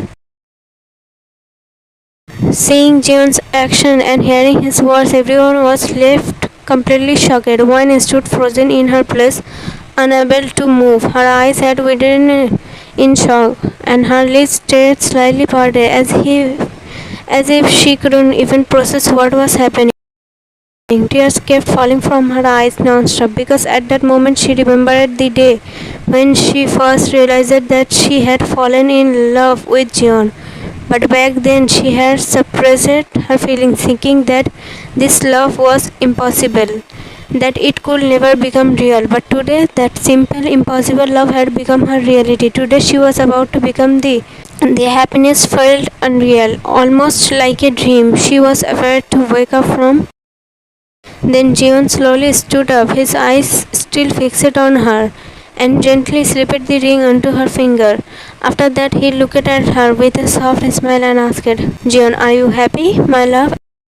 As soon as she heard this, Wayne tightly hugged Jeon and started crying, her emotions finally overflowing. Jeon also wrapped his arms around her protectively, holding her close as if he would never let her go. After everything they had been through, they were finally together, truly one. Then Isla came near them with a soft smile on her face and said, Isla, congratulations, now you both are soon going to become. Smiling warmly, so Jeon, this was your last move. Jeon, smiling, yes, I was just about to say this earlier, but then you arrived. I was sure that after hearing this news that we'll never marry Wayne. When did you find out all this? Jeon, you remember it when you were not feeling well and I sent you for a medical checkup? I got the result of that report this morning. Just then Liam suddenly shouted loudly and started coming towards Jeon, his expression full of shock and anger. Liam, Jeon, Jungkook, you did this to my sister? Seeing him like that, Jeon quickly started running away playfully and said, Jeon, hey, don't forget I am your future brother-in-law. Liam also started running after him, half angry, half emotional. Liam, future brother-in-law? You already made my sister your wife. Jeon, your sister was the one who forced me. Liam, she is still a kid, but you are mature, right? Jeon, hey brother-in-law, stop now. Your sister is not a kid anymore. She is going to be the of my. Seeing both of them like this, everyone started laughing. The tension of the past completely dissipated, and the house filled with happiness. The two of them kept running around the house, arguing playfully. Liam, she still can't even take care of herself properly. How will she take care of a? Jeon, you are there, right? To take care of your future nephew or niece? Liam, then it's fine. Seeing Liam suddenly become happy in just a moment, everyone laughed even more. Even Jeon stood there shocked, looking at him, because the same Liam who was just chasing him angrily suddenly became calm and started smiling. Was it the happiness of taking care of his future nephew or niece? Absolutely yes, a pure heartfelt happiness. The end.